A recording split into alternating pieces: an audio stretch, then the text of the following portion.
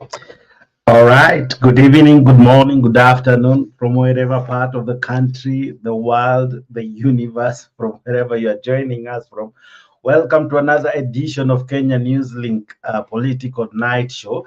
Na karibu tu sana. I hope you are well. I hope you are doing just fine. I have another interesting show for you just to make you know what is happening in Kenya and of course around the world. Karibu sana in this fantastic, fabulous show. Hapa ni Kenya News Link. This is the home of such content. Karibu tu sana wadau. I hope you are well. I hope your Sunday is good.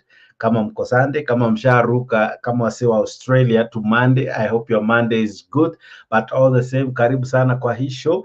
I am glad that you made time for us. Karibu tu sana. All right, I have an interesting show lined up for you just about now. This is a show like no other, only happening here at Kenya News Link. We will discuss quite a lot.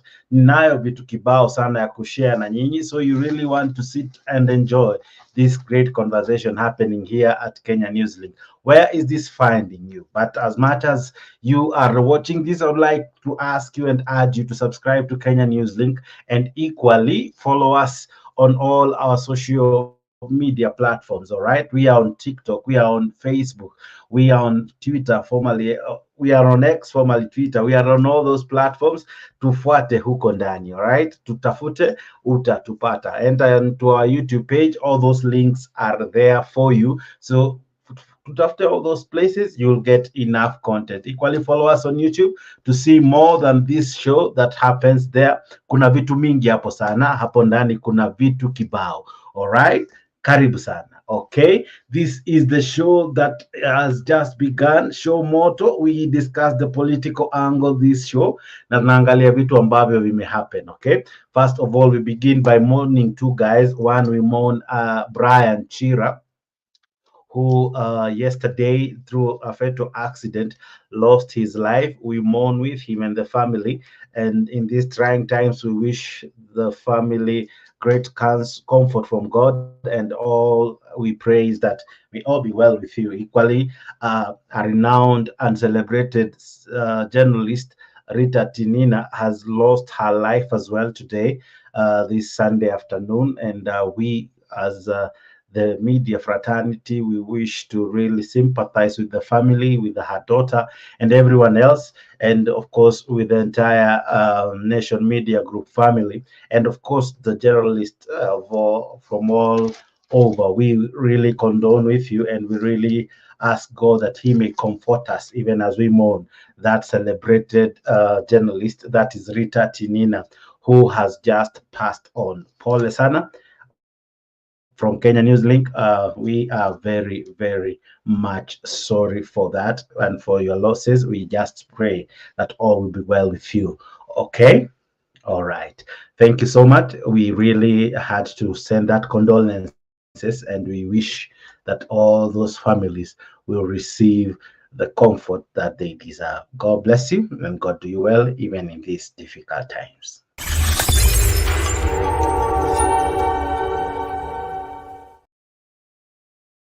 All right. Now, in what appears to be a trend, in what appears to be a trajectory of how things are becoming uh, tough in UDA, another interesting thing is happening.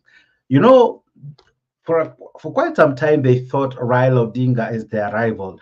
For quite some time, they thought that they have no one to oppose them.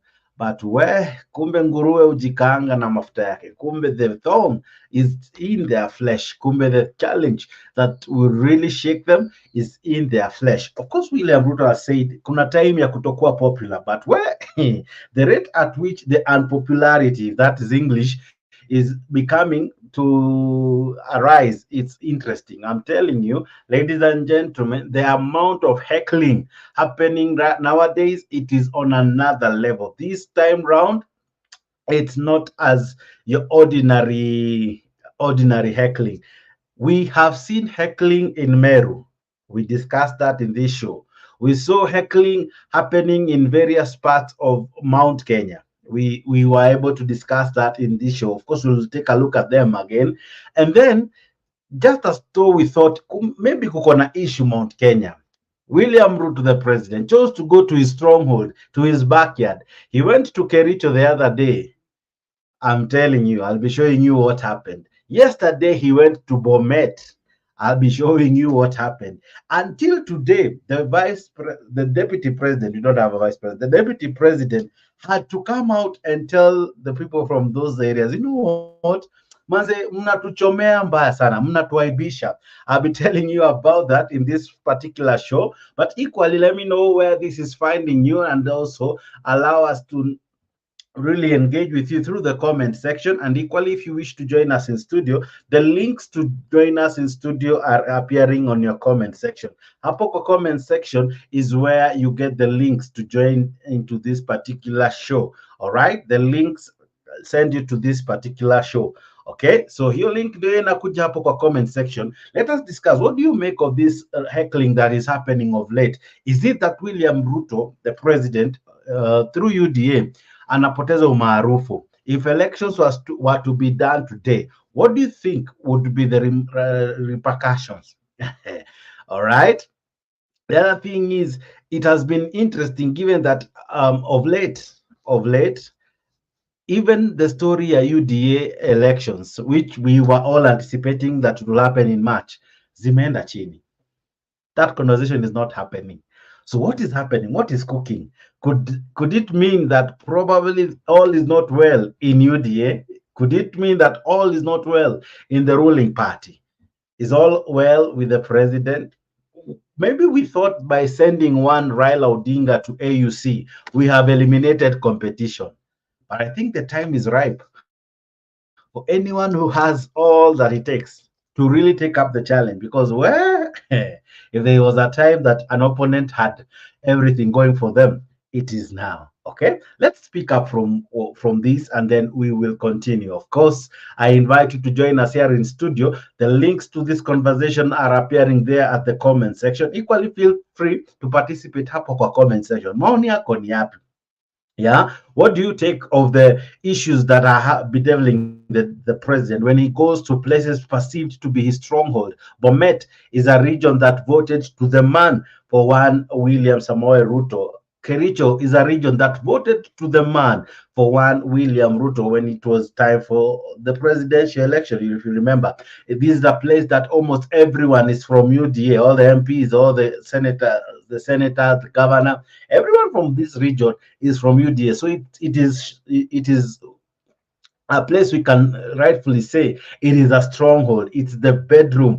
It is where William Ruto enjoys massive support from people who live there, from people who vote from there. So it is rightful to say that William Ruto is receiving very interesting challenge in his own backyard. All right, we'll be looking at that and we'll try to see what that means. But before even I bring in the panelists, allow us to listen to this. I'll be playing equally how it all went down yesterday, Uko, maeneo ya Bomet na Kericho. But let's begin with how today began, by the statement by one Deputy President, Bwana Mr. Rigiji, the truthful man. This is what he had.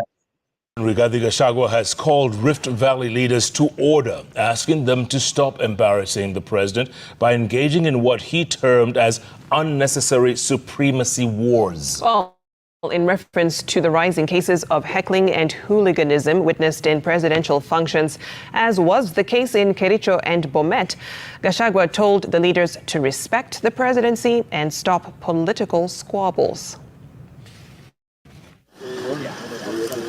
Two incidents in Kericho and Bomet have now left the head of state and his deputy furious.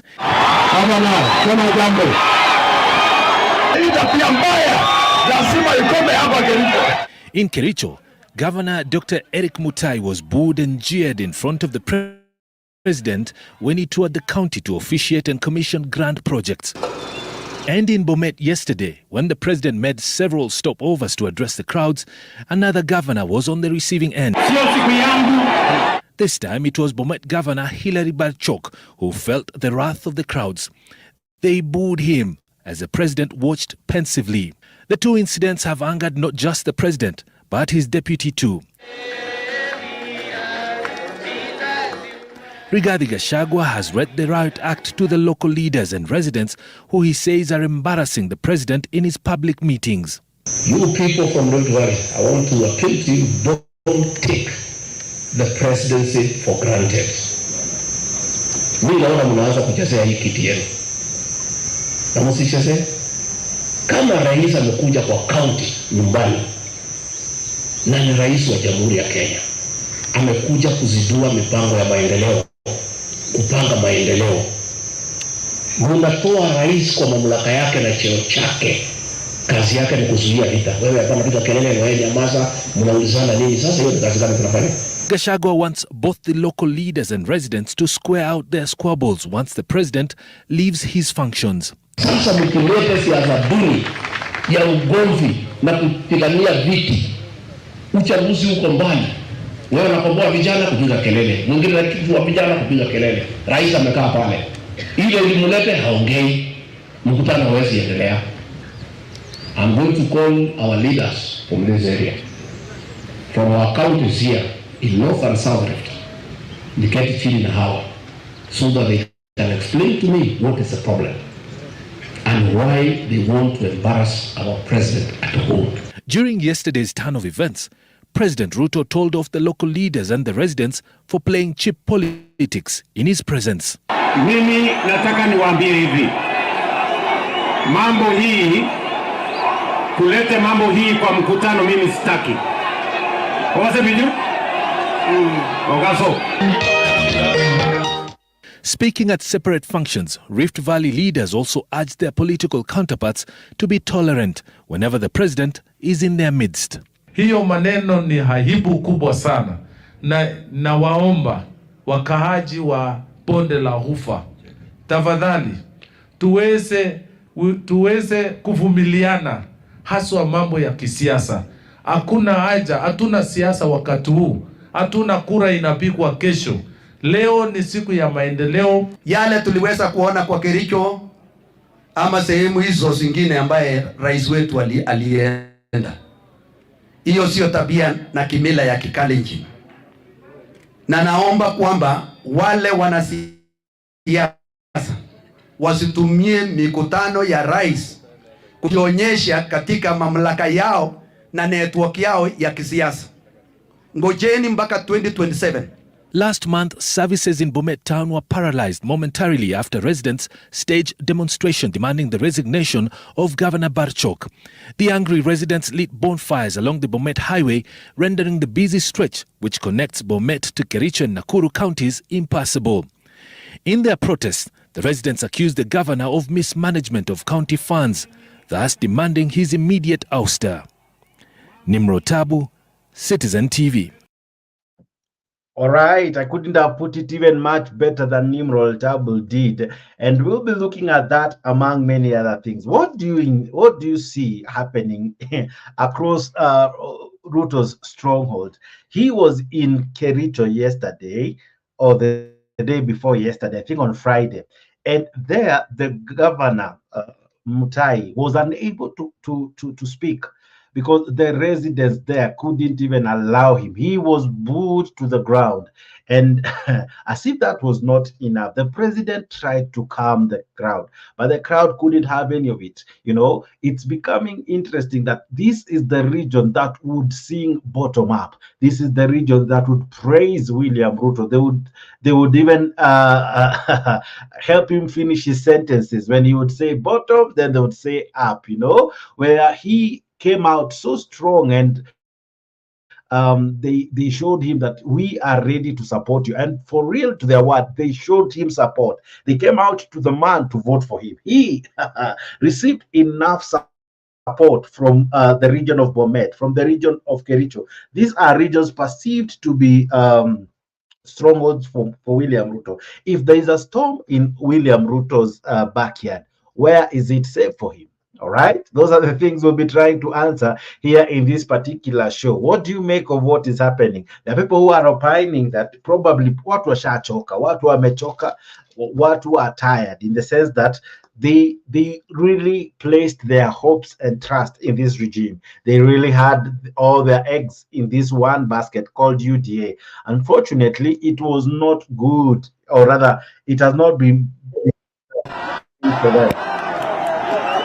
And this kind of heckling has been happening.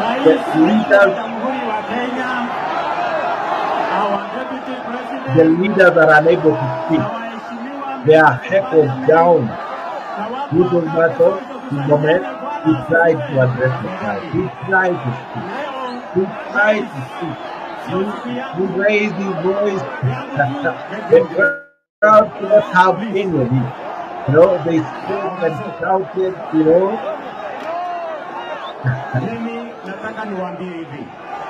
Now, the president had to intervene. The president had to intervene. Of course, some may be asking, why is it that now the president hasn't hajaishuka gari, in terms of he has always been on rooftops, you know, the campaign mood always. Alishuka tu kidogo tu after swearing in, but he's all there. Yeah, now today for the first time I'm seeing a very interesting comment from Geoffrey Ruto. Geoffrey Ruto is saying something interesting, and I'll have to reflect it. But before I even come to what Geoffrey Ruto is saying, Geoffrey Ruto is a very active participant in this show, and he has never commented as he has this time round. But we'll be looking at his comment in just a few. But before I lose my chain of thought, this is what I was trying to address.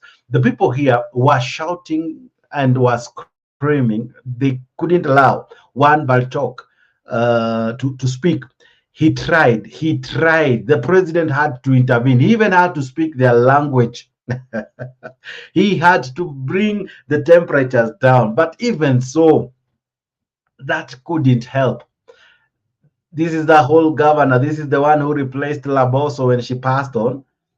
This is his, I don't know if it could be counted as his second term, but he was unable to speak. The crowd couldn't have any of it. They toned him down. They dressed him down. And just few centimeters, if not meters, away from him, the hand you're seeing there, the man trying to talk there, is the president. All these hands waving, I don't know, I wish I could have a point on screen. All these hands waving, trying to shout, trying to scream, are standing next to the president. In fact, the president, if he stretches his arms correctly, he might touch their heads.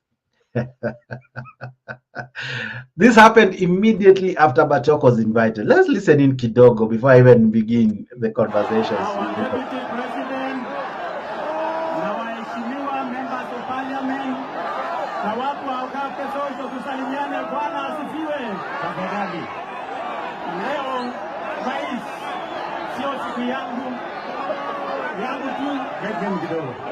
Please.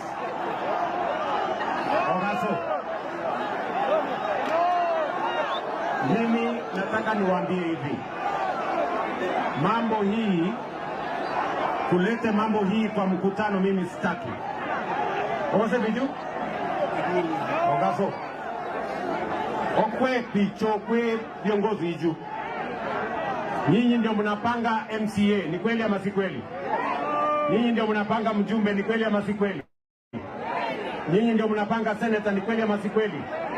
Hata huyu governor si mnapanga? Nyinyi, mimi nataka niwaambie, nyinyi mtulize maneno. Mkuwe ni watu wa kusoma barua ikiwa ndani ya bahasha. Kama kuna mtu hajafanya kazi, mngojee siku ya uchaguzi, mtamalizana na yeye. Lakini kwa sasa tuko na mkutano, kama naongea. Asante rais. Amacho nafasi ni rais ataje mwenga. Ngoja yu umeza umerusa simu. Na tuko na shukrani nyingi kwa sababu umetupatia heshima, umetutembelea. Hapo leo ni kuongea mambo.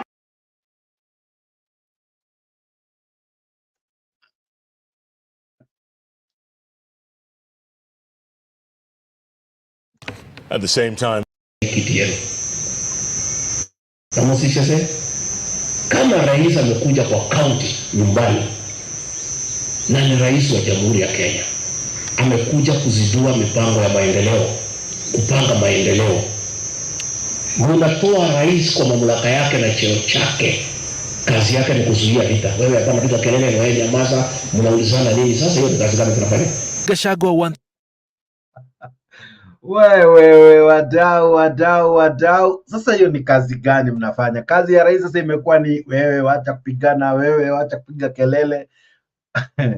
Mr. G, good evening. I don't know if you are there with me, but karibu sana kwa hii show. Equally, you can join us. Link ndo hiyo hapo kwa comment section. It's becoming hot for one President William Ruto.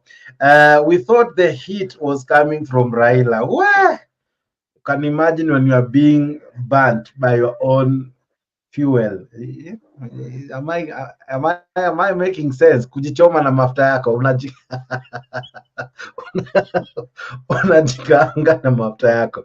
But all the same, thank you so much. What do you make of what is happening, ladies and gentlemen? That's what we are looking at this evening. That's what we are trying to answer, ladies and gentlemen. What does this mean? You know, is the president losing favor in his own strong yet? Or is it just the leaders? You know, sometimes it's not just as I said the other day, probably it's because they cannot really shut down or rather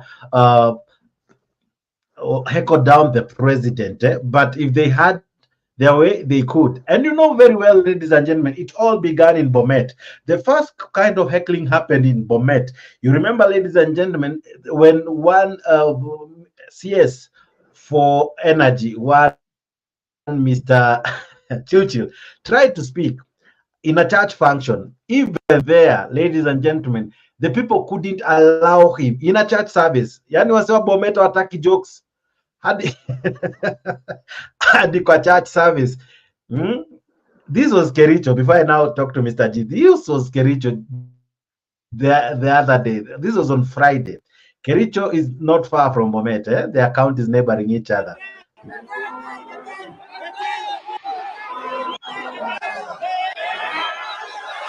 Asante sana rais. Hapa Belgut tuko na shida ya hapa market, na mimi najua shida ya hapa, na tunashukuru kwa ile lami hapa hivi, na sisi kama county tumetengeneza hapa caprons na tutamaliza hiyo caprons, your excellency. Tunataka tuseme asante sana. Ogas matiko awaj. Agla lagi baganak. Lakini kimilo ngalega maendeleo. Ako maguwekse ilet, amaguwekse ilubas. Matika baganak na tiana. Iloge mitu ya tabrai. Na hii tabia na mimi kama gavana wenyu sitakubali tena hii maneno yenu. Na mimi nasema lazima tufanye kazi hapa. Asante sana rais.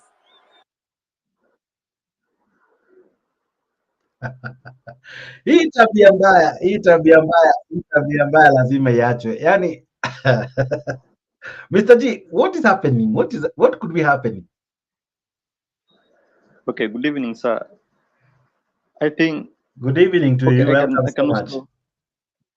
Yeah, I'll get you also our fellow followers on our comment section, all about they are watching us from their YouTube. Okay, on this issue, I think so many issues are rising up at the moment. Although there's a comment that today, Ruto, Mr. Ruto, our Ruto, not the president. Yeah, there's a comment. Yeah, our Geoffrey Ruto. Yeah, there's a comment. I comment, and boy, I don't want to comment on it. But let me just try to share what I'm getting on this issue. You know, Mr. Jakes, there is a law. When you read the book the 48 books of 48 laws of power. Yeah, I like that book. You know, when you go to that law number 19, the law number 19 says that do not offend the wrong people. And I think here these people are really offended. Yeah, I'm trying to connect it with that law because I see these are people who are very offended. But also, before I continue, there's also an allegation. I don't know if you heard of it. There's an allegation ambazo this guy anaitwa Sudi. There's some allegations some few months, a few weeks ago, Ali air out, and I think if you have not heard, maybe I can share to you the clip umskize, because they may be also be connected to this. Yeah, because he was trying to, there's some sensitive things he was trying to share. I think I can also connect with it, but I will share to it right now. You listen to the clip, alafu you share to this guy pia waone, because I'm seeing something being connected, because at the moment vitu kama zikianza ku happen before the president. I remember this is the stronghold, this is Ruto's, the president Ruto's stronghold. Vitu kama hizi in bedroom go on. I'm just projecting. Law 19 says, know who you are dealing with, do not offend the wrong person. Exactly. You know, when these people, first of all, these people had a lot of these people, the people from Nandi, the people from Kalenjin had a lot of expectation from this president, because alikuwa promise, alikuwa amepromise vitu vingi, and they really knew that wakati wanachagua this guy ambaye ni president watakuwa wako safe. You know, always people change leaders believing that it better their lives. So you choose a leader hoping that this leader is coming to change your life. He's coming to change things ambazo zitakuwa of benefit to you. But I think from the moment the things when zimekuwa ziki-erupt kila wakati zikija, imekuwa a lot of disappointments and a lot of disappointments kiendelea. So I think people pia wamechoka, but still before talking about this thing about watu wamechoka, I think it is better if we can listen to that clip. Let me share you that clip ambao Sudi aliongea, because I think that clip makes a lot of sense. Let me share to you the clip, because I think that clip, it makes a lot of sense than talking about maybe these people are only discouraged. Let me just share it to you before we continue. You can share to it Simbaya, because it is Sudi alikuwa anaongea, na Sudi ni mtu wao. Yenda alikuwa anaongea. Let me just share it to you, and then we can continue from there. As you're sharing with me equally, ladies and gentlemen, nikumoto huku nje, si kaka msimamo ameingia, na kabla kaka msimamo ama atanipate clip ambayo nimetumia na Mr. G. Wewe pia unaweza jiunga nasi, link ndio hiyo nimekutumia hapo kwa comment section. Lakini kuna story hapa nataka tujiulize. Wakati it happened in Meru, this is what the president had to say, because this is not the first time when it happened in Meru. Ladies and gentlemen, this is what the president said. I don't know if you remember. Asante sana gavana wetu. Haya, nyinyi wangwana, tulizeni maneno. Saa hizi ni saa ya kazi. Hatutaki saa hizi kupigana vita. Tunataka kufanya kazi. Si namna hiyo? Nyinyi wananchi wa Meru, si nyinyi ndio mtatusahihisha? Mjumbe afanye kazi yake, senator afanye yake, mama county afanye yake, gavana afanye yake, mimi na Riginyi tufanye yetu. Si nyinyi ndio mtapitisha mtihani? Mtu akizembea kazini sinaenda nyumbani. Basi sasa hakuna haja ya kuharakisha mtu. Nyinyi relax. Si namna hiyo? Kila mtu afanye kazi bwana. Ama namna gani? Mimi nataka niwaulize watu wa Meru. Siasa hatutaki ya vita. Tunataka siasa ya maendeleo. Hatutaki siasa ya ugomvi. Tunataka siasa ya kuunganisha. Hatutaki kutenganisha watu Meru hii. Na mimi nataka niwaambie, vijana, nataka mnisikie. Nataka mnisikize. Hatutaki fujo. Naelewana? Fujo ni ya watu wa kitendawili. Fujo ni ya watu wa Azimio. Mikutano yao ndio iko fujo. Sisi ni watu wa amani na kazi. Ama namna gani? Tunaelewana watu wa Mekendori? Tunaelewana? Alright, sisi ni watu wa kazi, sisi si watu wa fujo. Watu wa fujo ni watu wa Azimio, lakini nikumoto wadau, nikumoto wapendwa. Kaka msimamo, what do you make of what is happening? Kwa sababu aliposema vita ni ya watu wa Azimio, alikuwa Meru. Sasa ime happen twice akiwa kwa bedroom yake. Sasa atacomplainia nani this time round? Raila Odinga has not been having a meeting in those areas hata ni kitambo tangu aende Bomet ama aende Kericho. So who is to blame saizi ambapo anakuwa heckled kwake nyumbani? Asante sana ndugu yangu hapo Sajex, Masaji na wengine wote ambao pengine maybe wanatufuatilia hapa. Hili ni jambo kaka Jex, mimi naona ni mwiba wa kujidunga waga uumizi.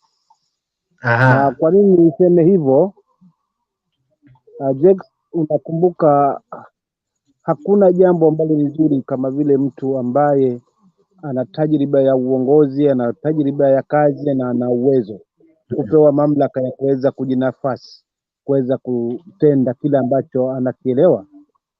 Sasa kibaya zaidi kinarudi pale kwamba sauti inakuwa moja, kwamba wewe ndio kila kitu upange. Unajua pia unalemaza na masuala mengine, kwa sababu mimi natofautisha baina ya magavana wa Azimio na magavana wa KK. So ile kwamba mzee amesema ndio haya mambo tunayaona athari yake, kwamba wao wanangoja wanaona kila kitu kitatengenezwa huko juu. Sasa yeye pia mwenyewe anajikaanga na mafuta yake, kwa sababu utakuta ambao wanakuwa heckled zaidi.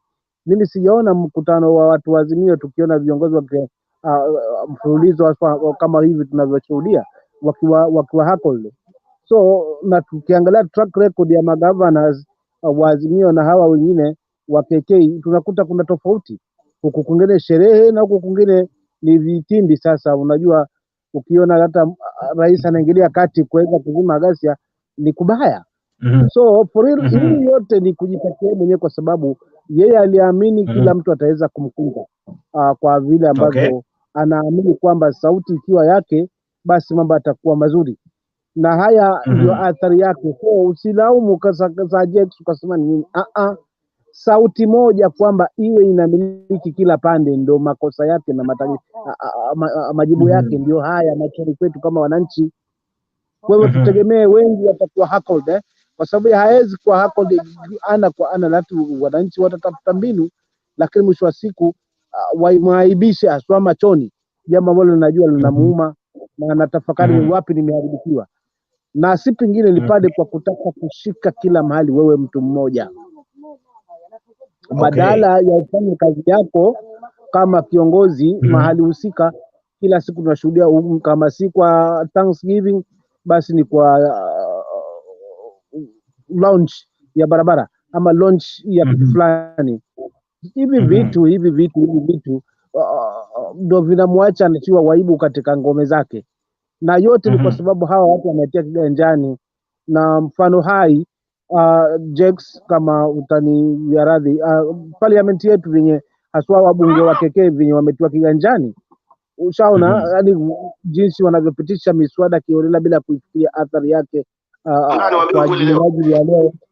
So for real Jex, mimi kwa haraka ni kwamba hili halinishangazi na bado nalitegemea zaidi na tena na zaidi, kwa sababu mwananchi ufanya yote lakini usicheze na tumbo ya mwananchi. Fanya yote lakini usicheze na tumbo ya mwananchi. Kwa hivyo tutegemee hizi hackles kuwa nyingi zaidi, kwa sababu hapo ndipo mwananchi sasa anashangaa baina ya ahadi na matendo, baina ya maneno na matendo. Sasa hizi false promise mwisho wa siku ndio zinatulekeza hapa. Kwa hiyo jamani, tutegemee mengi zaidi, na wote ambao wamekuwa katika huu mrengo samahani wamelemazwa kwa kutaka kusikiza mtu mmoja. Mzee amesema ama anasemaje boss? Sasa unashindwa na kujinafasi kufanya ile kazi ambayo inakupasa ufanye, kwa sababu wananchi wamekuchagua kwayo. Kwa unakwenda umetoka huku, tumekupa umetulalamikia na sisi tumekupa malalamishi yetu, tumekubaliana unaenda bungeni tufanyie hili, but ukienda katika nafasi husika badala ya utufanyie unafanya kazi ya mtu mwingine ambaye ni kidogo zaidi. Maana kwa tamaa ambayo ndio imetumaliza kama Wakenya. So mimi nitakwamia pale kidogo lakini nategemea mengi zaidi kaka yangu Jex. Kwa hivyo kaka, msimamo unasema kwamba tamaa ndio imesababisha haya yote, na of course pia kuna wengine wanasema ama madai ya kwamba kuna uwezekano ya kwamba ni ahadi ambazo hazijatimika, ama mfano watu wanahisi kana kwamba wamechezewa shere ama wamedanganywa na ahadi ambazo hazitimii. So aidha wanatoa frustrations zao kwa viongozi. Jex, hapa si ahadi, hapa ni governor amekuwa heckled. Sasa kama ni utepetevu ni wa governor ndiye ambaye ni mzembe, kwa sababu yeye ameshikilia msimamo mpaka nielezwe na bosi wangu, nisije nikafanya lingine ambalo bosi wangu nitamchukiza. Kwa badala afanyie wananchi kazi, anakuta ametiwa, sijui kama unanielewa hiyo point. Maana tofauti ipo. Tofauti unakuta magovernors wa Azimio they are total capable, they are doing their job a recommendable job. For instance, Governor Gladys Wanga, what she did, the whole country tulikuwa tunatazamia macho yote wanaangalia Homa Bay.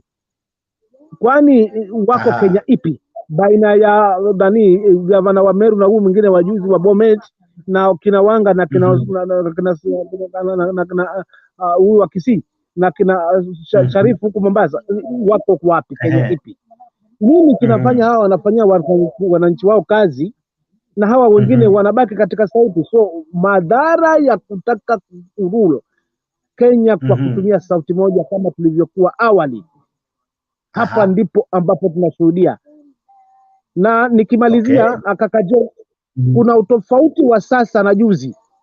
Maana pale juzi vyombo vya habari havikuwa na uhuru, hakukuwa paruanja, hakukuwa naombea kama huu ulioletwa hewani siku hizi. Wewe jamba leo tu, kesho saa hiyo tu nusu saa lishatokea kwa mitandao. So hapa ndo kuna tofauti. So ukitaka kurejesha back to where we used to be inakuwa ngumu, kwa sababu wananchi ashakuwa mwerevu zaidi. Kwa hiyo nitachapa na yangu Julia ameingia.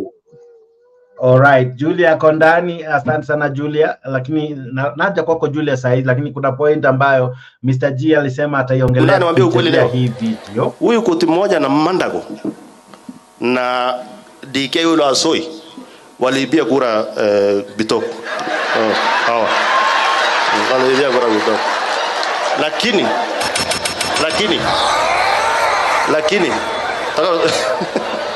wewe kaa chini wewe. Alafu wacha niwape story. Lakini mimi kwa kimoyo yani nilikuwa nimechanganyikiwa. Huyu naye ameteseka sana. Akiomba hiki kitu. Anza vizuri. Huyu pia alikuwa candidate wangu wa kwanza kusukuma. So sikizeni. Wanajua I want to make it clear ndio watu wawache siasa ya ujinga. Wakati walisema kura irudiwe ya senator na ya huyu na ya governor, mimi nikamwambia boss, tutamwaga damu Uasin Gishu. It's not necessary. Wacha iende hivyo. Na nikatafuta huyu Bitok nikakaisha chini. Roho yake ilikuwa ngumu sana. Lakini to cut the story short, sisi sasa hivi tunakunywa chai wote. Bitok, governor, Mandago na kila mtu, sisi ni timu moja. Na hata tumekubaliana hata 2027 tutaka. I'll be getting that video ikiwa in large format, but I think nijumeituma via WhatsApp. But what did you want to explain, Mr. G?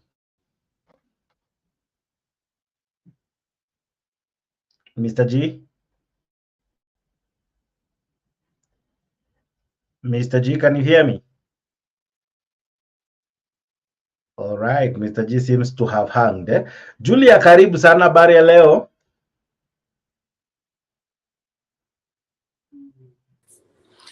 Mzuri je, habari zenu? Tuko salama kabisa. Naona kakaangu Mr. G amehang. Sijui kwa nini amehang pande ya kwake.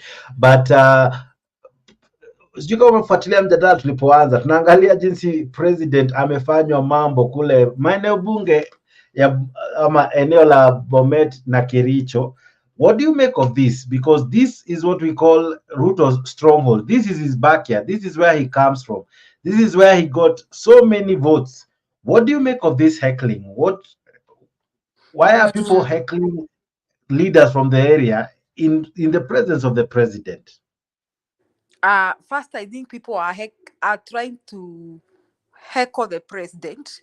Lakini ile inakuanga tu, they are shy of doing that. They are expressing their disappointment kwamba we are disappointed, we had high expectations.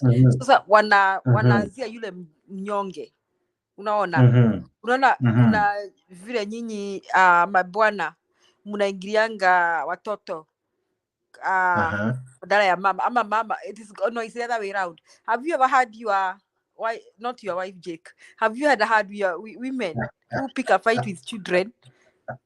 Wanatukana watu, msimamo hujasikia hiyo story, wanataka kutukana watoto because they are frustrated with their husband.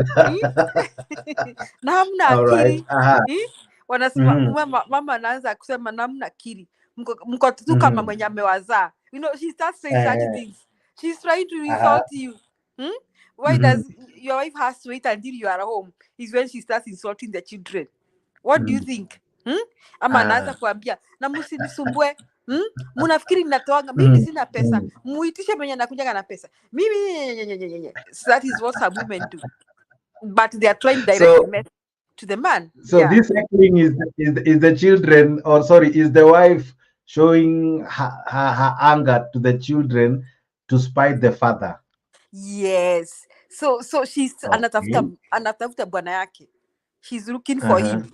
And in mother tongue nasemanga anamtafuta I'm trying to do direct translation. Anamtafuta. Sasa these people are dissatisfied. Okay. Why they have to shout down their governors and their leaders in the presence of the president? If they respected the president, hawange fanya hizo tabia mbaya. Unaona? Lakini they are trying to tell the president we are dissatisfied with a lot of things. And also, if I were the president, I think this is very embarrassing, and I would go back. I call myself a meeting. This is the 4th or 5th time this is happening, and this one is happening in the president's stronghold. Sindio? So-called stronghold. So-called strongholds. Si alienda Meru, watu wakaanza kushautiana hapo. Siji Kiambu. You remember? Then now Kericho. Now Bomet. The next time, nakwambia utatukana president. I'm telling you. And when these things happened in Mount Kenya region, he was not believing. So president ameenda Rift Valley kwenye the stronghold to try and assert himself. He's not reopening projects. He doesn't care about these projects.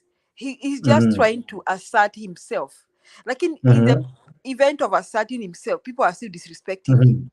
So mimi Jake, mimi naona walitaka tu kumwaibisha, na mimi nataka kuwauliza swali nyinyi na mzalendo. Did mliona statement ya Gachagua after that? Ni msimamo. I'm sorry, msimamo. Sorry, msimamo si mzalendo. Msimamo. Mliona statement ya Gachagua? Leo. Alisema aje? Alisema wanamwaibisha, ndio tulianza nayo. Alisema wanamwaibisha rais maeneo yake ya utawala. So according to Rigiji, ni aibu wanaleta, wanamwaibisha president. Badala ya president afanye kazi ya kutulizisha watu, kazi yake ni ni kuambia wewe wacha vita hapo, wewe fanya hivi. So president badala alete kazi, president anafanya sasa kazi ya kutulizisha ama kurejesha amani. Did you see Gachagua was saying, sasa nyinyi mumeona magazeti, mumeona TV, nini ilikuwa kwa TV, president alienda kununua maendeleo, lakini badala ya kazi yenye president alifanya, nini ilikuwa kwa TV, ni vile mliaibisha president, ni vile mimi sitakubali mwaibishe rais wangu, nini, alafu akasema ati mumepewa kiti na hii kiti hamu appreciate. So me am asking myself, Jake, na msimamo. Jina ni mwingine ameingia. Ni kiti gani anajiita maendeleo ya bure? Tuseme mimi nimetoka Mount Kenya. Mniambie tu kweli kama mimi kuna kiti nimepewa na Ruto. Ama mniambie tu kweli tofauti yangu na nyinyi kwa hii viti. Mimi nafikiri mimi na nyinyi zote tuko hustlers. Kama kuna watoto tutalipa, mimi Julia msimamo akilipa, Julia atalipa. Bei ya kilo ya sukari yenye msimamo ananunua, mimi ndio nanunua. Hakuna vile kutasemekana ati mmepewa kiti ya deputy president, sasa bei ya sukari ya Julia iangushe chini. Will there be something like that? No. So I'm asking myself, what is this nonsense Gachagua is always saying? What is wrong? I seriously told somebody today I give up with Gachagua and his brain. Kwa sababu gani? For 2 reasons. First, you cannot force respect. If your wife does not respect you, msimamo, she will never respect you. She cannot change. Huko kwetu nasimanga mti hawezi rekebishwa kama mmeshakoma. Unaona?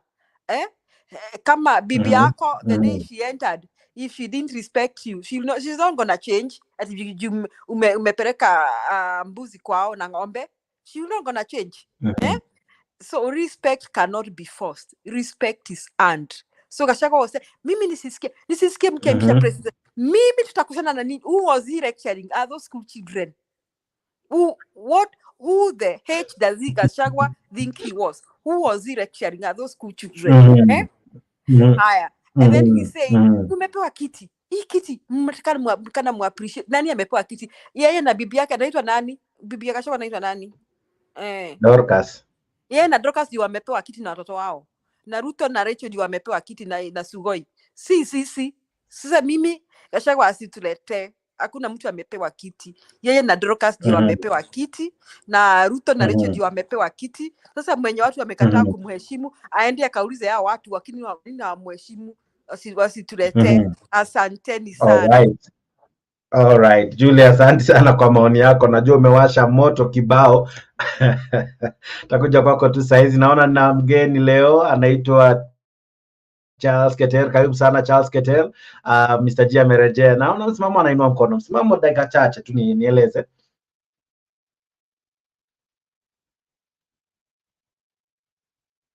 Msimamo ni wewe. Asha sawa, asante. Unajua na wasiwasi mbona naweza nikatemwa nje. Nimsaidie kidogo kwa msemo dadangu Julia kwamba pale aliposema yani unapiga jibwa unamtafuta mwenye unapiga mbwa unamtafuta mwenye mbwa ama unagonga gogo kusikiza mlio sasa. Hiyo ya kwanza ndio ya kupiga mbwa unatafuta mwenye mbwa. Hiyo ndio inaingia sana. So our hecklers wanapiga mbwa wakitafuta mwenye mbwa. Alafu nimsaidie pia. Usishangae Julia kwa haraka naweza nikatemwa nje ndio maana na wasiwasi hapa. Lakini pia nitakuwa nimechangia. So mtanisamee ndugu yangu Mr. na brother hapo kidogo tu. Sitachukua muda. So ni VJX. Julia kwa masuala ya Gachagua yeye una masuala na haswa na cheo Kenya alikuwa anasema tumepewa kiti. Usisahau kauli yake ya kampuni ya shareholders. Maana shareholders ya Gachagua ilikuwa inamaanisha ni vyeo tutapewa. Sisi tutapewa na kina nani? Hebu tugawane hizo. Kwa hiyo baada labda hivyo vyeo wananchi ndivyo ambavyo watafuatia kwa sababu watakaa kwamba tuna makamu wa rais. Kwa hata kama tunapata tabu lakini tuko na makamu wa rais of which anayefaidi ni makamu wa rais, si mimi msimamo ambaye niko mlimba huko mbali huko. Alafu msimamo swali msimamo kabla hujaenda. Alafu nitatemwa Julia nitatemwa. Usitemwe. Niko na neno la kukuambia. Hebu kumbuka. Basi msimamo. Uliona ndugu ya Kibaki. Nyinyi watu mliona historia ya ndugu ya Kibaki na madugu zake? Ile hali ya maisha walikuwa naishi. Mliona hiyo story? Na Kibaki alikuwa rais wa wapi? Wa Kenya. Na ndugu wake na kaka zake walikuwa bado wanasumbuka na maisha. This thing ni ya mtu na bibi yake, mtu asituletee. Ni ya mtu na mtu wake. Alright, maoni kali. Hata nije kwake jamaa anajiita Charles Keter. Charles Keter, habari ya saizi, natumai uko mzima.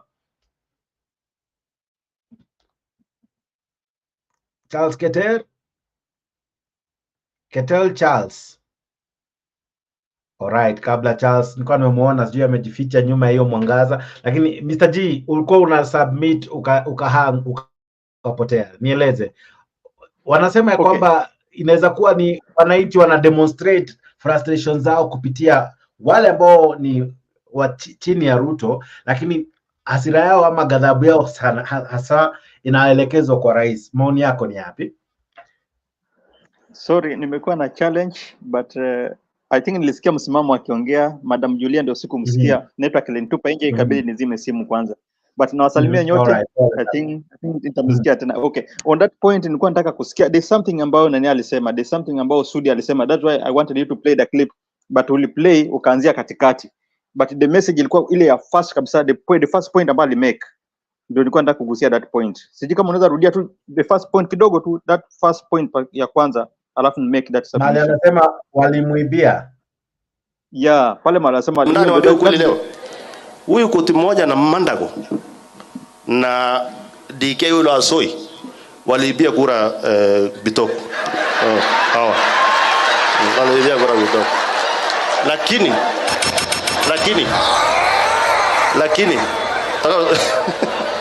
wewe kaa chini wewe. Alafu wacha niwape story. Lakini mimi kwa kimoyo yani nilikuwa nimechanganyikiwa. Huyu naye ameteseka sana akiomba hiki kitu. Huyu pia alikuwa candidate wangu wa kwanza kusukuma. So sikizeni. Wanajua I want to make it clear ndio watu wawache siasa ya ujinga. Wakati walisema kura irudiwe ya senator na ya huyu na ya governor, mimi nikamwambia boss, tutamwaga damu Uasin Gishu. It's not necessary. Wacha iende hivyo. All right. Hadi hapo? Yeah. Sa ukisikiza kitu ambacho Sudi anasema waliibia, which means hiyo kura haikuwa sawa kule kwao. Kura haikuwa sawa. So I wanted to connect it na kitu ambacho inaendelea sasa. Anaongelea UDA nominations. No, ameongea kuhusu kurudia kura. Ilikuwa ni kurudia kura wapi? Nominations ndio zilirudiwa, kura hazikurudiwa. Nakumbuka kulikuwa na issues na nominations. At one point Mandago alikuwa amesema ameshindwa, kidogo akasema ameshinda, ikabidi warudie, and then eventually that's how he ended up akashinda ule jamaa anaitwa Karori or something, I'm forgetting his name. Yes. Hiyo ndio time. So okay, to me I think nilikuwa naangalia nikijaribu ku connect na that point, naona ni kama as much as watu hawajapata what they expected from this government, kwa sababu government ilikuwa ni government ya uongo. The promises zilikuwa zote ni za uongo. So I think these guys pia na what happened hiyo area huko kwao huko Nandini ni kama hao magavana pia si wale ambao walikuwa their darling ambao walikuwa wanataka wachaguliwe. Hii mambo ambayo nani anaongelea ndio kitu ambayo ilifanyika, hata kama unasema ni mambo ya nomination and anything, but unaona kama watu kuna group fulani pale ambao hawapatani and they are not happy with the sitting governors ambao wako pale.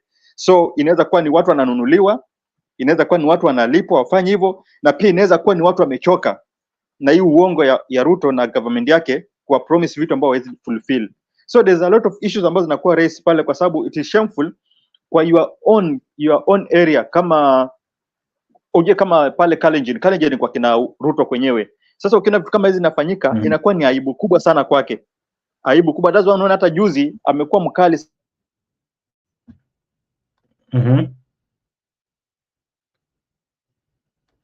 sana akiwa anataka kupiga kupatia mtu kiti.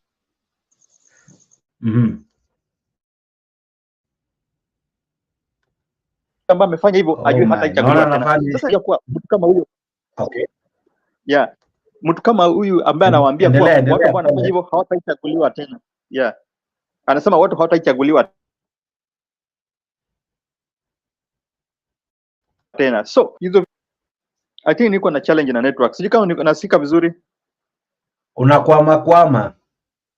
Yeah, there's a problem. I don't know where, kwa sababu kama network haiko sawa, but I think kuna something wrong. All right. Naja kwako saizi ukiangalia network yako uangalie shida iko wapi. Kaka msimamo, acha nije kwako kabla sijarejea kwa Julia. Ukiwaangalia walipokuwa Meru, Rais alisema ni Azimio. All right? Na akasema hii ni tabia ya watu wa Azimio. Kwao tutasema tabia ya watu wa aina gani?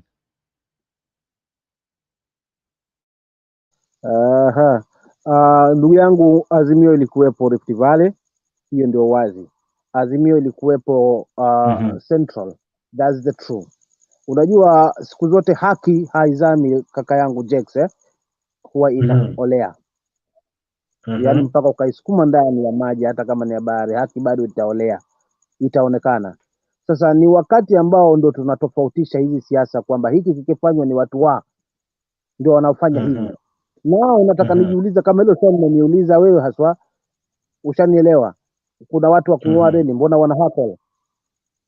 Yote ni kwa sababu wananchi walifanya uamuzi wao, mwisho wa siku maamuzi waliotegemea sio yaliyokuwepo. Ndio na maana unakuta Gachagua na nadi hizo cheo kwao, kwamba lazima muheshimu kwa sababu ya hiki kiti. Lengo na madhumuni kwamba akisha drop huyu naye lazima atachukua ya kwake 10. Ndio lililobaki katikati yake. Mwisho wa siku tutafikia hayo agreement kule kwamba tulikubaliana ni hivi. So utofauti wetu ndo hapo tunazungumza hata hapa kwa panel yako leo. Mimi kama msimamo kwamba tumesimama hapa tukizungumzia haki. Ndio maana tumesimama kidedea mpaka muda huu. Dadangu Julia, kakangu mjini, wewe Jack, kwa sababu tumeona umuhimu ni taifa hapa. Hakuna lingine. Muhimu ni taifa, wala si mirengo, wala si vyama, wala si ngome. Kwa sababu taifa likiletea kusiko, wa kulaumiwa ni mimi mwananchi, wala si mwingine. Maana hakuna wa Uganda atakuja hapa kulaumiwa. So kama tutanadi kabila, tutanadi dini, tutanadi nini, we are in for it.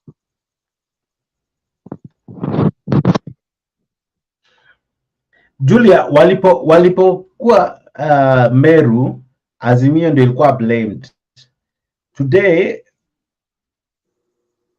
Gachagua said that, you know what, you guys are bringing an embarrassment. So, which one is which? Is it an embarrassment because wanakuwa shouted down by watu Azimio, or they're being embarrassed kwa sababu it is now their own, not people from anywhere. It's not anyone ferried. Ni watu wao waliowapea kura. Ni watu ambao walisimama na wao. This time round wanawaambia, you know what, we are not happy. From where you sit, as you have rightly said, this could be the people responding to the leaders, showing with the higher chair. Then the question is, are the leaders themselves, are they able to see that this maybe frustration say hawa wadogo ni yangu mimi? Do you think the president is able to see that? Yes, of course he is. Lakini sasa in the public Gachagua hawezi sema hivyo. Sasa lazima pick a fight na those Sasa did you see the faces of whoever he was telling hapo? Hao watu walikuwa wanamwangalia wanashanga. Unatuambia nini kwa, why are you telling us this nonsense?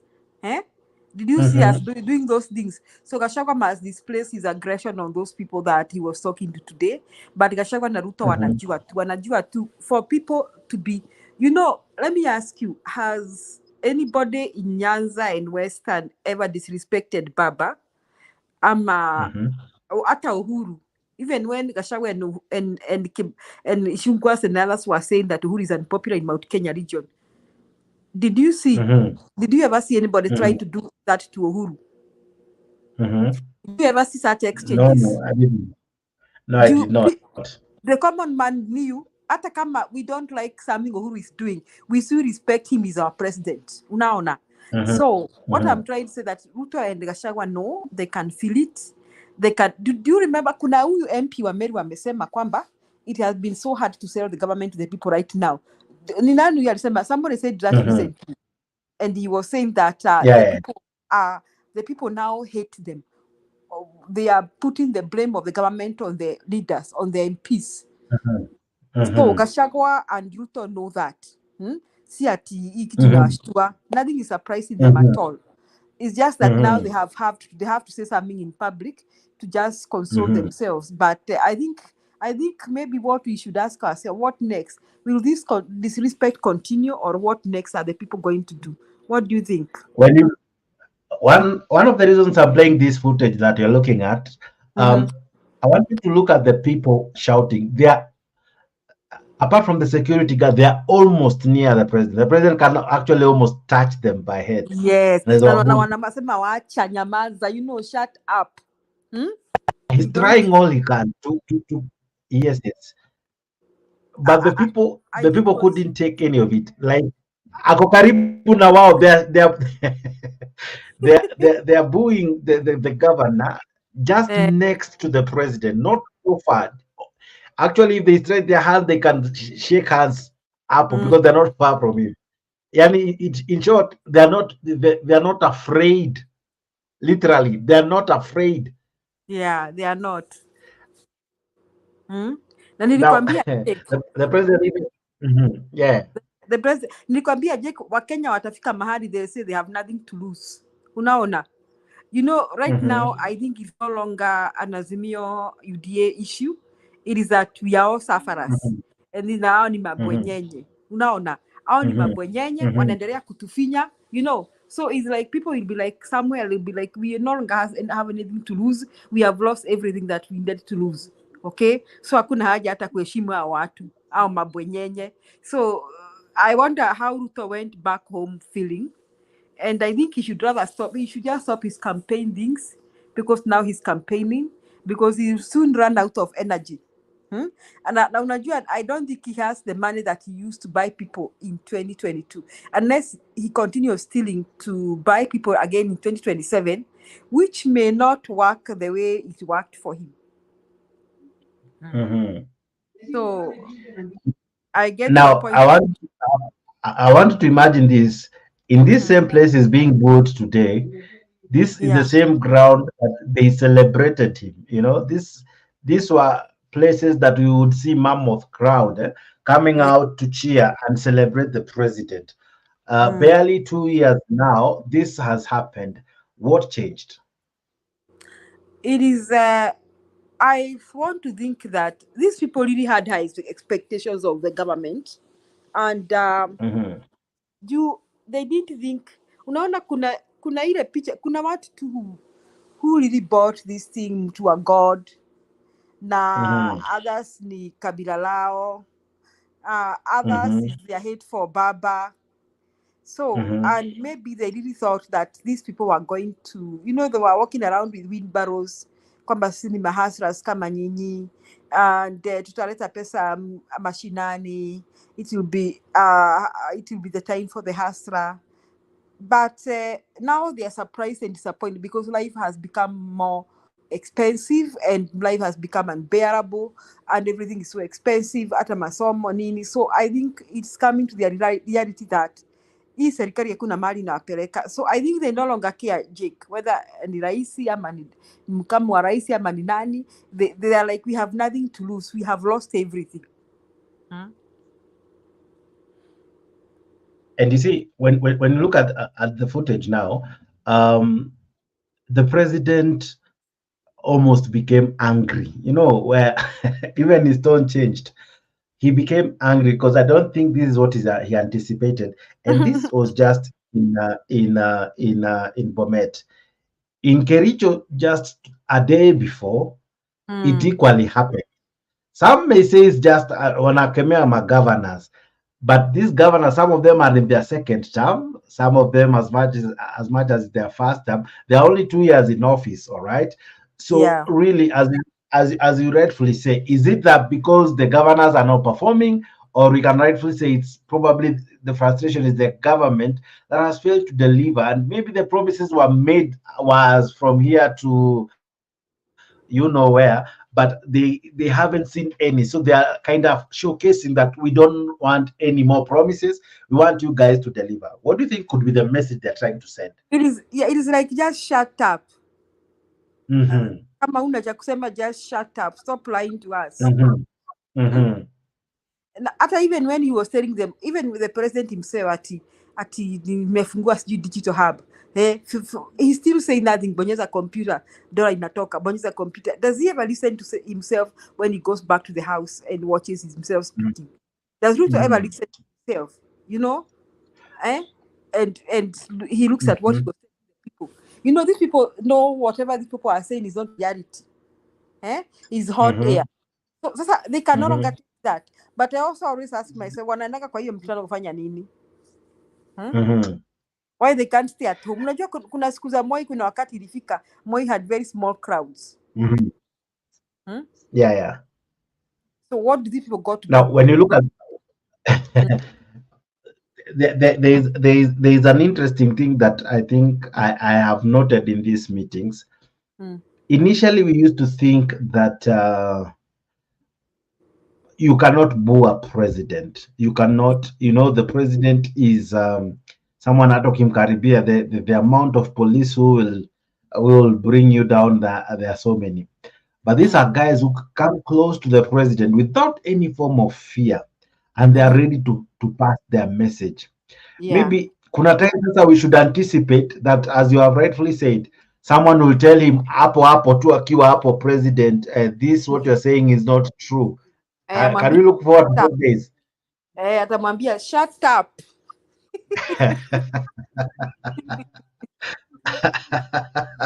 All right, ladies and gentlemen, we are having a great conversation here with Julia. Kujiunga nasi kupitia hiyo link ambayo nimekutumia hapo kwa comment section. We are looking at what? We are looking at how the president was having a challenge while he was in Bomet today, and equally what happened in Kericho. But to even bring you up to speed, allow us to listen into the entire bulletin, and we'll be coming back with Julia, and you as well can join us as we engage further. What could this have meant? All right, let's go on as we try to see what happened today. Political squabbles. Two incidents in Kericho and Bomet have now left the head of state and his deputy furious.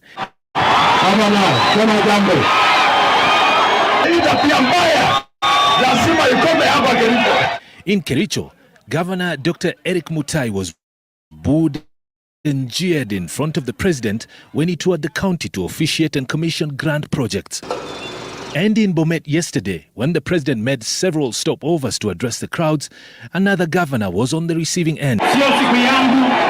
This time it was Bomet Governor Hilary Barchok who felt the wrath of the crowds. They booed him as the president watched pensively. The two incidents have angered not just the president, but his deputy too. Rigathi Gachagua has read the riot act to the local leaders and residents who he says are embarrassing the president in his public meetings. You people from Rift Valley, I want to appeal to you, don't take the presidency for granted. Mimi naona mnaanza kuchezea hii kiti yenu. Na msichezee. Kama rais amekuja kwa county nyumbani na ni rais wa Jamhuri ya Kenya, amekuja kuzidua mipango ya maendeleo, kupanga maendeleo. Mnatoa rais kwa mamlaka yake na cheo chake. Kazi yake ni kuzuia vita. Wewe hapa unapiga kelele na wewe nyamaza, mnaulizana nini? Sasa hiyo kazi gani tunafanya? Gachagua wants both the local leaders and residents to square out their squabbles once the president leaves his functions. Sasa mkileta siasa duni ya ugomvi na kupigania viti, uchaguzi uko mbali. Wewe unakomboa vijana kupiga kelele, mwingine anachukua vijana kupiga kelele. Rais amekaa pale. Ile ulimlete haongei, mkutano hawezi endelea.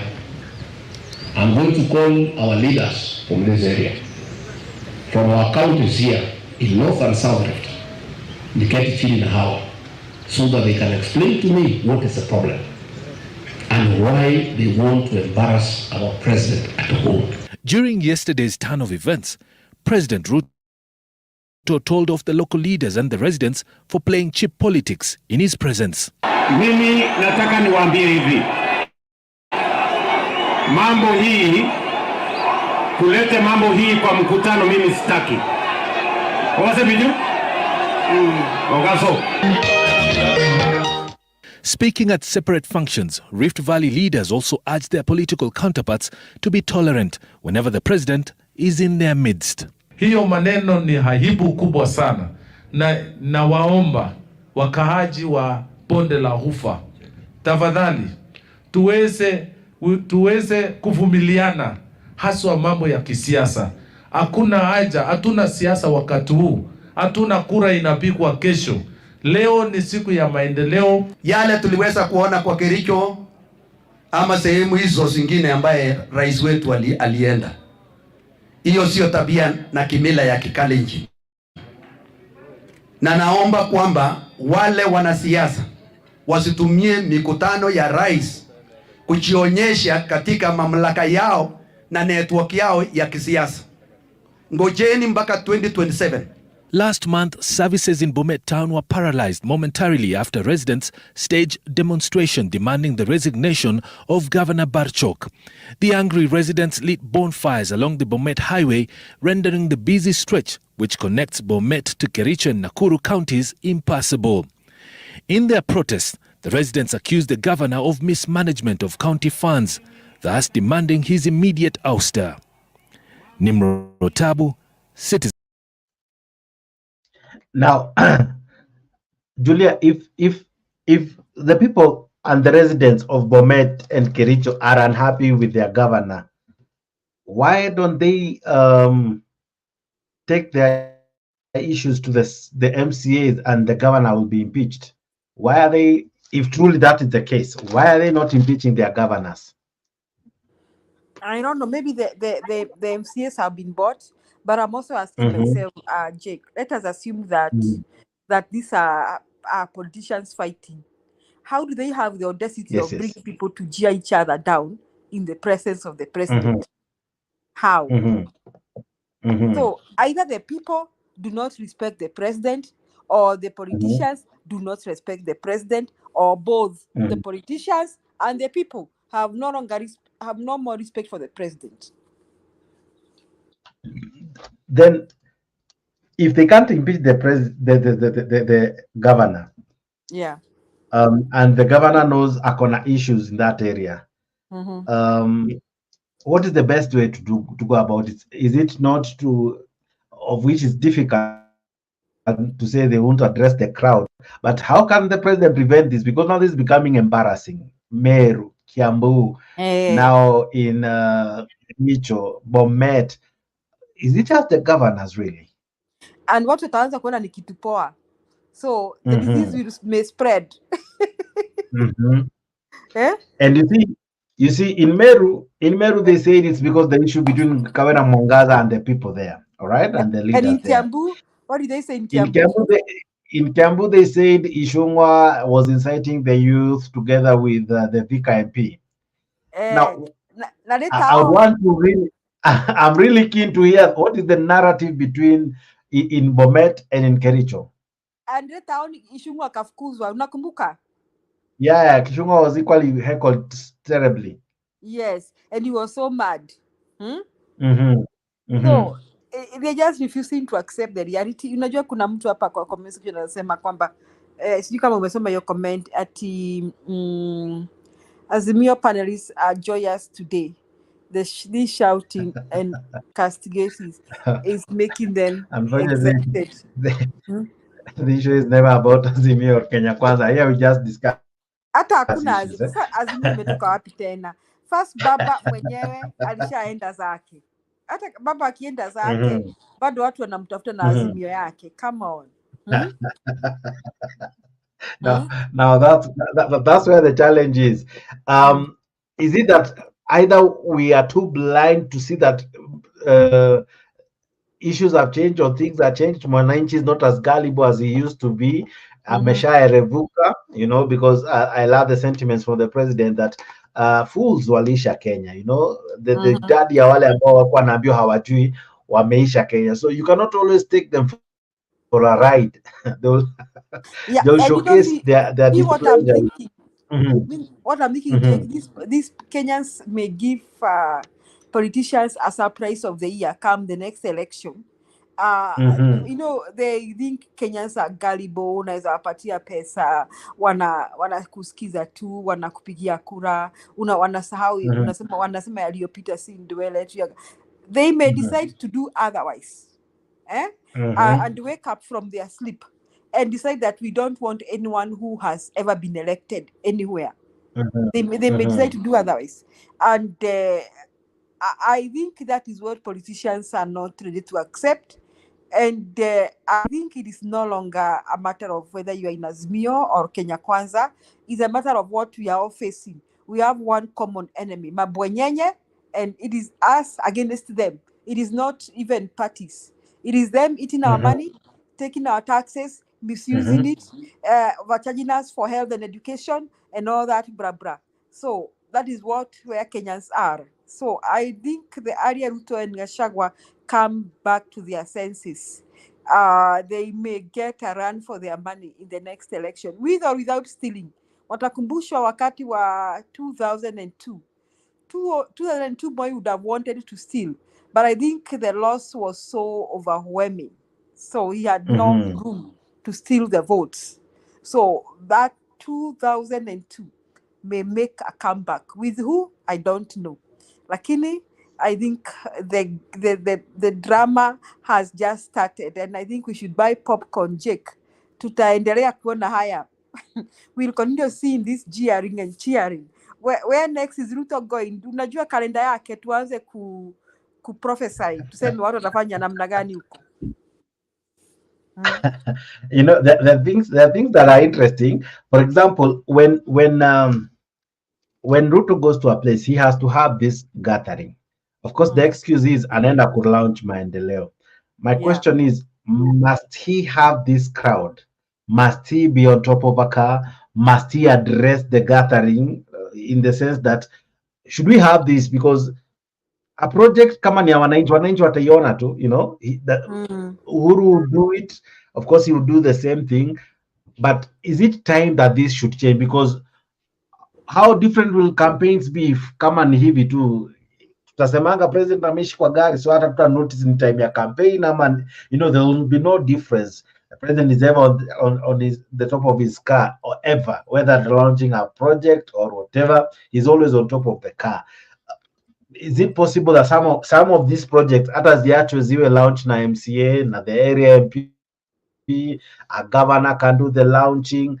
You know, it's not a must the president goes to launch a water project. It's not a must the president, you know, there are those we may say are groundbreaking, or rather a project that can change an area, you know, remarkably, you know, like a huge dam.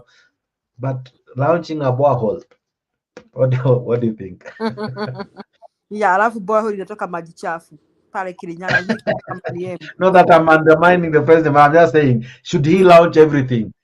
Even launching things that are not from the government, like launching a classroom built by Safaricom Foundation. Imagine, huyu president, mimi nafikiria tu, sometimes I try to understand him. Akona stress mingi sana. State House akukaliki.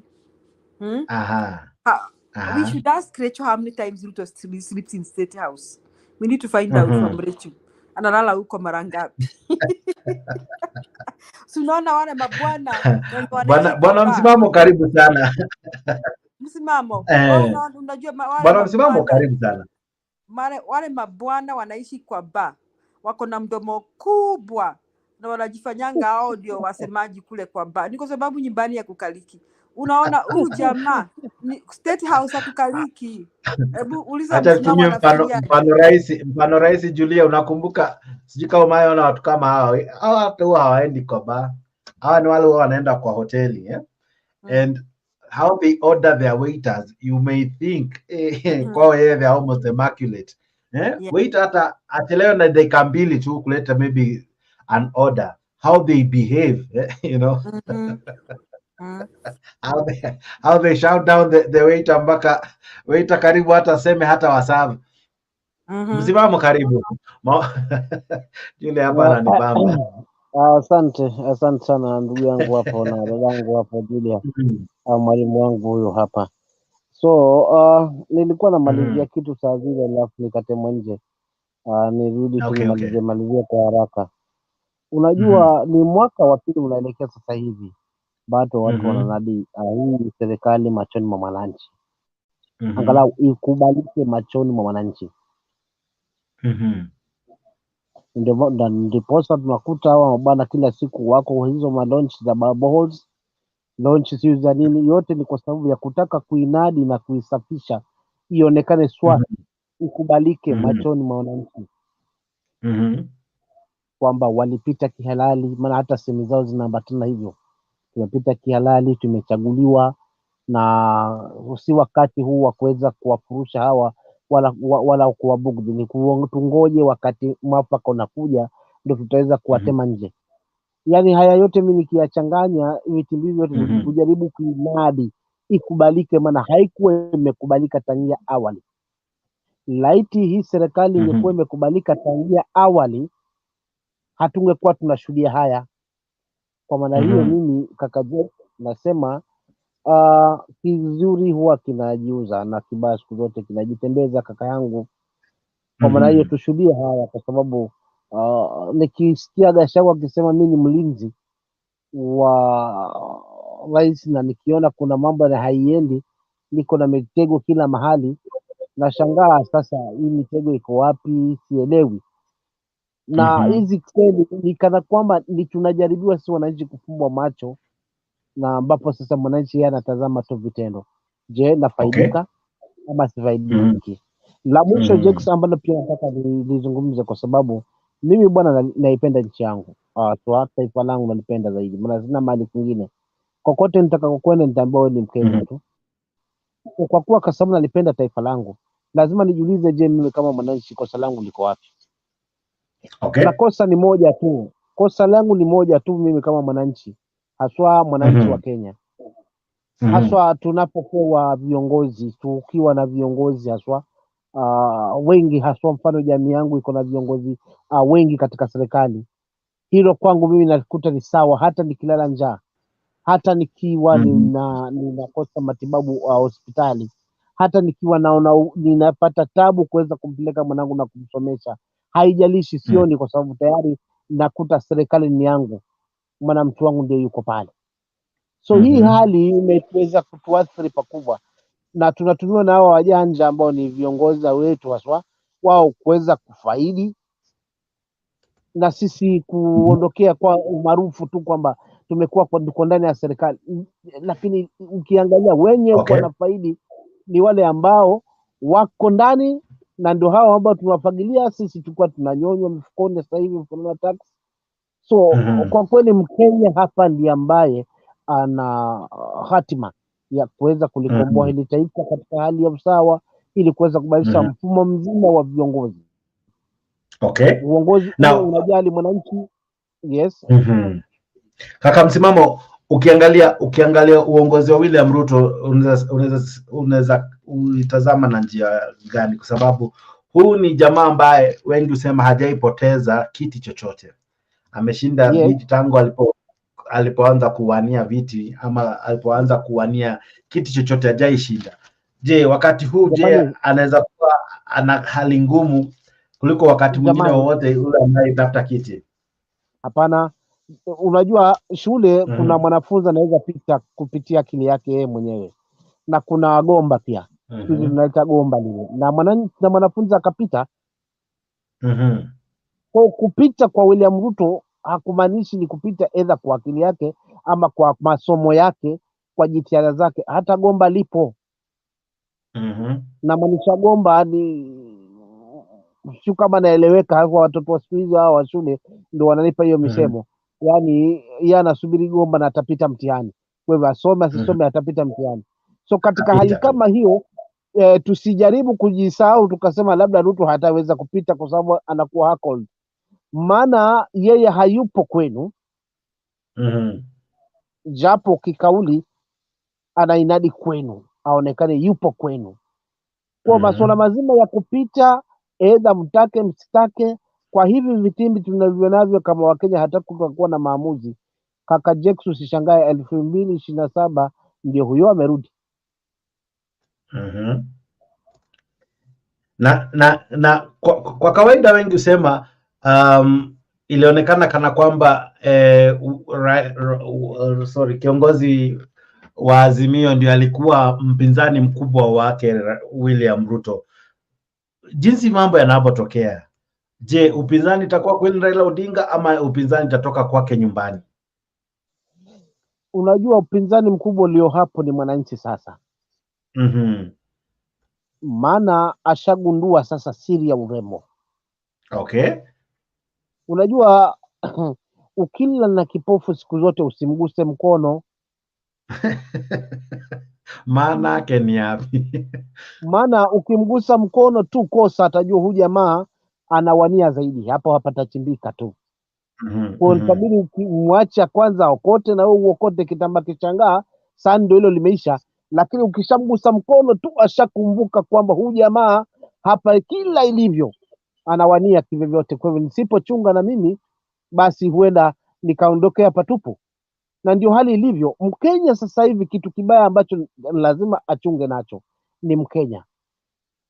Maana kama hata mkataa kikamilifu, hata kuwe na gomba la namna gani, itakuwa ngumu kuweza kulificha. Maana safari hii aliweza kuficha, maana youth walikuwa wanaongozwa na historia, yani hawana haja na historia. Wao wanaangalia tu yale ambao wameahidiwa. Nao youth wale ndio ambao sasa hivi ndio ambao wako mstari wa mbele kuweza kugundua njama nzima hasa na mpango mzima wa Bwana Ruto. So hata kukiwa na gomba kama ambavyo tunajua kwamba gomba lipo na gomba limetumika siku nyingi katika chaguzi zetu kuweza kuleta viongozi, si kule ya mwananchi. But this time around usishangaa 2027 kaka Jex, kura ya mwananchi ikathamilika zaidi kwa sababu watu wamechoka. Okay. Na sijui kama watu hawatatujitokeza kikamilifu itatoa picha gani, na kama watajitokeza kikamilifu waseme sisi hatukutaki maana hatuja kuchagua kutokana na madhila yako na uongo wako na vitimbi vyako, sio itakuwaje? Kwa mimi nachukulia kali kama ile kaka yangu Jex, mimi kama msimamo kwamba sasa hivi ni mwananchi achunge na mwananchi. Ndio maana nimekutanguza nikakwambia usijawahi kama kiongozi, usiwahi kama rais ama kama kiongozi, usiwahi cheza na tumbo ya mwananchi.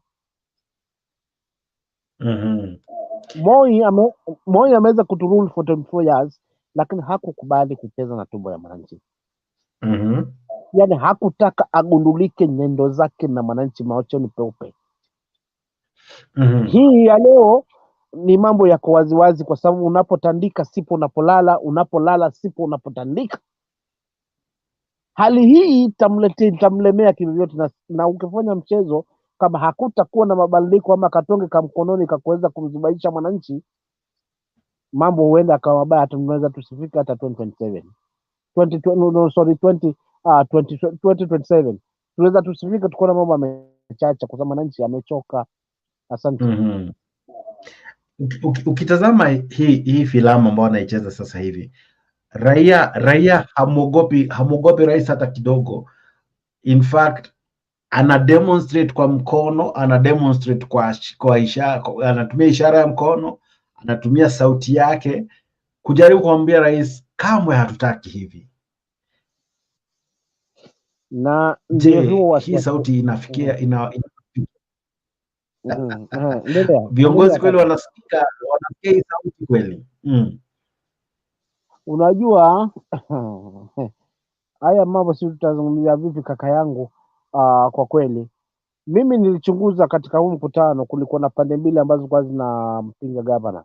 Ukitazama upande wa nyuma kuna wengine ambao walikuwa wanamsupport, ukitazama upande ule mwingine kuna walikuwa na mhakola, lakini wengi walikuwa ni wale wenye wana mhakola. Kwa mfano hili hapa pa kwanza hapa ni Kericho. Ukitazama kidogo tu nikuonyeshe. Hii picha ya kwanza mikono imeenea, acha uone. Unaona hadi kule mbali watu wanamkashifu gavana. Hii ilikuwa Ijumaa. Hii ni Kericho. Unaona ni karibu kila mtu. Sasa hapa ni Bomet. Bomet ilikuwa tu hapo karibu na hapa bado ni Kericho. Ilikuwa ni karibu watu wengi, lakini Bomet ilikuwa watu kadhaa waliokuwa wamemkaribia rais. Je, pia kunaweza kuwa na uwezekano ya kwamba hawa watu wanaweza kuwa wamelipwa ili walete rabsha katika hii mkutano? Kwa mfano kama mimi msimamo na najua lazima utapewa nafasi ya kuongea na rais, na hakikisha nina vijana wangu kadha wa kadha, nawaambia msimame play strategic ili wakati msimamo ataitwa tu hivi muhakikishe mnapiga nduru na mnakuwa wazimu yenyu yote. Je, hiyo pia inaweza kuwa ni a possibility? Sasa mfano nitajiuliza Kericho na Bomet. Nani ataweza kulipa wananchi kuweza kuwako? Kwa sababu hizi ni ngome za rais. Kwa jambo zima kwamba wamekuwa wamelipa ndio maana wanafanya hivi, kwangu haliniingia akilini. Kile kinaniingia akilini ni hivi, wananchi kwa kweli wanateseka, wanajaribu kuonyesha hisia zao ili kuweza kufikia rais, maana huwezi mfikia hata ukamfanya kitendo kama hiki, itakuwa balaa. So tunapitia hapa kwanza kukukumbusha kwamba hatujaridhika kamwe haswa. Mimi nadhani huu ndio ujumbe ambao upo kwa wananchi. Hakuna venye ambavyo kuna mtu ana sponsor kulipa watu kwa sababu kuzomea gavana kwa sababu ya nini? Na hizi ni ngome zake, na hakukuwa na watu huku, hakukuwa kusema upinzani huku mimi kwangu haliniingia akilini hapo. Aha. Maana leo alikuwa Narok. Leo alikuwa Narok. Kwani kuna watu walifanya hivyo? Na Narok ni watu Narok hakufanya hivyo. Kwani ngome ya nani? So mimi sioni kama Jex hapa kuna hongo inatembea. Hii ni mawazo ya wananchi, wamechoka kwa kweli. Ukitaka kujua wamechoka, tazama nyuso za Gachagua hapo wakati akizungumza haya mambo yake. Tazama tu hata wao viongozi wenye wamemzunguka, jinsi nyuso zao vile zinaashiria nini. So for real, hawa watu wamekosa mwelekeo na hawakuwa na uongozi, hawakujua maana ya hii uongozi. Walikuta tu, unajua, ukiwa wakati nikicheza draft nikiwa nje ya huo mchezo huwa naona kwani huyu jamaa hangekula hizi tatu, hangekula mbili na mtego ni kwa wazi hivi. Lakini pindi ninapoingia katika hiyo mchezo sasa, najikuta mpaka kufika kingi siwezi kufika Jex. Sawia sawa na watu ambao wanatazama mpira, yani wenye kulaumu ni mashabiki zaidi. So wakati mwenzake akiwa katika uongozi, yeye alikuwa shabiki, alikuwa naona mianya kabisa. Alipokabidhiwa uongozi ndio ameona sasa kumbe hii kazi ni ngumu, vile nilitegemea sivyo ilivyo kwa sasa. Kwa hivyo hapa what we are lacking as Kenyans, it is just total leadership, na tuonekane huyu ni mtu wetu, tubadilishe uongozi. Asante.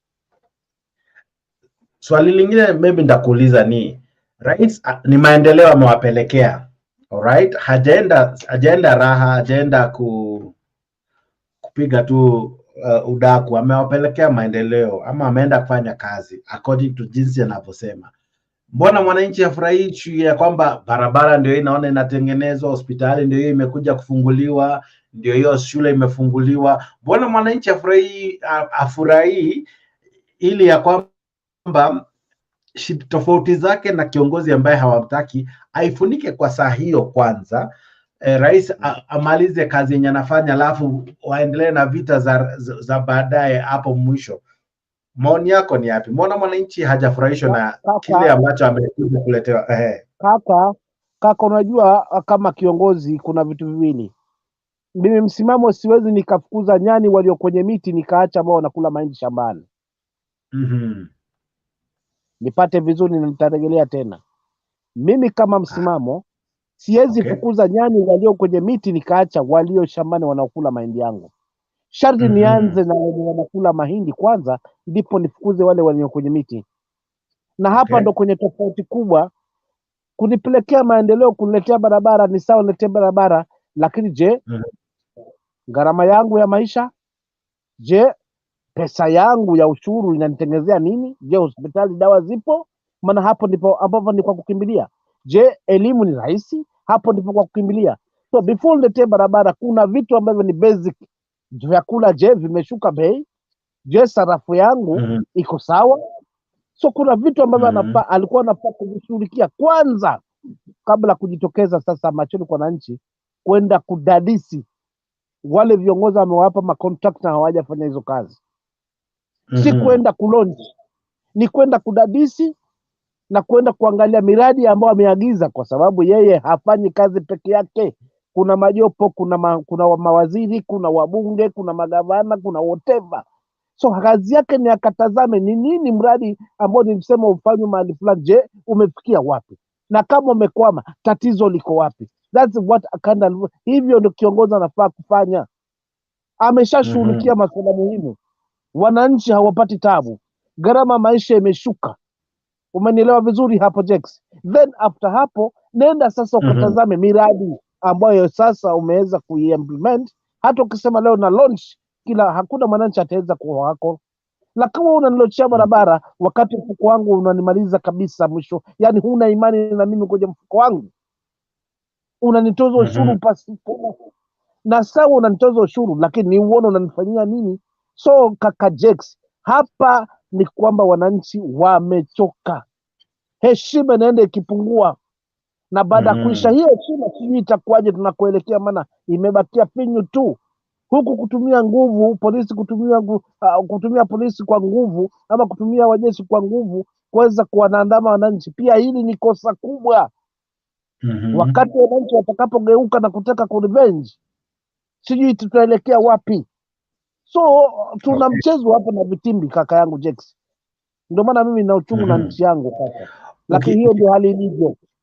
Ukitazama hali ilikuwa hivi siku kadha tu, hali ilikuwa tete sana wakati ambapo raia walijitokeza, na hapa ni Bomet, na wakati mmoja raia walikuwa wakirushiana mawe ama wakirushia hadi polisi mawe. Gasi zilikuwa zimekita kasi sana, na ukitazama ni kana kwamba malalama zao ni kwa gavana wao Birchok, na hata wakilalamika hivi, je, hakuna njia mbadala ya kumtoa mamlakani? Kaka Jex, hata akiondolewa huyu gavana haijamaanisha haijatatua shida. Maana shida iliyopo ni kwamba ni kiongozi alopendekezwa awepo kwa mrengo, kwa manufaa ya mtu, na hata akitolewa huyu atakaye kuja lazima kwanza athibitishwe juu, je ni wetu ama ataenda akateleta azimio katika ngome yangu, ataenda kuleta janja zingine na kunizidi akili. Unajua hapo ndo kwenye shida. Mimi silaumu huyu gavana kwa nini hafanyi kazi, maana si gavana huyu peke yake ambaye hafanyi kazi katika KK. Shida yangu ni ile sauti inayowafanya hawa watu wasifanye kazi yao kisawa sawa na uhuru. Kwa hivyo hawa hata kama wana complain gavana hafanyi, before laumu gavana, ni nini aliyomshikilia gavana? Kwa sababu gavana za kuwa kuna sauti imemshikilia, hawezi jinasua kwa sababu anaweza enda visivyo kinyume na matarajio ya mdosi wake.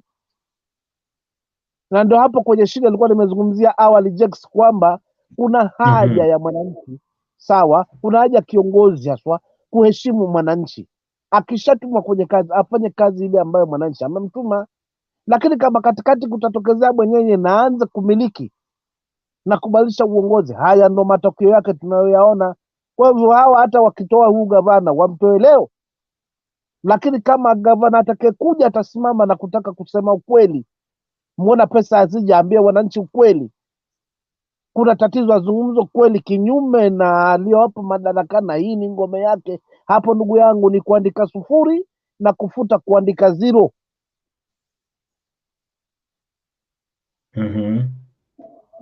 Mimi na ukiangalia rapsha ilizuka tu baada ya hata rais kuondoka. Bomet hakukukalika tena kwa kipindi kadhaa, watu walirushiana mawe, kukakuwa na hali tatanishi ama hali ya utata katika maeneo kadha wa kadha, especially mjini Bomet. Je, ilifaa ifike umbali huu wote? Ukiangalia, je, kulingana na vile najua president yeye upata intel, hakuweza kujua ya kwamba hali si sawa, hali si nzuri maeneo ya Bomet, hali ni tete. Je, ni vyema niende ama hii project ambayo nataka kulaunch inaweza subiri kidogo, ama inaweza hata ilaunch ikiwa imekamilika? Juu zingine alikuwa anaenda kulaunch ikianza, angeenda hata ikiwa imekamilika, maybe wakati huo amani na umoja na uwiano ungekuwa umekithiri maeneo ya Bomet, lakini nikana kwamba alienda akawasha moto ambao labda ulikuwa umetulia. Maoni yako ni yapi? Mimi kaka Jex, kinachomfurahisha na bwana narusha mawe, niwajiulize Wajaluo hao ama ni maana tulikuwa tunajua kwamba mawe na ndugu zetu kutoka Nyanza. Sasa haya na tunashuhudia hapa nayo. So for real, kwa swali lako ndugu yangu ni hivi, kwanza angeenda pale mradi umeisha na akague ama aeleze wananchi, yani kuna jambo limefanyika, wananchi wameliona. Unajua at least hiyo pia inamweka mwananchi na matumaini. Huku kulunch na ulikuja tena juzi kati ukasema tuna lunch hii, huo mradi haujafika popote, umerudi tena umesema umelunch hii, umerudi tena umesema Thanksgiving, hivi vitu ndio vinamtamausha mwananchi kaka Jex. Kwa hivyo hakukuwa na haja yeye kwenda, kwa sababu kuna waziri husika Murkomen anafaa kudili na hawa watu na masuala mazima na barabara, kishiriana county government pamoja na gavana. Lakini kama gavana yeye ni ule wasawa mzee, maana akijaribu kutoka nje tu ya mada, yeye hayupo katika hii kampuni ya shareholders. So this is the difference between shareholders na wale wengine wa upinzani wenye wanafanya kazi zao, wanakusanya ushuru na wanafanya mambo yao katika miradi yao. Hapa kitu kinawakanganya hawa ni sauti ya mtu mmoja. Je, hiyo kitu nielewe vizuri, sauti ya mtu mmoja ndio imemlamaza huyu gavana, na hata wakichagua gavana mwingine atakuja tu kuleta kidogo kama kamwasho fulani, na mwisho siku atamezwa, maana lazima utii kama mwana shareholder. If you don't tii, usipotii, basi wewe unakuwa ni wewe ni adui. Wewe ukileta mambo yako yatakuwa ni mambo ya upinzani. Sasa hivi haya mambo alikuwa anazungumza, maskata kauli yake anasema mnaleta mambo ya ODM hapa. Sio kama umeelewa hiyo kauli hiyo, kama hiyo mnaleta mambo ya ODM hapa. So it means kwamba yoyote atakwenda kuzungumza kweli pale kuweza kuipinga kwa njia moja ama nyingine serikali, kwa sababu anasimama katika haki kutokana haswa na maelekezo ya mwananchi, yeye atakuwa ni adui. So huyu gavana ameshikiliwa sasa, anajuta. Ni bora angefanya ile kazi ambayo mwananchi amemchagua, haingefikia hapa. So wacha hawa waandamane, mwisho wa siku wataandamana kwa gavana na watagundua tu kwamba wa pili tumefanya hivi, sasa wakupiga mawe sasa ni huyu rais, kwa sababu huyu rais ndiye anatuharibia. Gavana wa kwanza tumemtema tukasema afanye, wa pili ndio huyu, mambo ni yale, kwa sababu kama hatapewa mbavu za kujinasua na kufanya kazi yake kwa uhuru, siasa iko pale ndani kwa sababu ya urengo na chama na dini na hiyo ndio itakaoharibu. Mimi sina mambo mengi yangu, maoni yangu ni hayo tu. Nataka kukuuliza swali kuhusiana na vita ambavyo pia tunaviona vikitanda kati ya gavana wa Trans Nzoia na spika wa bunge jamaa anaitwa Moses Wetangula. Sijui kama utakubali nicheze clip kidogo usikize shida iko wapi, alafu nieleze. All right. Legislation that will anchor the using President William Ruto's functions to settle their political scores. He asked the leaders to focus on the development agenda instead of political rivalry. Deputy President Gachagua also exuded confidence in reviving the ailing economy, as Elvis Koskei now reports. Akizungumza kwenye ibada ya Jumapili mjini Kapsabet, kaunti ya Nandi. Well, apologies for that. We'll bring the correct report in due time, all to do with the Deputy President's forays in the South Rift region. To other stories making headlines for a few months now, Trans Nzoia Governor George Natembeya has been on an all-out war against the Speaker of the National Assembly, Moses Wetangula, accusing him of poor leadership in the Western region. Although Wetangula has steered clear of responding to the allegations, his foot soldiers in Bungoma County have told off Natembeya as one being used to divide the Mulembe nation by reversing the gains made in uniting the restive region. KTN's political affairs reporter Emmanuel Tor with more on this. Ati wako na papa ya Roma huko. Watu wanapata wanafanya watu wa Luhya tunakuwa watu wa brand of jokes everywhere. It has been his pet subject for weeks now. Trans Nzoia Governor George Natembeya has literally walked the talk in his mission to tear into the Speaker of the National Assembly, Moses Wetangula, whom he has accused of lacking the wherewithal to lead the Mulembe nation into greater political heights. Sasa ati mimi nikisema papa ya Roma ameingiza watu yetu kwa mtambo kwa umaskini, iko watu wanakuja waniambia kwamba nisiongee. Wale hawa jamaa kama wangekuwa kina Muliro wakati huo, sisi tungepata independence kweli. Although he has not directly responded to Natembeya, his foot soldiers in Bungoma County have told off the first-term governor. Natembeya is behaving the way he's behaving because he's having a good time, one of his own kind, with the gods of the coup, of the failed coup plotters. And I think it's only a matter of time. He is not different. He will follow the same destruction path, the path that the coup plotters, led by Wycliffe Wangamati.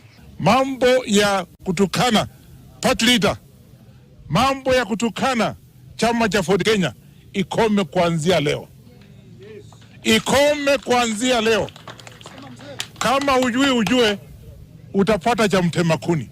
The legislators now want the DAP Kenya governor to cease the attacks on their party leader. Completely inconsequential. You cannot be consulted on anything. May I believe in the poem of Paul Simon and Ant Garfunkel called The Sound of Silence. I will believe in the sound of silence. Na leo pia nimeeleza ndugu yangu Bwana Natembea ya kwamba hatungependa kuona siasa ya kupigana na siasa ya matusi. The latest developments now threaten the unity of the region, with reports indicating Wetangula and the Prime Cabinet Secretary and CS for Foreign and Diaspora Affairs Musalia Mudavadi are jostling to be the region's kingpin. Badala sisi kupigana sisi kwa sisi, tupigania watu wetu. And that is the brand of politics the late Wamama Kijana practice and the late Mathira MP practice. Wetangula was elected Speaker of the National Assembly a few years ago. And for us to crystallize, or rather evaluate, how he has used that position to benefit the people from our backyard, is that we will do it by 2027. Wetangula is said to have... All right. Msimamo, Spika wa bunge ndiye aliyekuwa chairperson ama kiongozi wa Ford Kenya, na sasa yeye ndio spika wa bunge, ndiye kiranja mkuu wa bunge, spika wa bunge, sorry, si kiranja. Kiranja ni prefect. Ukiangalia shida yake na jamaa anaitwa Natembea, shida iko wapi? Sijaelewa hii vita vizuri, lakini inaelekea ni kana kama ni vita ambayo itakuja kuwa moto hivi karibuni.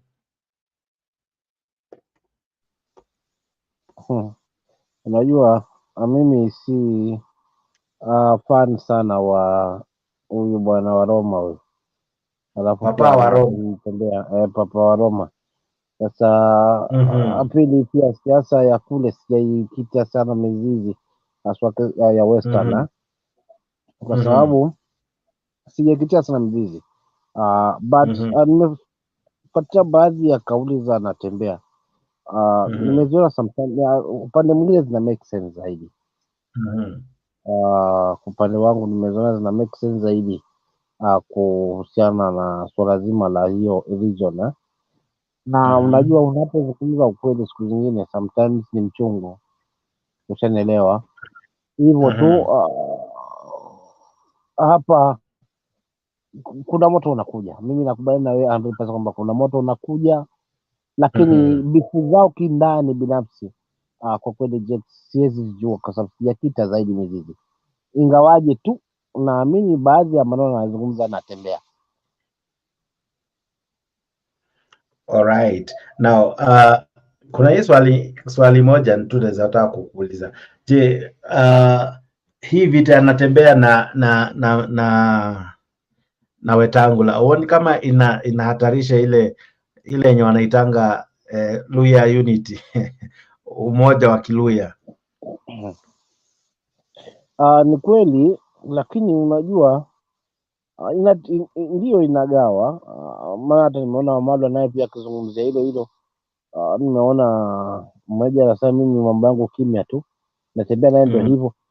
Wale wengine wa chama Ford Kenya ndio hakuna, kama wataendelea hivi siasa nzima ya Western itakuwa imeharibika, kwa sababu kila mtu pale ana wafuasi wake. Kuna wafuasi wa Eugene, kuna wafuasi wa Natembea, kuna wafuasi wa Papa wa Roma, lakini la msingi hapa ni kauli. Nani anazungumzia vitu ambavyo vinahiti masikioni kwa wananchi? Kwa haijalishi hata kama ni mwanasiasa mchanga, lakini anazungumza vitu ambavyo kwa kweli vinamtouch mwananchi. So hapa ni kutafutana umaarufu. Vita viko hapa ni kutafuta umaarufu wa hii ngome. Nani ataweza kukomboa ngome yake kwa steli yake? Maana kama na kina Wetangula tumewaona michezo yao since before. Hakuna jipya. Kama na kina Dismas Badada tunawaelewa tayari. Kina Eugene tumewaona wakiwa mawaziri. But mimi nina focus zaidi na natembea ni misimamo yenye yuko nayo. Ni maneno anayozungumza mazito yenye mashiko. Ndio nakuta nasimama na yeye. But mimi all vita hivi ni kila mtu ni utafutaji wa umaarufu katika kingpin na natashikilia kingpin wa Luhya. Ukizingatia natembea nasema hawa jamaa walikuwa hapa lakini bado kimtazamo wangu mimi naweza badilisha, pengine kimtazamo wangu haswa kama mimi kwamba natembea naweza badilisha haswa na kuunganisha hii Luhya nation kwa pamoja zaidi. So hapa ni kutafutana umaarufu, nani kigogo nani si kigogo. So, kauli yangu ya mwisho kabla tujamaliza show, kwa sababu naona kuna masaa pia inatukimbisha, nataka kuuliza swali ambao imegonga vichwa vya habari leo, na hiyo ni kuhusiana na swala la huyu mwanadada na mwanamsheria mkubwa na aliyekuwa pia mgombea mwenza wake Raila Odinga. Wanasema ni wakati wake sasa. Wacha tusikize kauli hii alafu turejee. Drive with hopes of clinching the top seat come 2027. Now Kenya leaders say it's Martha Karua's turn to clinch the top seat and take Raila's position as he eyes the AUC leadership. Beldin Waliaula reports. In Isiolo County, as the registration of NAC Kenya members was going on, the leaders called on the residents to back Martha Karua's candidacy come 2027, saying she'll be the best bet. President wetu atakuwa NAC Kenya 2027 kwa sababu Raila anaenda kwa hiyo kiti kingine ya juu, yani kubwa kuliko hata ya president ya Kenya. Na kwa hivyo tutaunga mkono Martha Karua juu chini mpaka aweze kupata hiyo kiti. Na pia kama vile mnauliza kama ametoka kwa muungano ya nini Azimio anjatoka. NAC Kenya leaders in Isiolo say the grassroots registration going on is for 2027 preparation as they hope to replace Raila Odinga as the leader of Azimio One Kenya as he aspires to take over AUC leadership. Patia rasilimali ya kutosha kila mtu, lakini ile kitu ambayo imekosa ni uongozi bora. Tumeanza safari ya hiyo ya kutafuta uongozi bora ambao tunafikiria kilele yake itakuwa mwaka wa 2027. Ndio tuko hapa kujaribu kutayarisha ground. Also, those eyeing Azimio top spot include Kalonzo Musyoka, who was declared interested to vie for the presidential seat in the next election. This development follows the AU Executive Council's unanimous decision to allocate the opportunity for candidates from East Africa region to vie for the AU Commission's top position. The decision that was taken was that in accordance with the alphabetical order, the East African region will now have the opportunity to offer its candidate. All right. Kaka Msimamo, je, ni wakati wa Martha Karua?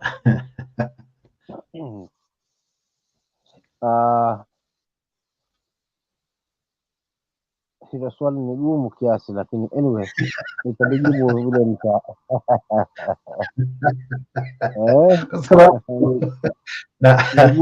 gumu upande wangu kiasi.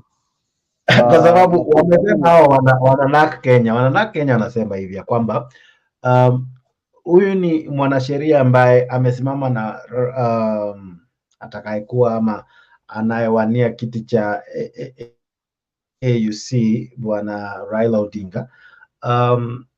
Amesimama naye, lakini I think amesimama naye mara moja tu. Hiyo imetosha yeye kuachiwa nafasi ya kuwa ndiye atakuwa kinara mkuu ama atakayekuwa flag bearer wa Azimio ama wa ile chama ambao wataunda. Je, unaona kama hiyo wakati imefika na mbona saa hizi ndio hizo stories zimeanza kushika kasi? Unajua acha nikwambie kweli. Katika safari ya Mamba Kenge pia wapo. Safari ya Mamba Kenge wapo. Umenielewa? Sasa nani sasa hapa ndio sio Mamba. So mimi wakati ule nilipoona Azimio at first mimi picha iko hapa, mimi raketi inaendelea hapa kidogo tu. Nataka ningije kwa pointi yako, nikaelewa fika itafikia wakati kila mtu atashika njia yake hapa. Haya mapenzi yapo, lakini kila mtu mwisho wa siku atashika njia yake. So tukaona na Kalonzo na Eugene kidogo kidogo watu wanasema hatujatoka tumo. Leo Karua naye na watu wake ndio hivyo. So haya tunategemea, lakini all mimi naamini kwamba hawa ni wanasiasa wasichezea akili. Tunaweza shuhudia hapa tuanza kujigawa mwisho wa siku tukaona wamerudi tena wamepanga mbinu mpya. Wao tena. Unaona? So mimi kiupande wangu na imani kwamba anatosha Martha Karua kwa sababu ya msimamo yake, kwa sababu ya rekodi yake, hana masuala na ufisadi, hajajilimbikizia mali, na pia akisimama katika sehemu yake amesimama. Unajua tungekuwa na msimamo wa Martha Karua sasa hivi kwa tunazungumzia mwingine.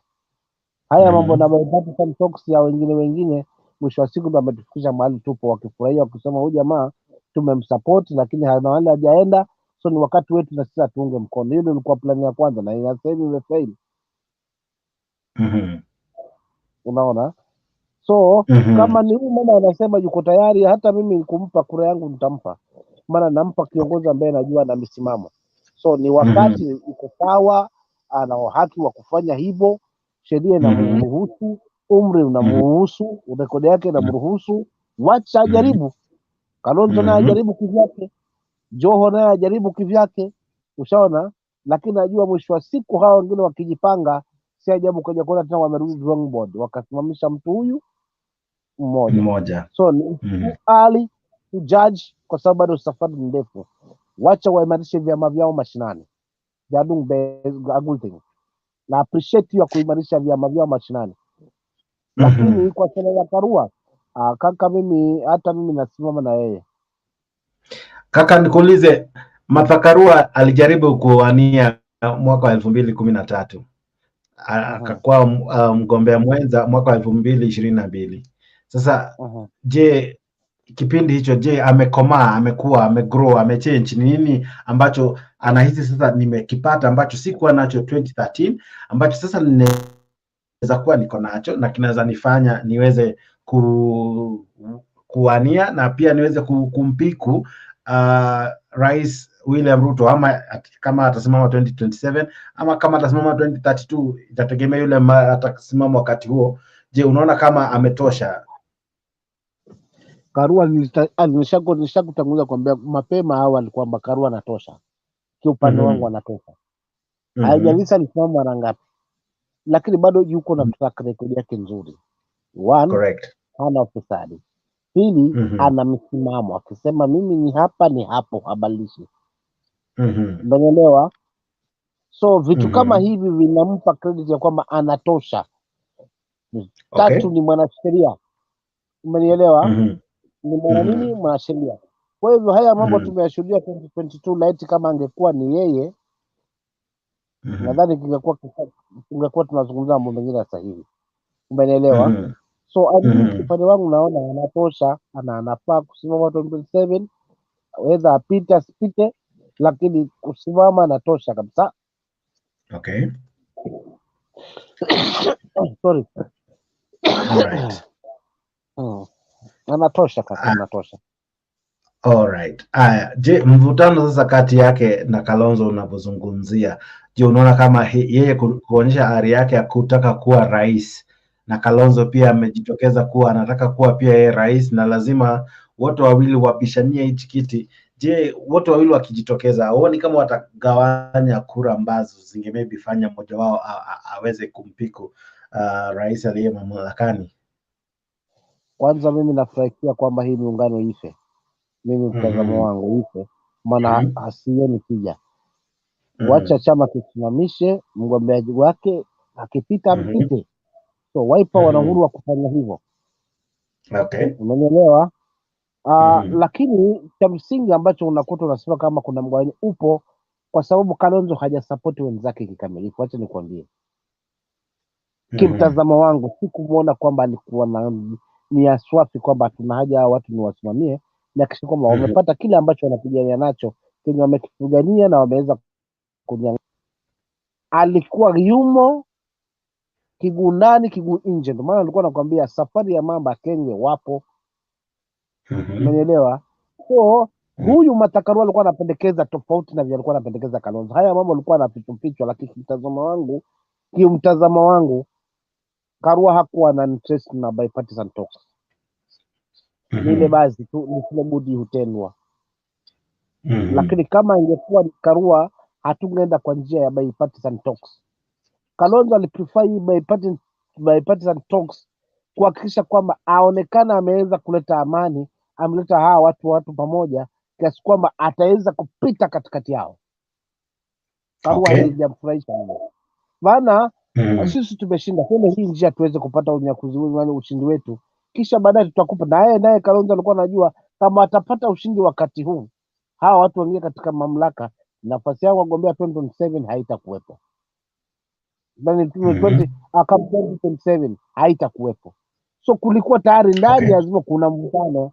Kwa hiyo kaka, usistaajabu Karua, wacha asimame kivyake, wacha Kalonzo naye asimame kivyake, kuone ni nani mwenye kidume ambaye ataweza kumpick Raila Odinga kuweza kumobilize watu. La sivyo kuna majembe ya watu wa ODM ndio ambao huenda yakaja yakapita katikati ya hawa watu wawili. Hivyo basi wewe unasema kila mmoja asimame kivyake kabisa. Sasa ukikumbuka hapo awali, kama kwa mfano mwaka wa 1997 aliyekuwa Rais Moi wakati wa uchaguzi aliweza kuwashinda wapinzani wake kwa sababu ya wao kutokuwa na umoja. Naye aliyekuwa mgombeaji wa urais katika chama cha kinaitwaje, Masaya Ngilo, I'm forgetting her party. Masaya Ngilo akasema chanzo cha wao kutoshinda ilikuwa ni kwa sababu walikuwa na migawanyiko, lakini akasema walipoungana mwaka wa 2002 ndipo walipoweza kumshinda Moi pamoja na Uhuru ambaye ndiye alikuwa kiongozi aliyetaka kumrithi rais mstaafu Moi. Je, ukisema turejee katika hiyo aina ya uchaguzi ambapo kila mtu anasimama kivyake, auoni kama hiyo ndio itakuwa njia rahisi sana ya William Ruto kushinda? Sababu hamtakuwa mmeweza kugawa maeneo ambayo akona uzito, kwa mfano kwenye anakotoka yeye mwenyewe, that is bonde la Ufa, uje katika pia mlima Kenya, kuna bado na usemi kiasi. Je, watagawaje hizi kura? Na kati ya hawa viongozi wengi hawatoki mahali ambapo kuna idadi ama kura nyingi. Kwa mfano Karua, yes anatoka mlimani Kenya, lakini hana uzito mlimani. Ni kweli ndilo nalolizungumza kaka, lakini hakuna haja ya kwamba tunasimama katika umoja kaka yangu, na tunapokuwa tunakuta tunaelekea katika kutafuta ushindi, tumesimama katika hali ya umoja. Yaani unajua sioni ukinielekezea kuliko kuzuri upande wangu, yaani kiguu kimo ndani kiguu hakipo. Hii jambo ndio ambalo limeaffect hii miungano, ndio maana unakuta inanisinya. Maana mfano kama hili swala la juzi la uchaguzi, sawa hawa viongozi hawakusimama kwa nia moja, na si uchaguzi huu tu, uchaguzi wa 2017 hawajasimama kwamba tunatafuta haya mamlaka tumpe huyu hapa aweze kusimama ili atimize hili na sina tuje tumize letu. Wapo ukishindwa sawa, tupe nafasi. Na hata ukitazamia tukiangalia haswa kaka Jex, hii uchaguzi 2022 Kalonzo ilikuwa ngumu sana kuweza, ili kuchukua muda sana kuweza kurudi katika Azimio, kuweza kuungana naye na hao wengine, yaani ilimchukua sana kiasi kwamba alikuja tu kuja kuhitimisha, isije tu ikaonekana, ushaona. Lakini kwa kweli hakika watu, kila mtu ana nafsi yake na kila mtu ana roho yake kaka.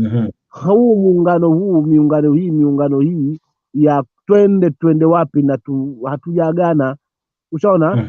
Maana nikikwambia Jex twende na uniambia twende zetu tumeagana, lakini ukikwambia twende alafu nikuuliza twende wapi, hatujaagana. So tunakuta tumepanga jambo, tumeenda katika chaguzi fine. Pengine kuna tatizo katika suala zima la uchaguzi, wacha tupiganie hivi vita vyetu kwa pamoja. Wengine wanaenda kwa bipartisan talks, wengine wanaenda kwa pande mwingine. Sasa hapa ndo kwenye kizungumkuti kwamba hii miungano hainipi tija, maana ndio imetuchimbia kaburi mahali tupo, maana kila mtu ana ile hamu ya kutaka kuongoza. Kwa hivyo kifeli, mimi nina kisingizio tu Jex kwamba nimekusaidia, ni wakati wako na wewe nisaidie, jambo ambalo halina tija. Kwa hiyo miungano haina maana yoyote. Kwanza hizi chaguzi zote sijaiona ikiwa na maana. Wacha kila mtu asimame kivyake bana. Alright. Naona kakangu na rafiki Stone PK amejaja. Stone, hujambo? Sinjambo bro Jex, habari bana. Na habari msimamo? Salama sana, karibu. Polo, umekuta Kiswahili kimeshika, lakini we can always shift anytime. Kiswahili ndio lugha yetu hiyo. Kujidai vizungu that's hiyo ndio tuko ma slaves mpaka wa leo. Kizungu sisi wengine wetu tunazungumza kwa sababu tu lazima tufanye kazi na kizungu, but it's ni nonsense. Kiswahili ndio kabisa. Yes. Karibu sana kaka. Pole, nimekuwa kuna mtu amenitumia link. I remember ulikuwa umenipatia siku nyingine nini, sijawahi pata time ya kuchungulia hapa nione panaendanga aje. Sana, lakini karibu. Asante, lakini nimekuta kumbe mchezo ni ule mshawekwa box na Ruto kabisa. Box ni tofauti. Ni sawa najua, lakini game ni ile tu. Unajua watu sasa lazima akikuweza aliye na nguvu mpishe. Sasa tumempisha Ruto, ikawa sasa lazima tufanye tete-a-tete. Kupitisha wakati, kuzungumza. Kama sasa yale ninasikia kuzungumzwa, for me I think total sum ni 0. Sorry, I'm always I always go very hard. Mimi yote ambayo Kenya inaendelea because nimeona tu miaka nimeona chaguzi za Kenya nyingi. Nimeona Kenya namna imetransform because once you over 50 years going 55 56, wewe ni mtu umekomaa na una authority ya kusema kitu. Manake kama mimi huwa sibahatishi, unaona, ingawa ni opinion yangu, na yote yale mimi huwa naona nasema kwa kweli yanapita, yanaenda. Sasa kama umeona Kenyatta kidogo ingawa sasa hizo ndio tulikuwa sisi tukiwa formative. Umeona Moi kabisa miaka 24 ukiwa mtu mimi sikunywa maziwa ya Nyayo, kwa hivyo nilikuwa mtu na meno yangu na nilikuwa nilikuwa nasoma gazeti. Unaona? Kwa hivyo na nasikiza radio, namuona rais tukimuita Baba Moi, tukimuita the Prince of Peace, tukimuita hayo yote nimeona miaka 20. Mtukufu rais. Kila news ilikuwa inaanza mtukufu rais Moi, na picha yake kwanza lazima. Sasa hiyo tumeona na tumeona wale wakali wakiwa wanapambana na Moi kisiasa. Mtu ambaye vile ameanza kuzungumza asubuhi ndiye atazungumza mpaka umwekee kisu shingoni. Amesimama pale pale. Yaani unaona msimamo kamili kama jina la ndugu yangu. So we have seen that. And now we have seen that has been washed away. So now kile kiko saa hii ni watu tu kujaribu kupass time. In Kenya mtu anasema unaweza pigana kisiasa, hamna. Alright? Now kuja kwa topic yako, kwa mfano tulianza Ruto must go. Hiyo yote imekwisha Jake. That's gone. We have surrendered in short form. Tumekubali rais ni Ruto, na sasa tukubali atutie anavyotaka. na anatuweka kabisa. Sasa ametuweka mpaka sasa tunakaa chini kwenye sebule tunazungumza mambo ya wajua sasa tukijipanga vizuri 2027 ndoto kubwa mno. Ndoto kubwa mno baba. Mtu anakuibia mchana pale Bomas kama alituibia. Unajua mbeleni tulikuwa tumeambiwa tumeibiwa. Inaonekana hakukuibiwa. Hiyo imechange. So inaonekana kweli Ruto alishinda kura. Alright? Sasa kama Ruto alishinda kura na sisi wote tumeimba, tumekubali, sasa Ruto ndio rais. Haya. Itakuwaje Ruto utajipanga utamshinda kivipi? Okay. Swali langu ni hilo. Swali la pili. Ama comment ya pili. It's very nice. Angalia sasa hivi kila mtu anasema anataka kusimama. Kila mtu anataka. Ni kweli na hapo nitamuunga msimamo. Kila mtu aende. Stone PK, I'll be there 2027 for presidency. Jake, msimamo. Let's go there. Nikiwa Liberia, when we were there for peacekeeping mission, watu walisimama presidential, I think there were over 28. Okay. Mpaka wimbo moja ilitolewa na msanii Liberia, it was very very funny. Ilikuwa nitaitafuta siku moja nikuchezee ama nikutumie kwa simu yako. That young man aliona akaangalia hii ni comedy. Watu 28. Wanasimama kubwaga ati the president that was there. I mean, walifanya chochote kweli? Nini? Kipi? Utafanya nini? Where? Ulisikia America inasimamisha watu? You know, Jakes, we have to learn sometimes from the people who are grown ups. Lazima umheshimu ndugu yako mkubwa, manake aliona jua mbele yako na kuna kile aliona. Sasa America si tunawaitanga ni ndugu wakubwa. Look at how they do their things. Umeona mbona hao fanya president wawili watatu na mara ikifika mwisho unakuta ni wawili. Hao wengine wanajaribu kumea feathers, kujaribu kutafuta jina ndio kwa siku zijazo. Sasa Kenya hatujafika hata kama mkiwa wawili unabwagwa chini aidha kihalali ama kimiereka hiyo ingine. Sasa ndio kila mtu sasa anajitokeza, nataka kuwa rais. We have now become cartoons of Ruto. Ruto sasa tulikuwa tunafikiria yeye ndio cartoon, kumbe sisi ndio clowns. Yeah? Haya, tumeanza kuulizana. Martha Karua amesema anasimama ama watu wamesema. Then people are doubting. Yani sincerely, how would you doubt when Martha says she wants to contest for president? Nani aliye karibu mno? In my own opinion. Mtu ambaye yuko karibu mno hivi kwa sasa, kama ingewezekana, kwa mfano ikiwezekane Kenya tunaweza piga kura na ihesabiwe vilivyo, Martha has the highest chance of getting presidency in that country. If at all we can be able to vote and votes are counted. It's not a joke. Because Martha will use everything. Tutatumia ukabila, number one, because that is hiyo ni lazima Kenya mpaka Yesu arudi. Okay? Tutaingia ukabila. Okay? Number two, tutaingia kwa boma ya baba. Because we will go kwa baba and we will tell him whether you like it or not. Martha ndio utasupport. Hata usipo support usinyamaze, usiseme kitu.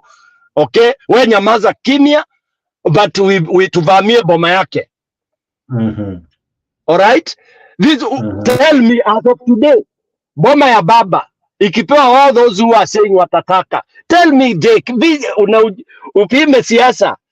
Where do you think people will go if worse comes to the worst? To nani? Wataenda kwa nani? Anyway, keep that. Keep that.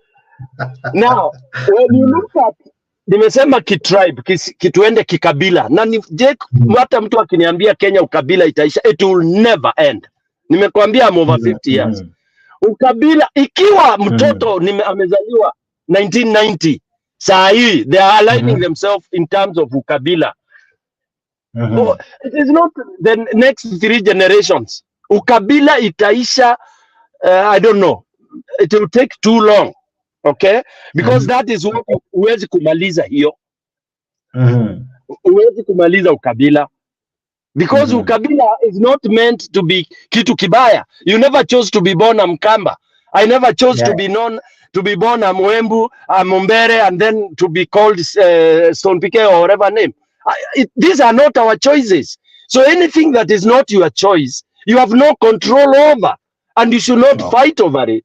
Yes, I was never chose to be born in Kenya, so you cannot crucify me for being a Kenyan.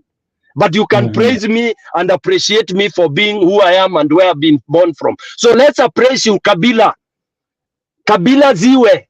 Na in fact, sasa nataka Kenya disintegrate into tribal corners so that we sit and negotiate. Tusimame tukuambie Martha ndio tunataka, kabila ya Kikuyu, kabila ya Wajaluo na wale wengine. Kabila at least 3 ziseme tuna support Martha. Wewe usupport ule mwingine. Alafu election kama inaweza enda vizuri isabiwe, then we see who will win. So badala ya watu kusema Martha has no chances, sijui nani, hakuna mtu ana chances in Ruto's regime, Jake. No way, because whether you win or not, the kuras will be stolen, and that is not, hiyo si lose hope. It is what is it? It is 60 years since independence. We've not been able to get it right, Jakes. So when shall we ever get it right?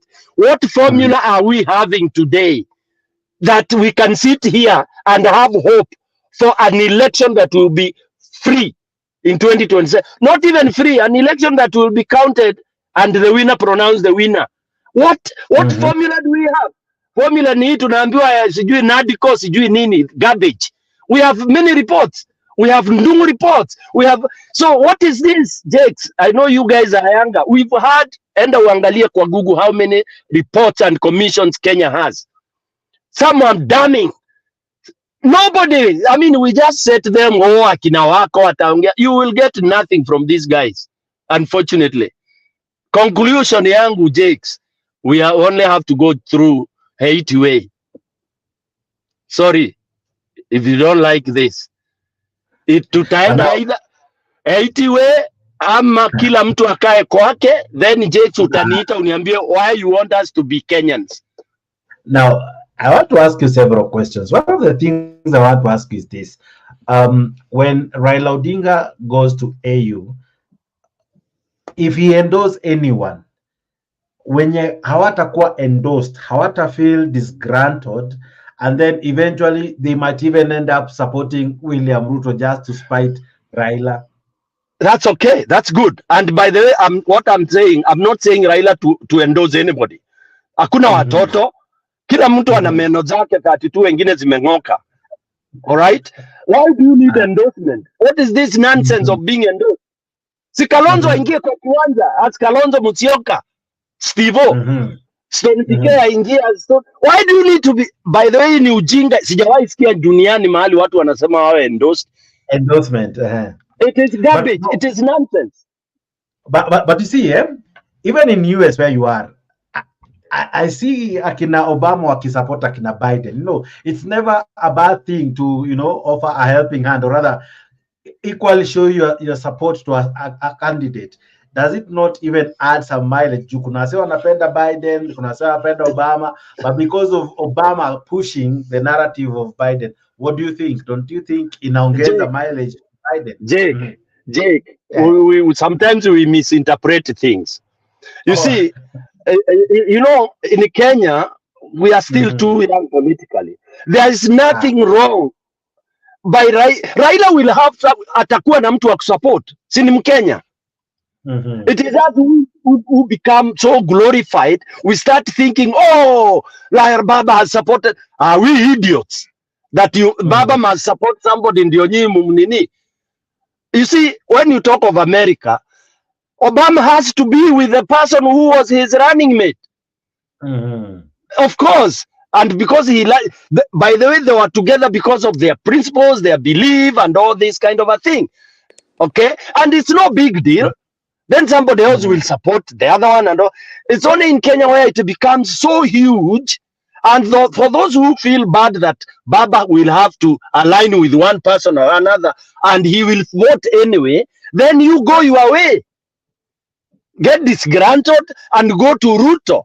Because either way, Either way, as I say, if elections are, if it's not very well designed, if with the corruption that there is, we will never have people who are elected to be pronounced. That's my belief. We've never had not transparent. Elections are transparent, but the stealing is so easy. It's so easy when you have Kamangos coming to mess your systems and all that. So we can't have a proper election in Kenya unless something very drastic happens. And for me, what I believe happens is we disintegrate to reintegrate. We go back to our cocoons. Then I arm myself both with my head and physically. And when you call me on the table, we are discussing why you want me to be partner with you. That has never been discussed. Why do Luos need Kikuyus? Why do Kambas need, why do we need 47 tribes to be one country called Kenya? That has never been addressed. What has been addressed is Stone PK becomes president, then is our time to eat. And that's where that's the big elephant in the house. I become president for my tribe and my peers to benefit without caring about other 46, 7 tribes. If whenever that so long as that has never been answered, we pretend democracy. I mean, we are lying. We are living a big lie as Kenyans. We are big lie. Look at simple things like Ruto's government. 100% almost Kalenjins. Look at when Kibaki was there. Look, so we have not addressed this thing, Jakes, and it is a rot. Kidonda kikiwa na kimeoza kinakwaruzwa, kinamwaga damu.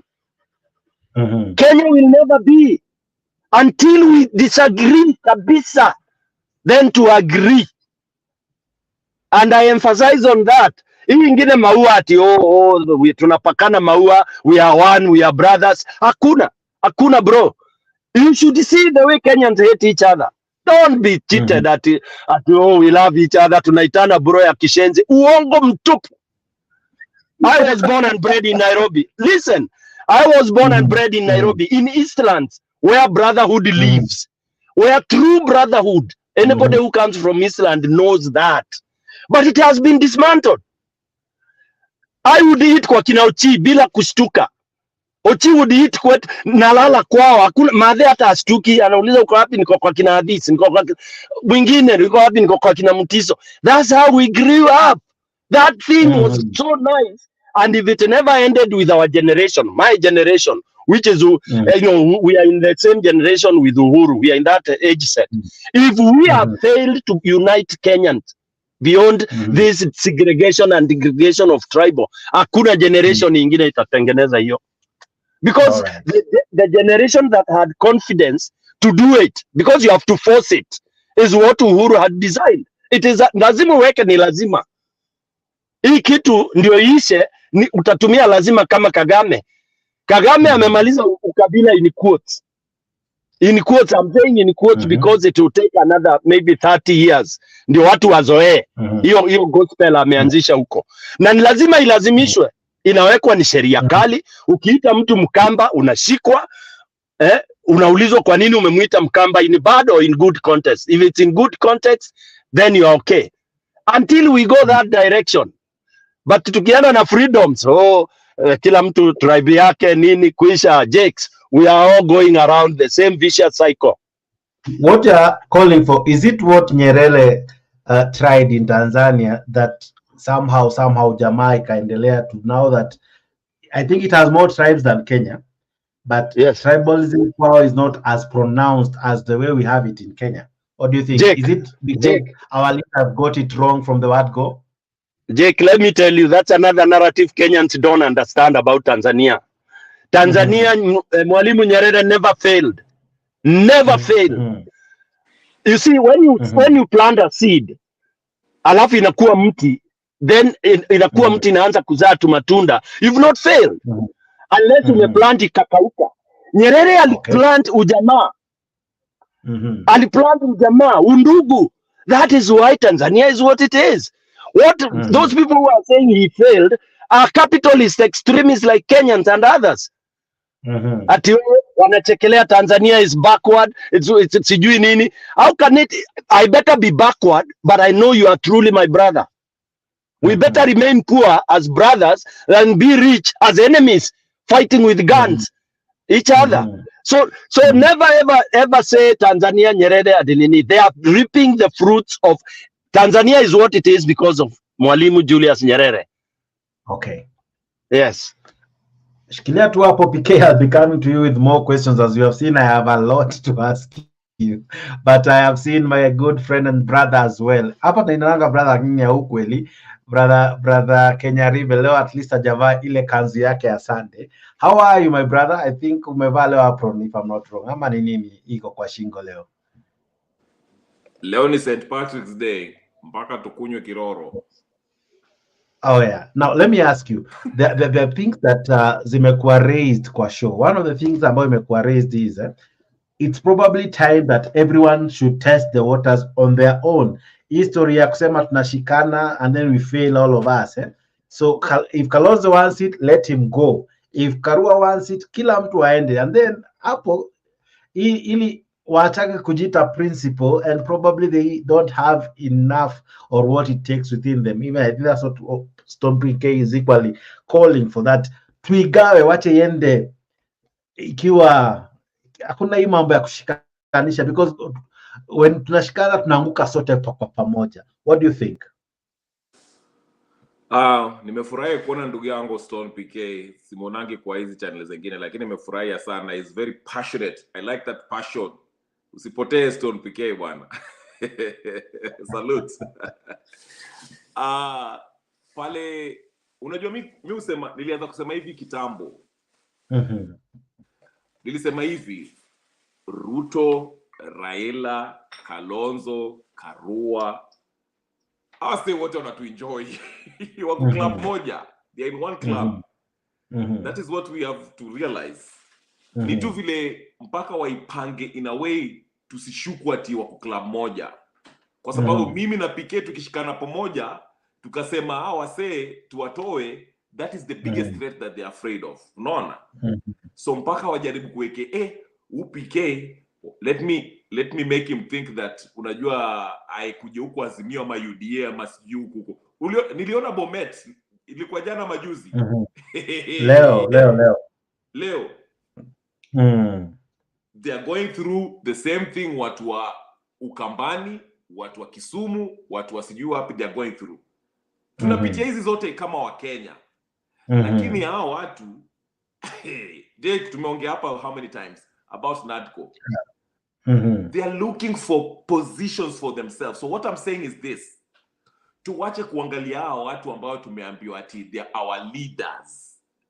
They're not our leaders. Hata huyo Martha Karua mnasema hata kasimame peke yake. Martha Karua is compromised. Kalonzo is compromised. Raila has been compromised. Ruto ndio huyo ako compromised ndio huyo. So check ni sisi tukujitegemea kama mimi na wewe tuanze yetu. Unasikia? Unasikia? And that was I've been advocating for a long time. Lakini mimi nilikuwa nasema hivyo, watu wananichapa. So what I want to say is this, mpaka tujiangalie sisi kama, and Stone PK amesema vizuri ile undugu tuko nayo. Wacha niambie Stone PK, hiyo undugu haijaisha. Unaona? Ni tu ile tukiingia kwa ninio kwa ninio siasa. Tukianza kwa siasa, mambo ya siasa. Sasa ndio hiyo ndugu inaisha. Unaanza kusema unajua nini, wewe ni mtu wa UDA, usikuja hapa kuniongea mambo ya UDA. You remember vile tulikuwa tunakosiana hapa hivi juu ya UDA na Kenya Kwanza. You see what I'm saying? So what I'm saying is this. Mpaka sisi turudi kwa ile ubuntu wa Ukenya. Ile vile Stone PK amesema vizuri, nilikuwa naenda kulala kwa nyumba ya Ochi na Madhe aulizi atumelala wapi, amejua uko fiti huko kulala kwa kina Ochi. The same thing. That's what we are advocating of. But we have to have our own leaders. Unajua jana nilizungumza na mtu wa Haiti. Wacha nikwambie story, very short story. Mtu wa Haiti nikamwambia nini naendelea Haiti? Akaniambia nini? Hao wasee, hao magango na wanakula watu sijui barbecue sijui nini. Hao wasee walikuwa nalipwa na Prime Minister Prime Minister resign. Walikuwa nalipwa waanze vita ndio endelee na ninio serikali. but they turned against him. Wakasema nini? We are going to choose our own. Unaona? So what they even started naming names of the people who are sponsoring them. So mimi nasema hivi, the same thing sisi wa Kenya mpaka itafika pahali tuache kuangalia hao wakina sijui wakina Wamalwa, they are all corrupt. Sijui nitawaambia aje, they are all done. Mpaka mimi na wewe Jex na Stone PK tukae chini na tuseme nini? Tunaanza serikali yetu by the people, of the people, to the people, whatever it is. Hakuna mambo ya sijui Raila, sijui nani, sijui Ruto nini. Sisi ndio tuanze grassroots revolution and movement. I've been saying this. Raila's main aim of staying in the opposition was to suppress a grassroots revolutionary movement. Kenya has never had opposition. I've been saying this. They have been playing this game for a long time. But wacha ni uendelee, unajua Stone PK yako na mambo ya kusema na wewe pia uko na mambo ya kusema. Endeleaje? Naja kwako tu saa hizi na Stone PK. Allow me to read. Kuna mtu ananiambia, Jake, soma comments zetu manze. All right, let me read one or two. Naona Kimani akisema hivi, Karua is not corrupt. All right, that is Kimani. Goody anasema, Kenya Rebel, I like the way you are spilling your water like that judge. Sipping, sorry, your water. Ule judge wa Joy before atoe comment kali alikuwa anakunya tu maji kidogo. Na muona Sabrina anasema, sorry, Karua was bribed by that British tobacco company in 2009. Aende akaangalia hiyo kitu. She's a Western puppet, just like Ruto and Raila and Uhuru.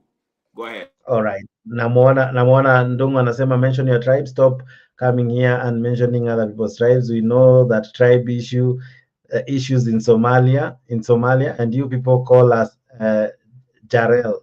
I don't know what that is. I think wanaadresiana hapo kwa comment section. Sabrina anasema, truly I support you, Kenya Rebel. All these politicians are on the same WhatsApp group. This is the same I think I should call it project. This is the same Martha Karua who was the center of the eye of the storm in 2007. They can't fight for our greatest money, that is cancer. Amen. Naona mwingine asema Uhuru should give Martha Karua Modhengi. I don't know what Modhengi is. Comments ni kibao. I cannot go through them all, but thank you so much for the comment section. Geoffrey Ruto, I see you. Sabrina Asante, Kimani, I see you. Maggie Odeng, I see you. Na wengi ambao mna participate kwa comment section, so that we continue with the show. But I'll make sure before we end the show, as we go on, rather, I'll be projecting your sentiments. So let's go on with the show. Mr. Stone PK, I want to ask you something that Bwana Kenya Rebel is saying, that probably after the solution, see us focusing on a certain leader, probably we need to focus on ourselves, so that tuseme sisi wenyewe sasa tumechoka na nyinyi, mumetuahidi ever since. You're talking of 60 years. What we have done, these politicians, the best thing they do, they change their parties. All right? Anakuja na NAK Kenya, next time atakuja na UDA, next time akuja na Jubilee. So they only change the vehicle, but the monkey has always been the same. What if this time around we say, we won't deal with the monkeys, we won't deal with the parties or the forest. We, as the people who have suffered all this while, we are going to relook at how we vote, relook at who we elect, and maybe probably sponsor one of our own. Tuseme Omtata, for example, hana chama chake kwa mfano, hajaisimama urais, lakini the people wenyewe waseme, we want you to, for example, to be the president. Can that one work? £1. Jake, Kenya Rebel brother, thank you. Habari gani masiku mingi? Nilitoka kwa hizi channel kwa sababu nilikuta tuna msemo ya kikwetu kwa mbele. Ile kinu huwa inatumika kwa kukongoa mahindi, kutenga mtama nini, you know that. Lakini sasa kikwetu huwa tunasema ukianza kuweka maji upige kwa kinu, you get nothing. Kwa kikwetu tunasema ukima manje na andere. Yani unakima maji na hiyo kitu una expect msosi. Maji unapiga inamwagika. So I realized tumeingia hiyo league sasa we are not actually we lost it. You know the way mnatakiwa kufunga goli pande ile mnaanza kuzunguka. Unaweza zunguka unacheza carpet nzuri but the end of the day lazima uscore. Hiyo tumeshindwa. Hivyo Jeka nauliza, you've just indicated. Hii sasa mahali imefika hakuna cha wale ati leaders wale wa zamani ama nini. Na hakuna kungojea ati sijui watatuonyesha. Naona comment zingine hapa ati Uhuru apatiane Muthige. Muthige ni Kikuyu ni ile stick. Ati sasa aseme huyu. Tutoke huko. What we need to do saa hii, tunataka sprouting of rebels. I'll use that strong term. Wale rebel ni ukikataa na ujinga. Tutokeleze, mimi nitoke na grupu yangu wherever it will be. Kenya rebel utoke, Jeku utoke. Hivyo Haiti imefanya, they are on the right path by the way. Ukiongea na Haitians watakwambia wako on the right path. Juu ikifika sasa ulikuwa mfuazi wangu, urudi uniambie pote mbali unanionyesha ujinga. It means nimechoka na upuzi. Look at what they did and they mean it. For me, I don't care whether wanakula watu ama wana nini. It's because this thing has lasted for too long and a solution has to come. So Kenyans pia, hii maneno we are diplomatic, sijui tunainua mabibilia, sijui tunafanya nini, hapana. Groups zitoke in your style. Utoke kwa njia yako yoyote ile. Organize your small group, hata kama ni watu 10. Start your thing. Let's uprise from all corners of that country. It will take us long, it may take us short, but uprise. Organize your small group vile unaweza na ukatae. Nisikiange Jeka kwa sijui ya Jeka anatoka wapi. Huko nisikie Jeka huko amevuma na ana watu wake 50. Ametoka Burubusiti. Whatever it is, na uko na watu wako 50 unasema hatutaki ujinga. Stone naye, Kenya rebel naye. Kona pembe zote tuache moto. That is the only way. That is the only way. Alafu hao wanataka kusimama, you don't even bother about them because wanatuingiza box tu. Don't bother. Yes. Wakisimama wakijidai president tunawatoa. Hata afadhali tukae bila president. Yes. Nimeuliza hii swali for the last so many years.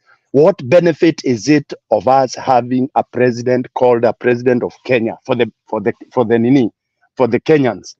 Ni faida gani? Tunajidai ati we are law abiding, sijui tuko nini. What benefit? Jake, it should take stock. Yes, take stock. Bado ni Ruto sasa 24 years Kalenjins ndio wali benefit. Ruto Kibaki akakuja. We will continue in that vicious cycle, which is so terrible. The best is we disintegrate. Kila mtu akue kwake. Yeah. The issue of, for instance, changing the presidency, and maybe here I'll ask you in this format.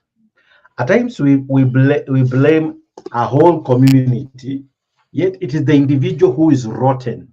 You see, like for example, how, for instance, there's this deputy governor who was just impeached the other day. It is him who was brought to task, who we were shown that this person is wrong, these are his mistakes. Don't you think equally, at times when we are looking at these people, the president, the MP, the MC, when they come to us, if amekosea kama yeye, tunadili na yeye in the sense that yeye ndo hapewi kiti, we don't bastardize a whole community because of someone's rottenness. Because as Julia had said in this show earlier, who is in power now is that man and his wife. They're the one getting the benefits. We are not getting it as much as they say ni mtu wetu. We don't get it in any way. So when we look at the rottenness of either Moi, of either Kibaki, or either Ruto, how can we remove the community from that blame, given that these people, when they mess, when they steal, they don't bring it to the community? Otherwise, Kikuyus wangekuwa mahali pazuri sana. Kalenjins wangekuwa mahali pazuri sana. Today, as Kenya Rebel has said, watu wa Bomet wana protest.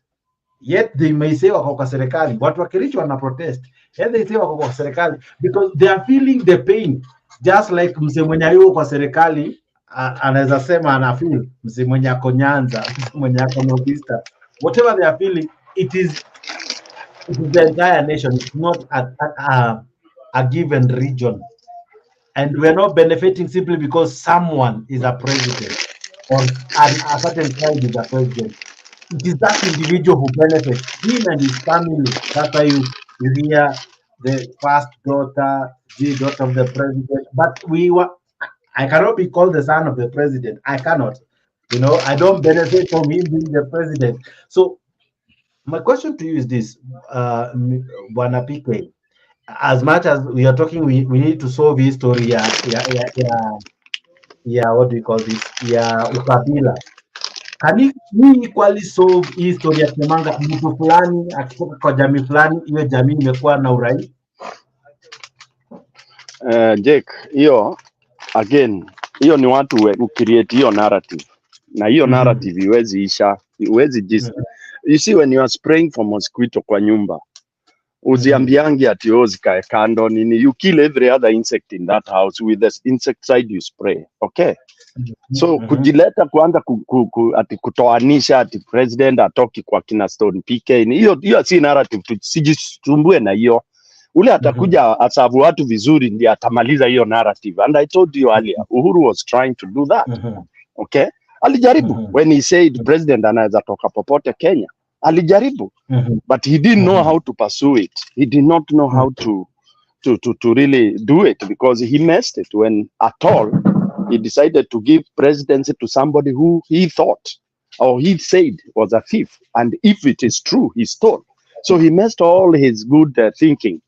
Yeah. So hiyo hatuwezi separate. Ule atakuja na atasabu watu vizuri, Wakenya wata appreciate irrespective of which tribe he comes from. All right. Number two, hiyo tusijisumbue na hiyo, tujisumbue na hii. Huyu individual almekuja, then what happens? What is the picture we see? Tunaona nini kikiendelea? Tunaona appointment zikienda vipi? You cannot stop when people see 10 out of 20. No. 8 out of 10 are from the same tribe. You will not stop people from blanketing the entire tribe. That is normal. Not only in Kenya, it's anywhere else. But it's a leader who is supposed to mitigate that. The leader is supposed to mitigate that by making sure that you as an individual, you are the one who provides leadership and guidance to the people. People don't lead themselves. This is where people go wrong. Hata hii tunasema rebel nini, tuamuke nini, hakuna, ni mtu atatokelezea hivi. Kama huyo unaona huyo anaitwa barbecue. Huyo ana group yake, huyo mwingine na group yake. All right? We may not have to go extremist that way, but what will help us is when we have individuals watokelezea, people we even don't know, by the way. But they let them have the guts. But him and a round table to solve problem ya Kenya. Forget it, my brother. These round tables, what they have done have not benefited Kenyans. If NADCO is the latest thing to go with, sorry.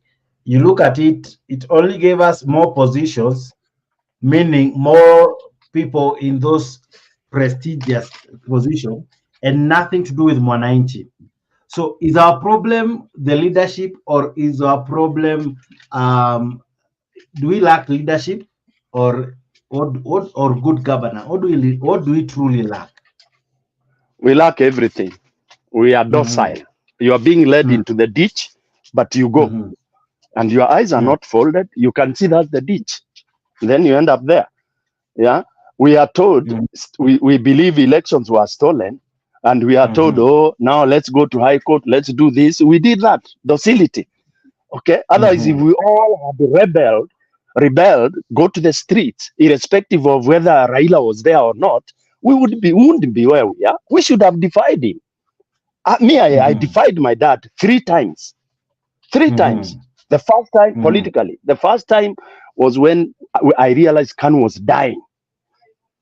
I told him, I called a family meeting because he was a diehard Kanu man.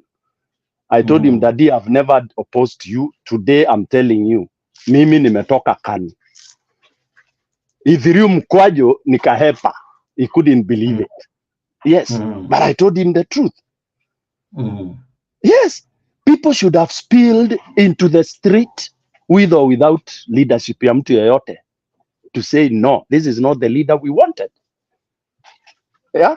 So we will continue to be enjoyed like that. Actually, tumewekwa tu kwa box moja, kwa ring moja na Ruto. Hapo ndio tuna box each other. Yeah. Yeah. So there is no need of blaming at leaders and all that. When you don't have a leader, just go. Who tells you can't go where you want to go because you have no leader? I said to leaders, tudogo tutokeleze. Jake, start leading your people. I start leading my people. That's what I'm calling for. Kama zamani ilikuwa ukienda Embu unakuta kingpin. Siku hizi nasikia wanaitwa kingpin. Ukienda Ukambani kulikuwa Mulu Mutisia. Akiongea hivyo Wakamba wote walikuwa wanainama, as much as they were laughing wakimwita illiterate. But he would be able to fill a stadium with the people. A leader is one who can call a meeting and you have people in kwa kiwanja. So if you can call up to 500 people, then you're okay. You're good. Yes. Yeah. Interesting. Yeah. So tuache to blame watu. Let's take it. Let's take it in our own way. Yes. Plan your own thing, and that people will follow you. Yeah. All right. I'll be coming just to you in a short while. Bwana Alex, how are you? Good evening, good morning. I think quite sasa ni good afternoon. Good afternoon. Good afternoon, Jack. How are you? I'm fantastic. Are you in a position to speak to us? Yes, I can, but I put my camera. Ready? Okay, now let me ask you two. 1 minute. 1 minute. All right. Sasa unasikia hiyo bro? Jake. Yeah. Now, as Alex is working on his end, there is this question ambayo kila mtu anauliza. How come Kalonzo has taken so much, and sorry, I'm kind of taking you back because it's something I forgot, but now I've remembered it. Kalonzo for quite some time has always yearned to be endorsed. Right? You're rightly saying that why should one wait for endorsement? If you want it, go for it. Now, the reason as to why he has always been on the periphery, ameshi kungoja. Saizi ambapo imefika time yenye anaona the coffee is ripe. Watu kama wameanza kuchange conversation. Is it that he was never the people's choice from a long time ago, and he has never grown from 2007 when he first vied up to today, and he has always held to that position, thinking he's still popular, but kumbe people have their own thinking, and that's why the thoughts of one Karua, the thoughts of others is you can easily buy it, but the thought of Kalonzo is always a difficult conversation. Why do you think that is so? Jake, let me tell you about Kalonzo, the much I know about him, and the misconception of Kenyans. Misconception of Kenyans, and this is a narrative what Kenya wanapewa za ujinga tu. Kalonzo has never ever sat ati anangoja kuwa endorsed. This is people who have ni watu wameweka hiyo. I've been so close to Kalonzo. I was with him politically and everywhere. I've always been there, for a very long time before I left. Yeah. He never ever sat saying anangoja ana expect kuendoziwa na Raila. That you can take to any bank. Hiyo ni narrative za watu. He has only been respectful to Raila. Take that. Respectful because you are my colleague and you are pulling more clout and all this. I give you a chance, but you don't leave me behind. Okay? And even when he says it is my time now, there's nothing wrong with that.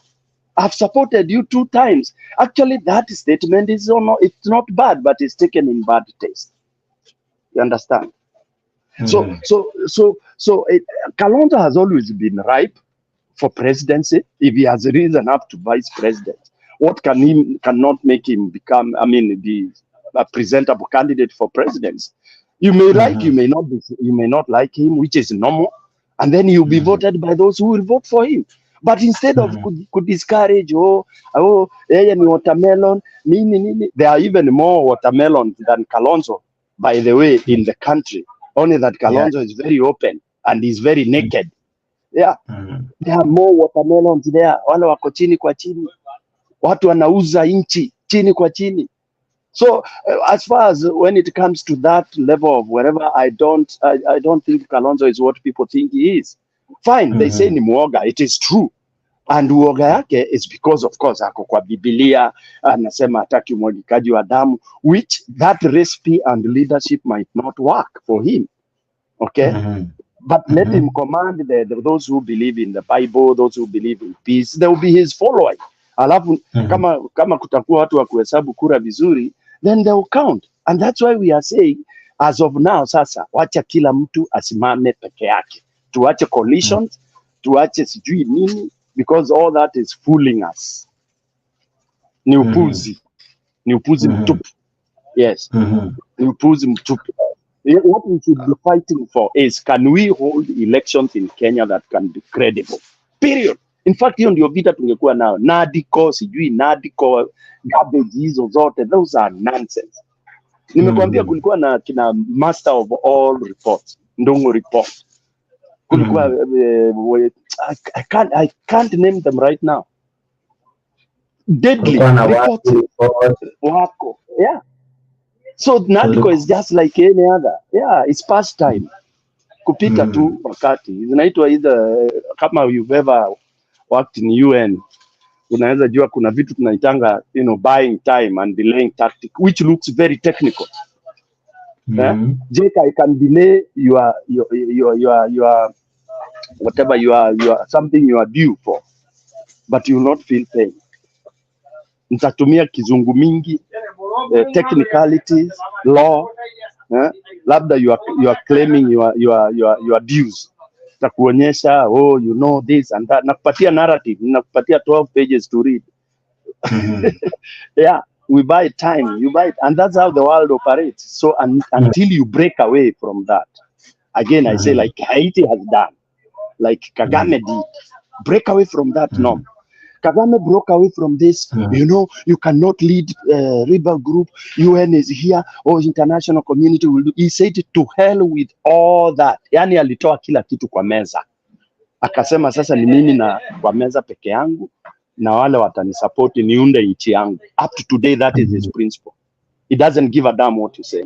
He doesn't give a damn what you think. And anapepea tu, anapepea. Mnamuita dictator. Mnamuita. Anasema ni shauri yako. Wewe una country yenyu. Same thing with Museveni. As much as people don't like him, bado anapepea tu, na Waganda wanaendelea na shida zao hizo ndogo ndogo, juu hakuna siku utapata shida. So hii yetu ati sijui tuko Democrat imenisinya is what has led us to where we are. Wa kwanza tumekuwa wa mwisho. Jake, and I keep saying, our formula ya Kenya is not a winning formula. Hatuwezi win. Yes. Hatuwezi win. Poverty will continue. Corruption will continue. Elections will never be right. Because ile pin yenyewe hatutaki kuispin. That's the truth. You can have all commissions on earth. You can have wako. Sasa wako atakusaidia na nini? Wako. Sahi, today. Atakusaidia na nini, je? Mr. Alex, I don't know if you are able to hear me.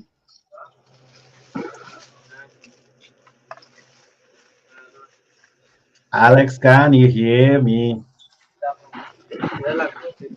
No, I'm saying I'm disagreeing with him, even though he's my best friend. No problem. No problem.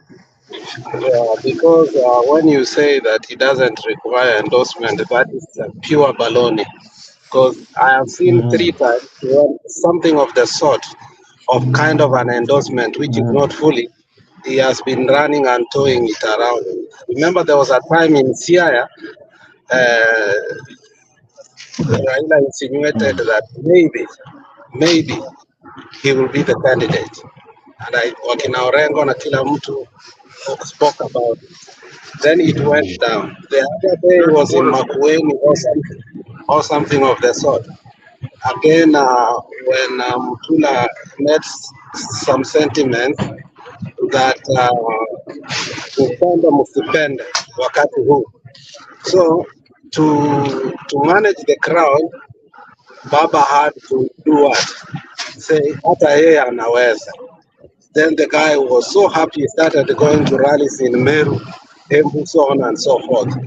I mean, the truth and the reality is a man that is a very good man, and is a man I really respect.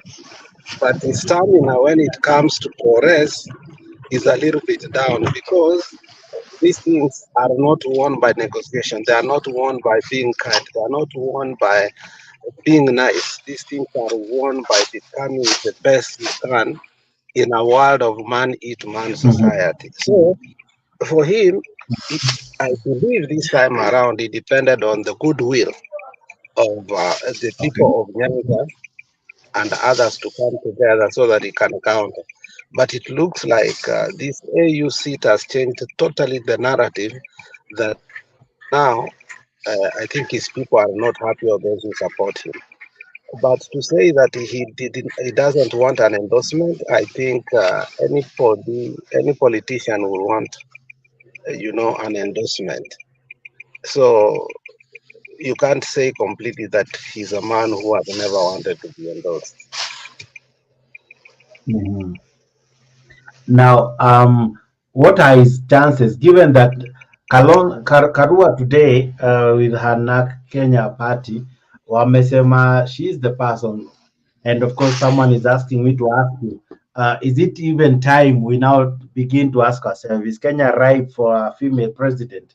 Maybe hizi shida zote zitaisha if you were to do a suluhu in Kenya. I lost my network. I didn't know what you asked. I'm asking you, the talks for Martha Karua have now begun, and her party today said it will begin grassroots recruitment and everything. And now my question to you is this: is it time that probably we tried a female president?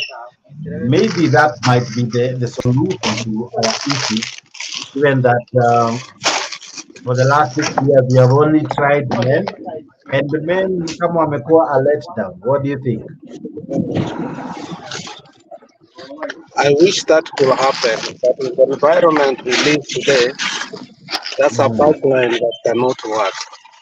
You remember the narrative for the politics of Kenya changed in 2007 when the Pentagon was created, and we started having a very expensive campaigns, and that necessitated us that the people of means must bankroll their own campaign. I think she's a good person, she's honest, however, she lacks money to bankroll. Remember, you have to field candidates all. You cannot be president and then you don't have a majority. It cannot work, and it will never work. Had she had a base within her own people to support her, then I could have agreed with you. Our own people have rejected her several times from governorship, which she won akaibiwa.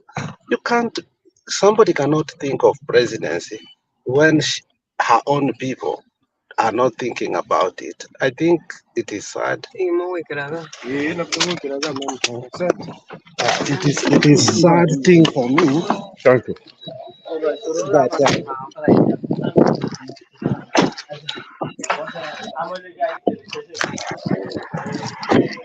Sorry, I was interrupted. So it's a sad thing.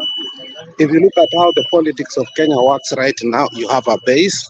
You must have seats that you are clearly seats that you know you are going to win. You must have MCAs. You must have women reps. You must have senators. Look, William Samoei Ruto was able to kill Jubilee, a party that I thought was going to be the supremo of what? A supremo of what?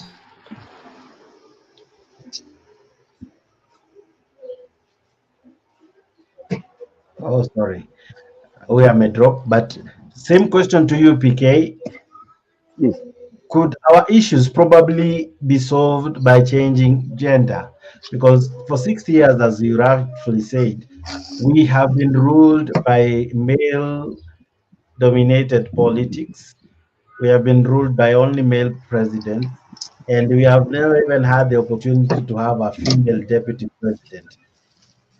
With changing of gender, or the gender narrative now being pushed, do you see it as a win-win for Kenyans? Jake, again, Kenyans they are being diverted into non-issue. You see, leadership is not about gender or whatever. It is not. You understand? It is not. Yeah. That is tired. That is a tired kind of reasoning by people who are trying to say that now, you see, gender will make a difference. It is the character. It is the person. It is the person that is the person that leads. It's not whether I'm a man or a woman that makes me lead my people. So Karua could do, any other woman could do, any other man could do. All right. So we should not focus on gender anyhow. No. In fact, gender, we should only bring in gender when now we go into that mobilization of votes. Only that. That women now gangs against men because they have numbers and only that. Hiyo tu, lakini si ati automatically now it must be a woman or we are tired with men. Let's look at Martha Karua as a person, as a leader. What do we think she has? Which people already know. By the way, let me tell you, as much as Alex is saying Martha was rejected in her own background and all that, those are the political kind of games that are played by the men. Okay, there are the men who are trying to plant those very stupid ideas. Or Kikuyus can never be led by a woman. Or those now that when we have people understanding that those are garbage narratives being spilled over by opponents of Martha Karua, then tables can turn. If we believe in Martha the way people do, By the way, majority of Kenyans, as much as somebody has said, oh, she had a corrupt case and all that, I would also say in Kenya, let me have very, of all those leaders on top there, let me have somebody who is mweupe kama pamba. All those leaders, all of them. So I tend to think sometimes we go tired way, yeah. But if we believe, and the way Kenyans are talking and have been talking when Mother was running with Baba, Jake, I'm sure you followed. People are like, yeah, she will make the best DP because in case of anything, she will prosper. She will put forward what Baba has been fighting for. Why were we saying that then? What has changed? What has changed, Jake? I mean, hata sisi pia lazima tujue kuna watu wanajaribu kudrive hii siasa. Okay? Mwananchi, I can assure you, mwananchi ana faith, ana believe in warriorship of Mother Karua. Mwananchi wa kawaida anajua Mother what she can fight for. But the fellow politicians, they know how lethal she is to them. That is it. That's the thing. That's the secret. She is no nonsense to any politician in the country, including Baba. Yes. Yes. Including Baba. She can tell him off if he's off the cuff. That is now what you need for this country to transit. Somebody who can come very close to Baba's beliefs and prosper. Because Baba believes in fairness, believes in justice, believes in... who else does that?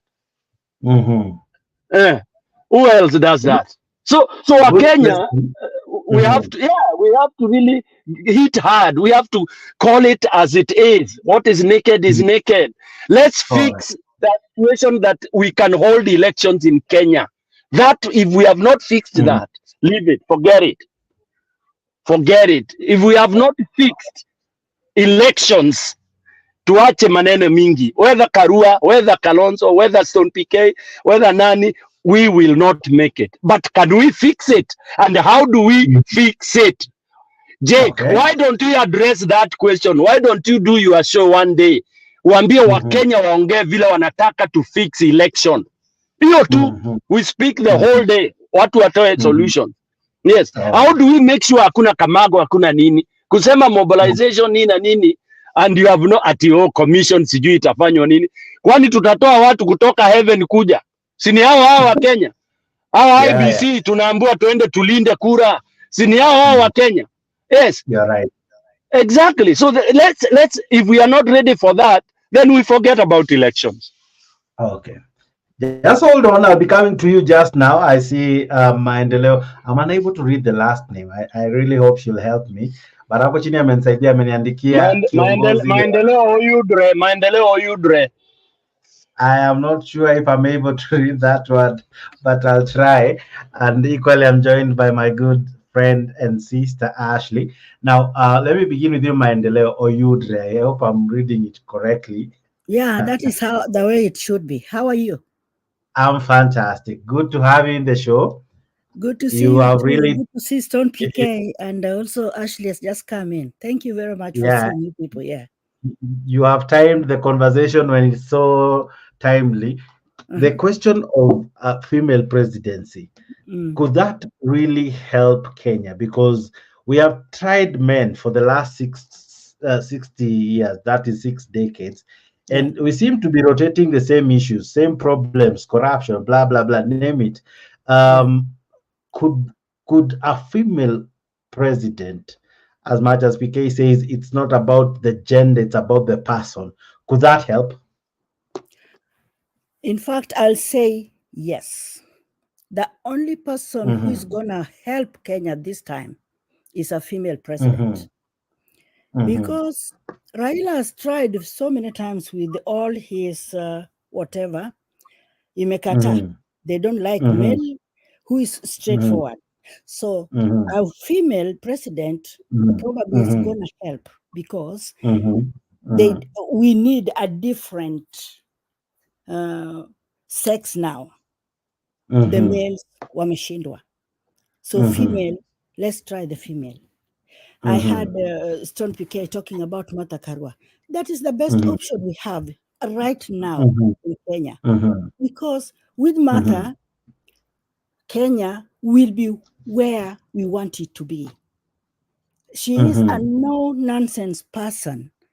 Hata wakiweka whatever, wakiweka maneno gani ati ye nini, corruption ya Mathira ni wapi? Where on earth have you had Mathira ameiba shamba la mtu? Mathira amechukua hata nini la mtu? Yeye mambo zake all the time is hakika, hakika na ukweli. The first female, the first woman to walk out of office because of her no-nonsense attitude.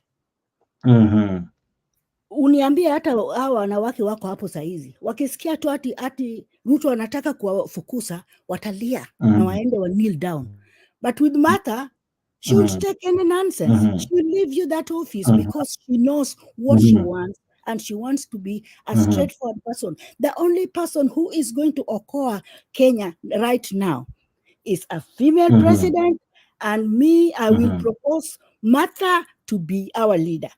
Anyway, hakuna cha kusema sijui nini Mathira nini Mathira nini. Please, the men wameshindwa. Because hata ukiangalia all the men,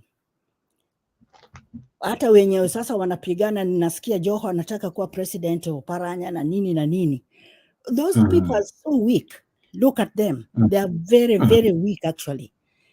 But with Mathira, at least my votes can go to her, because she is the only person who can correct this country and to bring it. Maybe she will not bring in 10 years. Maybe she cannot bring it, bring everything in a straight line, but she will try, because she is a no-nonsense person. Yeah, she doesn't take All right. Yes, for a ride. Mm-hmm. She doesn't take. Yes, for a cup of tea. She doesn't take anything. If she doesn't Mm-hmm. want, she will say no. And even if you give her that cup of tea, she will tell you, no, I don't need that cup of tea. My answer is no. And that is no. Mm-hmm. Yes. Mm-hmm. Yeah. Now, for Karua to succeed, equally, she would need to have people from her party equally win seats.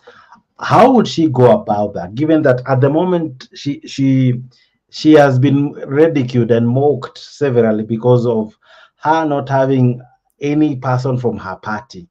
What can she do? Rebranding, changing the party? What are some of the ways she can look into that may help her cause going forward? Because I think her having members of parliament and even counties and even governors from her party would equally be of benefit to her. What do you think? What can Martha do to improve her chances? I don't actually go for the parties or things like that. What Kenyans should look at is a person and his or her personality. Because what is a party? Look at the party you are calling Kenya Kwanza. What is happening there? Yeah. What speciality do they have as those people who have been elected and they are the majority or the things like that? Who are they? Yeah. Let's not just take somebody there because she has a whatever. If she can win that seat of being a president, that's enough. Me, I don't go for things like those things you want to go for at a party. What is a party? If we can find a way to back up Martha go there, win that seat of presidency. She's the one who is going to operate by herself, and she knows whom to put here and whom to put here and whom to put here.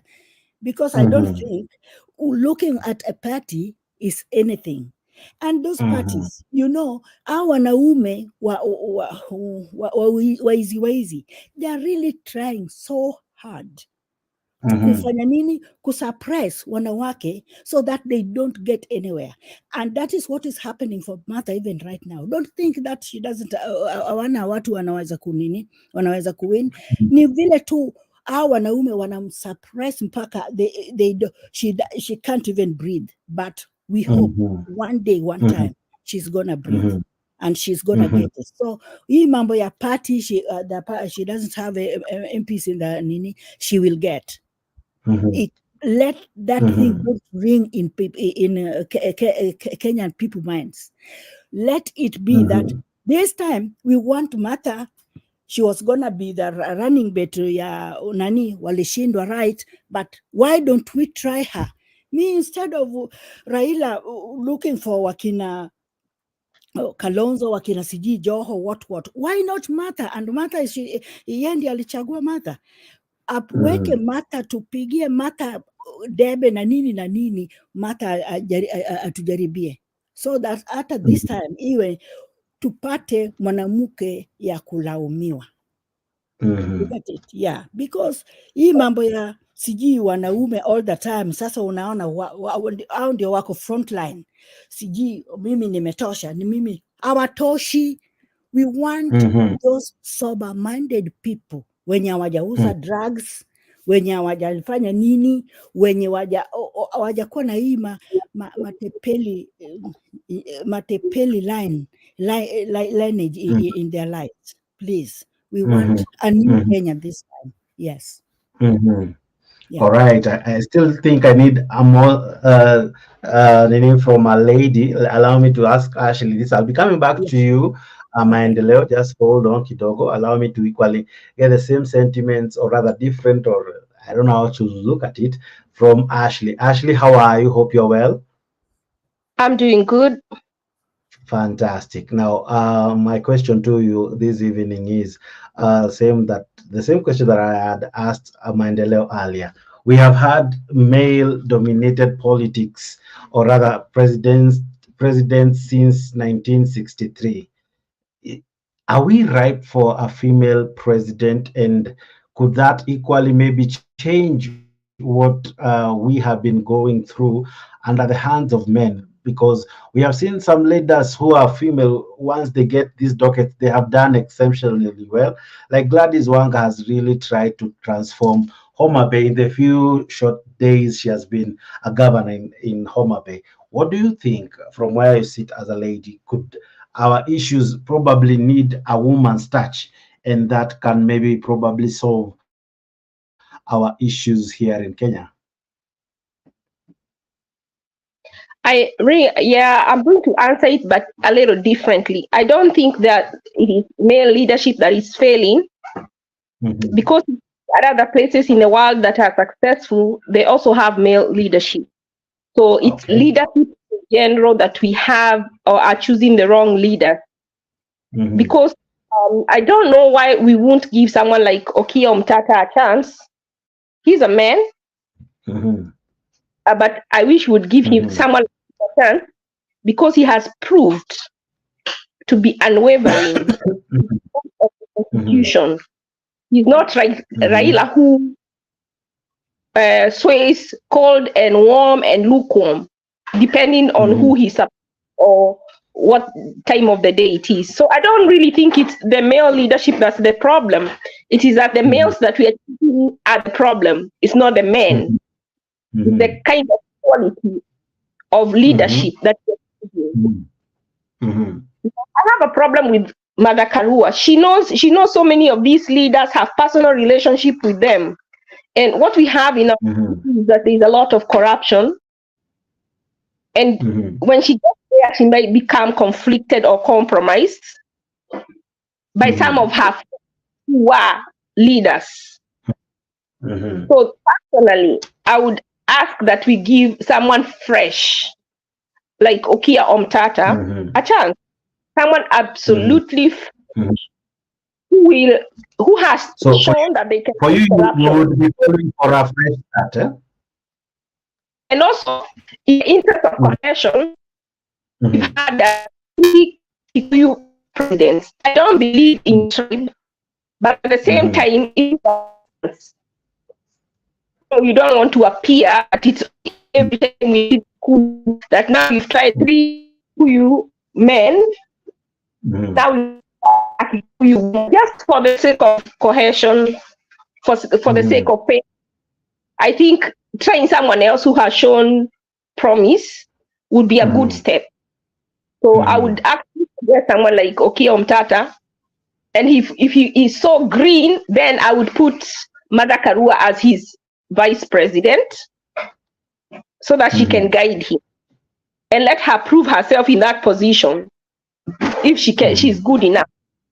Yeah, but I think for the sake of cohesion, for the sake of fairness, just like they are doing in the AU, we should give another tribe a chance. Not because I don't believe in this thing about tribe, but that is something that will be used against a Mother Karua presidency, against the Kikuyu. And the Kikuyu are the most victimized people, because it is not the Kikuyu who have been in president, it is particular families. It is particular individuals. When they choose, if they come to power and they choose all Kikuyu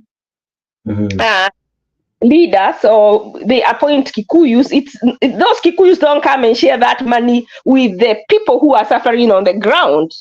They don't bring development to their ground, because if they did, how comes even up to Kikuyus who are still drinking water from the stream, from the river, dirty water?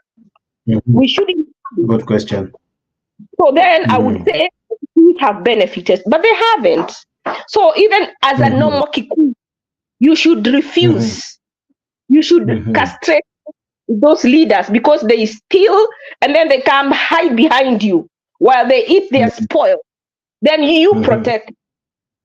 And you should refuse. And I hope PK is still here. Yeah, PK is here.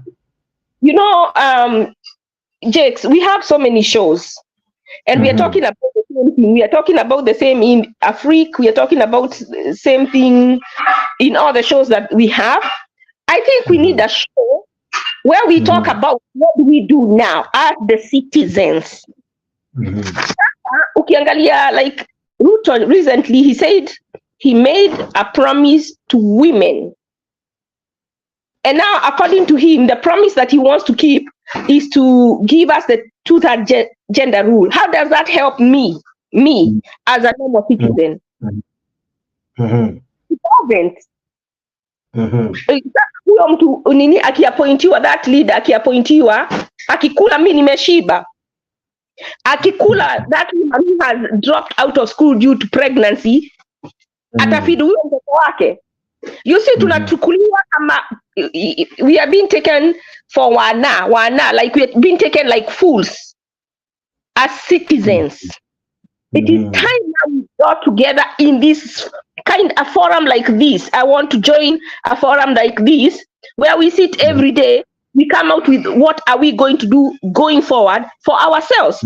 I had someone talk about there is something Inua Jamii, something, there is a certain group where they want to go to court and ask about citizens and elect something. They want to do something because the people, the elected officials who are supposed to represent us are not representing us.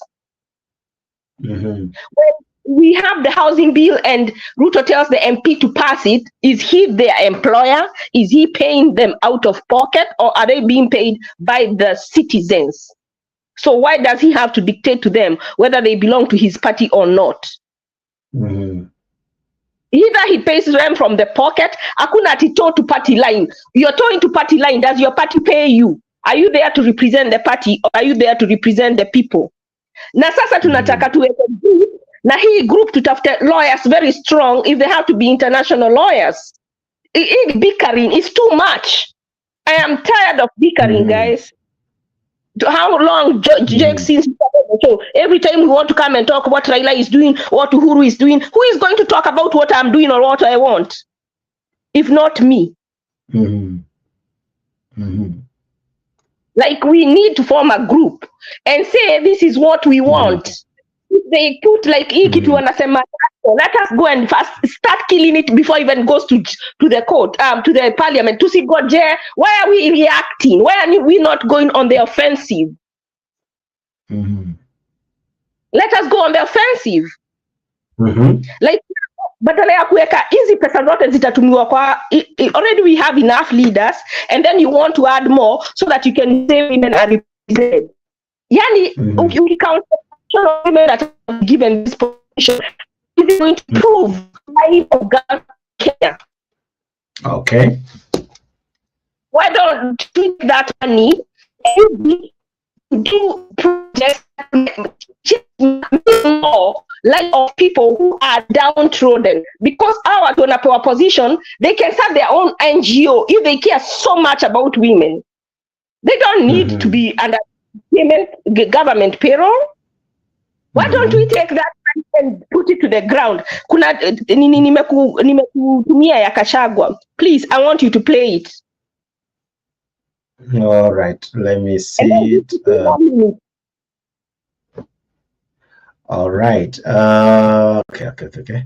Yeah, I'm downloading it now. I don't know if you're through, because I wanted to ask. I'm not through. Let me finish, and I won't take. I will let someone else talk as much. Gachagua was asked. He was talking about something in that clip, and he said we are not discussing positions because positions are not the problem. We want to discuss economic matters. When they went to Nyeri, when they were doing the contract with Ruto, they said other presidents. That right now we have a president and we are suffering. It was Uhuru who was in power, and they said so. The fact that we have a president who is from our tribe doesn't mean we don't suffer. That's what I'm talking about. So these people are not foolish. We said someone should tell them they are being misadvised. How come siku hizo alikuwa so coherent? And suddenly he's out of touch. It's not selective amnesia. All right, I have the video for you now. Can I play it? Sure. All right, Maendeleo, Honorable Alex and Ashley, allow us to play this one, and then we will be back after this footage. County, where the UDA party is holding a consultative forum with traders from different economic sectors to gather their ideas and priorities to be included in the bottom-up economic model. Leaders allied to DP Ruto in the region are also in attendance. Melita Oletenges joins us live with an update from Nyeri. Melita, what's the mood like on the ground? Well, Julians, the mood is that thousands of traders have gathered here at the Brookridge, and you can see the anticipation here, just waiting for the Deputy President William Ruto to make his way here. Remember, this meeting concerns traders from Nyeri County, different economic sectors gathered here for a consultative meeting with a UDA economic team that is led by Professor David Ndi, who is already here.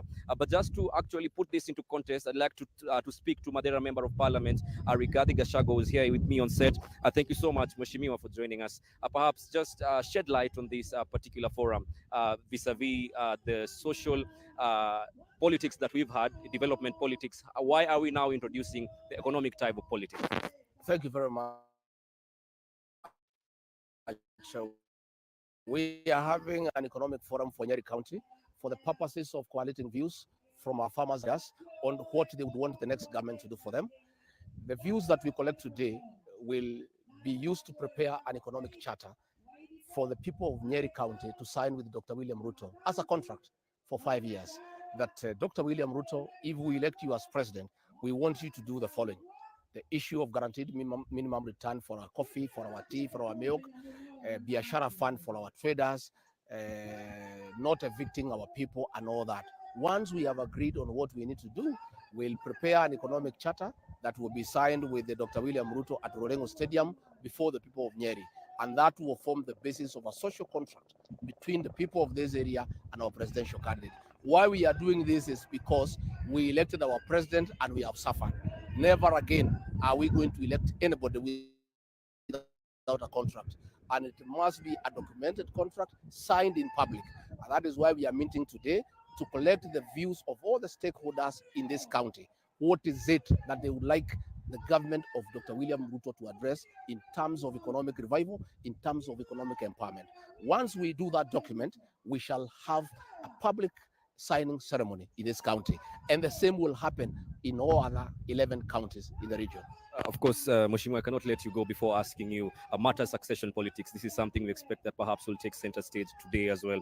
And you've been mentioned as one of the top picks that perhaps Deputy President William Ruto might pick as his running mate. Perhaps have you had this discussion on your side? No, we are not discussing positions.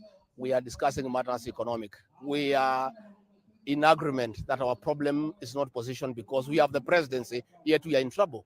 We are impoverished, we are suffering, and we have the presidency. We don't think positions will sort out our problem. What we need is an economic charter with the presidential candidate and the next president of the Republic of Kenya. Thank you so much. Mheshimiwa Rigathi speaking to us here in Brookridge. All right. So that was during the campaign era, and even the president made such sentiments that it's not about wananchi, si mambo ya kuongeza veo, ni wakati wa sio mambo ya viongozi, ni wakati ya mwananchi. But as soon as they joined power, I think the story changed. Ashley, if you can comment about that before I come back to Akina Maendeleo and Honorable Alex. So shortly, he said positions will not solve our problems. We want to see those contracts that were signed. Before they implement the NADCO report, they need to implement what they said and promise those people in those contracts about economic empowerment and economic reform. Then, after we have finished that, whatever money is left, we can do the positions, because that is luxury. That is where we come in. That is where we come in. That's why we go to court. That's why we go on the streets. We need to get lawyers. We need to keep in court about these things that they are saying. He keeps saying he wants to implement the housing because that is what is promised the people. We need to hold him an account. You know, like we shouldn't just sit there as spectators. We are not. We are not spectators. But we need to hold them accountable. And then on the seats, on the 2/3 or 1/3 gender rule, let us, the citizen, it is more profitable to use that money for all those seats and all those offices, whatever the amount will cost, Take that money, take it to the ground. Let's open where women who have had children and dropped out of school can go back to school, help children, help mothers have access to childcare, free childcare. That is how you help women. That is how you help women raise.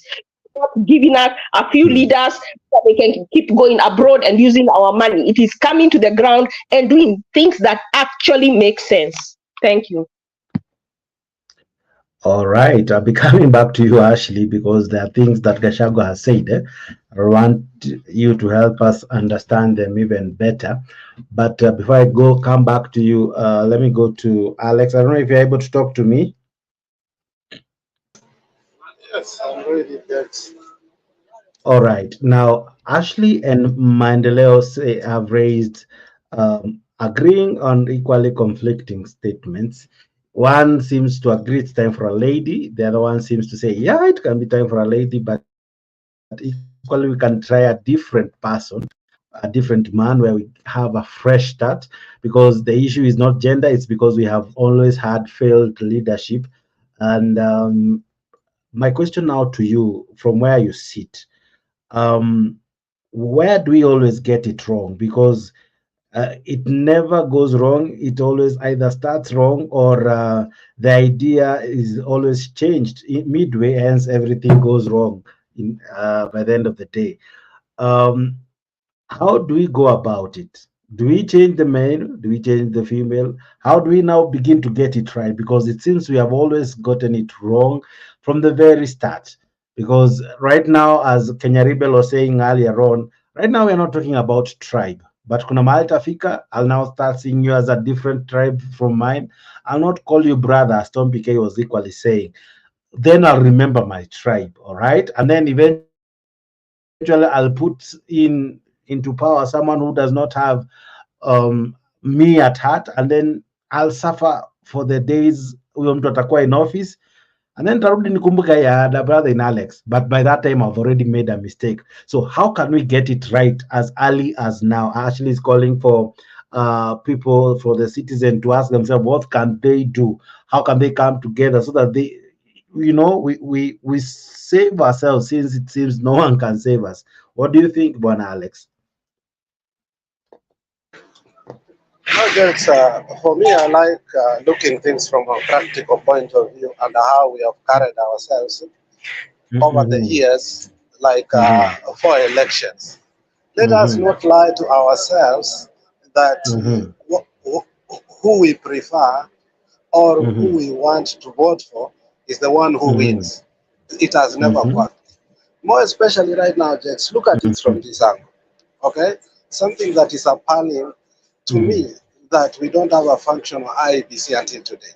That if there was to be a recall of any nation, we cannot have an election.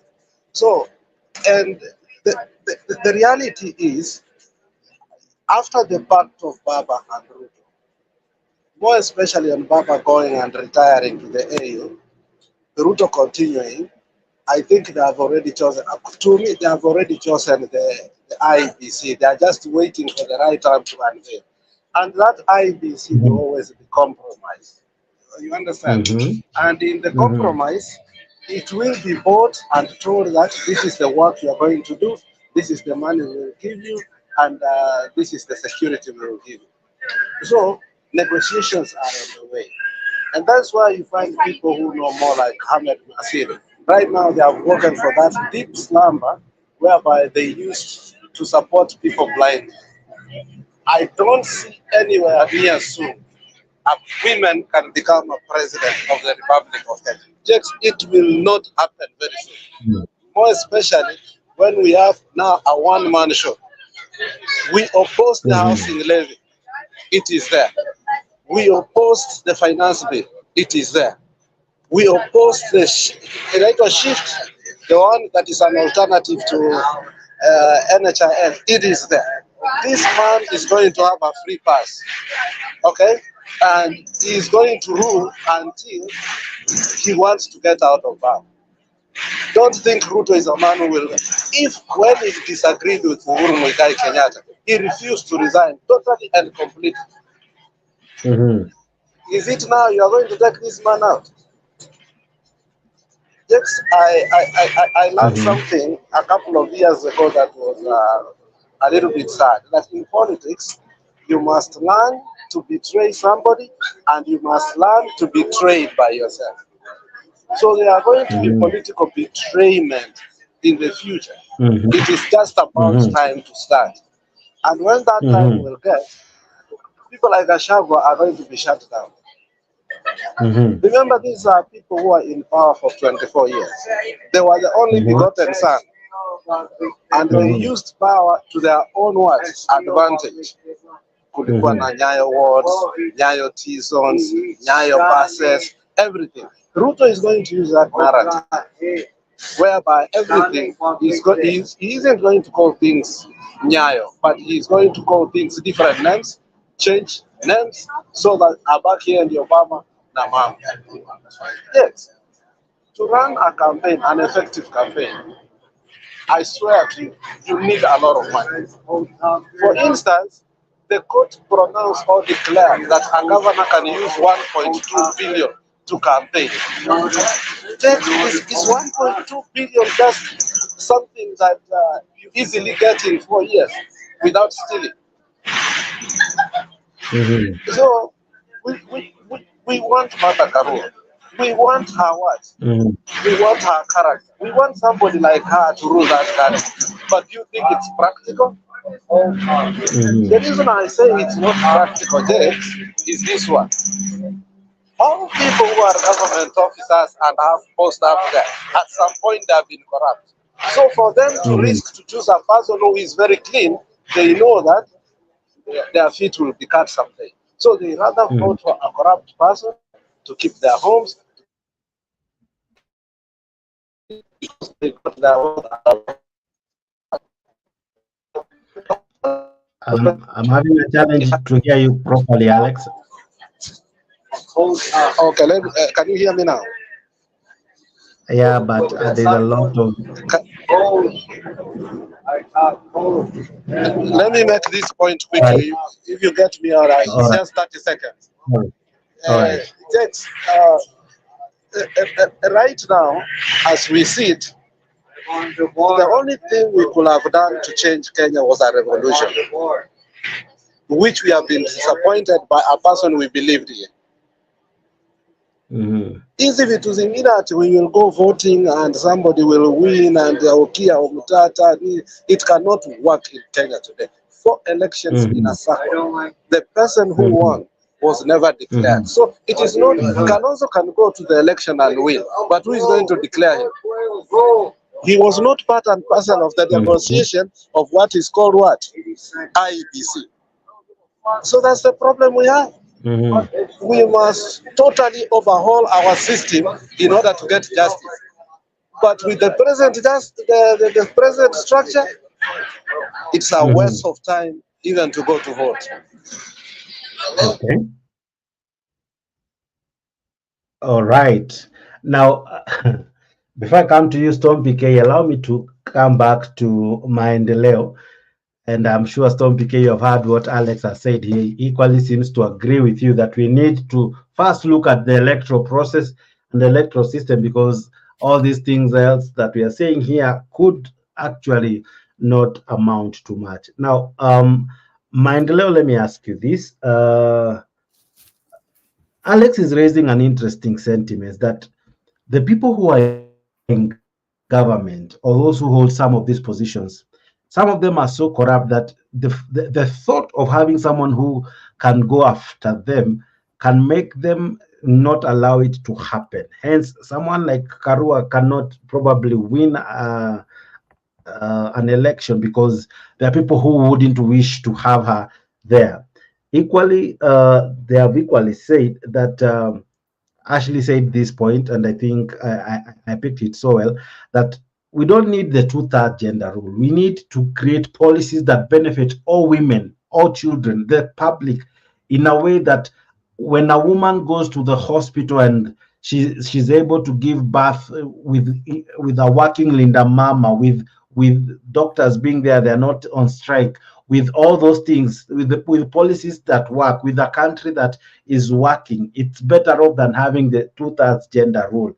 From where you sit, what do you make of sentiments from one Alex, and equally what Ashley had raised earlier?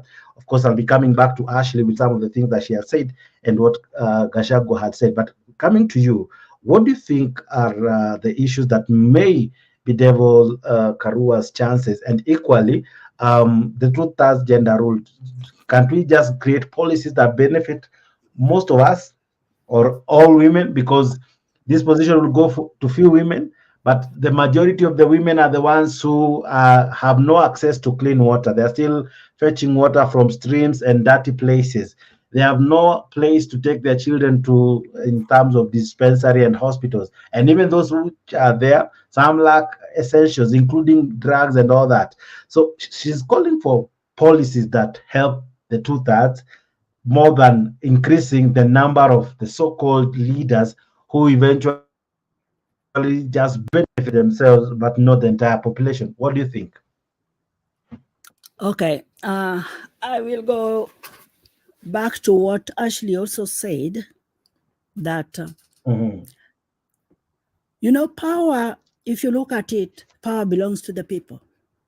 It doesn't belong to an individual, even Ruto. And what is proving to me that Kenya, we can have a change in Kenya with the policies we are going to implement by ourselves, is what is happening currently, even in Ruto's presence. The Heckling can prove to you that Upunda imechoka. Yeah, nobody fears anymore. So, your chance Alex, I think I will let Alex know that things are changing, and they have changed. We have completely changed. Our minds have been changed. It's totally something different. I'll go by the Ashley's idea of forming a policy on what we want is what is going to happen, because we are the people of Kenya. We should not be manipulated. We should not be guided like, enter this side, enter this side now. So we should be. What I want is what is going to happen, because I am the one who is electing you. Hii mambo ya siji, we have tried, yes, we have tried many times, but you're trying very many times imefanya kila mtu in Kenya wamechoka. They know, and they have that what is, I'm not going to be used this time. I think that is what is going on in Kenya now. So if we put it down and we implement it, and we just put the policies, ifanye kazi the way we want, because what he was saying, let those they promised come to work. Not that we just brush them off. They said they are going to do this, they want this and this, but are they working? And those are the policies we are, as the people who are going to implement it and let them work, because we are the people, and the people of Kenya, Kenya is their country, not the leaders. Because these leaders, we are the ones who are putting them in that leadership. But if they can come na ujanja, alafu wakisha janjaruka wanatuacha hivyo, I think it is now they're taking a U-turn. The Kenyans have taken a U-turn. Why I'm saying this and confident about it is the heckling which is going on in Ruto's backyard, Kericho, Ruto's backyard, Bomet, and so many other places, because I follow them. Zingine hata zilinipata nikiwa huko. I was there in Kenya recently. But I know it can work, and a U-turn is there. So putting water there, as I said before, it can, if we want. If we people of Kenya want Martha to lead us next coming election, she's going to lead us. Whoever we want is the one who is going to lead us. Hata kama ni Kalonzo ndio tunataka, hata kama ni nani, but not Ruto, because we are going to form a policy which what you are telling us is what we want you to go and do for us, not cheating us, and then ukifika huko unabadilika, sasa ujui bottom up, unajua tu mambo zako zingine. Yeah. Okay. The other question that probably I would ask you, just a quick one. Ashley spoke about a fresh start where we don't consider tribe, because in any case, it has only benefited an individual's home. Because as you have rightfully said, when they heckle, those were places that William Ruto scored quite high in terms of those people who supported him. But even there, they feel disgruntled, they feel shortchanged, they feel they're not happy. You cannot heckle someone if you're happy. You cannot boo someone if you're happy with them. Probably something that is wrong. So actually it's calling for a fresh start where we look at a different candidate, a different personality. Is that what Kenya needs? A different start? She even has proposed someone like Okiya Omtata, even saying she can't be deputized. He can't be deputized by Martha Karua. What do you think about that? Is it something that can work? Okay, a fresh start can only work with because this was your question. You brought it so nicely. A fresh start, I think, is gonna be either can we this time try a female? That is a fresh start, because we have been led by male all along. Yeah. Even Okiya Omtata, I'm not refuting him, but he is a male. So can we try a different angle by this time taking a female? And a female, it's not that we are going to look for somebody somewhere. Yeah. Martha Karua has proved that she is just like Okiya Omtata, because she's somebody who cannot take nonsense and stay in that office with your nonsense. She's somebody who, if this thing is right, I'm going to take it. If it is not right, I'll leave you with it. Yeah, I think that those are the fresh starts. A fresh start in Kenya now is probably we try a female rather than going for a male. Let Okiya Omtata, yes, he's also a fighter. He's really fighting for Kenya, but let him deputize Martha Karua. Yes. All right. Thank you. All right, I'll be coming back to you, but before I come back to you, I want to raise something that Ashley said it, and I don't want it to be forgotten. Ashley said something that is quite true, that Martha Karua, as much as she qualifies, and now this one I direct to PK, as much as Martha Karua is qualified, Kenya, as you had earlier said, PK, we are a tribal country. And you rightfully said, one, Uhuru Kenyatta has said, it's only 2 tribes which have led Kenya this far.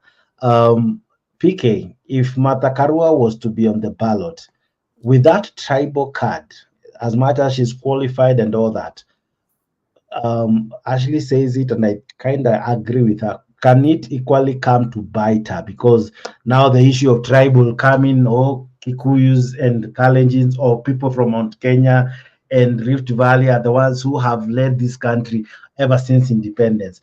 How will it compromise her candidacy? And equally, how can she overcome that hurdle? PK? Before he come to you, let me just correct you in that line. Okay, Martha Karua is a Kikuyu. All right. But if you look at her opinions or what she is for, then she's not a Kikuyu.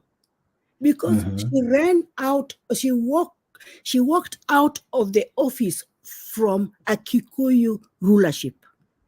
That time it was Kibaki who was leading. She didn't mind that this one is Kikuyu like me, so let me just stick even if it is what. So I think what we are getting into, like a tribe or what, tribe has really ruined this country. we should look onto somebody who can work for us and make this country straight. Okay. Yeah, me personally, I'm seeing that on Martha, because maybe Martha, when she's doing all these things, she's not looking at herself like a Kikuyu. Yes, she's Kikuyu, but she's looking at herself as a Kenyan. Yeah. Yeah. So if we are putting it like Martha is Kikuyu and the leadership has been on Kikuyu, and that is why I said Martha can be there, and then Okia Umtata can be her deputy. Yes. All right, Umtata to be the deputy. I think now you have changed. Ashley said Umtata president, Karua deputy. You are saying Karua president. Because we are looking at those who can work for us and those who have really tried to work for the Kenyans. Thank you. Fantastic. Yeah. PK, same question. How do you look at these two names being fronted, and equally, what are some of the shortcomings, especially for one, Martha Karua, given her backyard where she comes from? Two, now we are having two cards. One, Umtata leading, Karua following. Mandela says Karua lead, Umtata to back. What do you think about that? And what equally Alex said that as it is, it can be difficult to remove Ruto from office. Jake, I think we are just going around about the same spot, moving to to nowhere, because I know, because I had asked you this earlier, but it's because these ladies have brought it in a different. We didn't even talk about Umtata. That's why I brought in, so as Jake, let me put it this way. We can bring even Jesus Christ to be our president. I mean, to vie for presidency in Kenya. We can bring him if we had the power to. Bring anybody you think of. Umtata, name it. Do you think Jesus Christ will win an election in Kenya? Alex. Yes, with the right strategy. Let me prosecute my thing. I know why I quoted Jesus Christ. For those who know literature, they know what I'm implying. As it is, you're talking of an immaculate person, right? Alex has made it also very clear in his contribution. You can bring whoever you want to bring to go for elections in Kenya. And unfortunately, this is the truth which people hate to hear. Hakuna mahali tunaenda, because the issue is not Umtata ati ako aje, ama Martha Karua ako vipi, ama Stone PK, ama you see issue. That's not the issue. After the issue here, the power of the people. Now we have known people have no power in Kenya. Guys, let's face that. Let's swallow that bitter pill. We have no power. We, the people, have no power. It is only on the book. It's only on the book. Because if we had power, Jake, we would not be here. Here we will be debating. Stone PK is not doing this. Senator so and so is. That's now what this channel would be advocating for, shouting out to leaders who have been duly elected for the people, by the people. Then they would listen to what you guys are saying. They would go debate. They would disapprove wrong bills. That is where we would be had we gotten that power we claim to have from the paper called Constitution. So we the people have no power. And until we the people get the power, and the power will not be brought to us by anybody, it is coming out within us, popping out, oozing out. And it doesn't ooze out when you are holding your Bible. I'm not a Christian. Why I keep on talking? Because that is where we go wrong. That is what has killed us. Our faith in the next world is what has made us suffer in this world. We've been made to think and believe sisi hatuwezi pigania haki yetu ni kuenda kwa maombi. Then already tumeingizwa kwa devil worship. I mean, we are totally off kabisa. And Ruto, this is what he had geared to. By the way, today, Jake, if you want to go and win election in Kenya, start being devilish, you will get it. Kuwa tu mtu wa shetani, fanya vitu zote zile shetani anafanyaga. Ukienda na Jesus, you are done. Vaa nguo ya Jesus, lakini ufanye kishetani kabisa. Usiku unanyonga watu vizuri. Okay? Then you will survive. Anyway, quickly to your question. Until we decide to dismantle, and this has to come from some individuals, dismantle what there is in Kenya today. You may call it a rebellion, you may give it whatever name you want to give it. It might be called all the ugly names.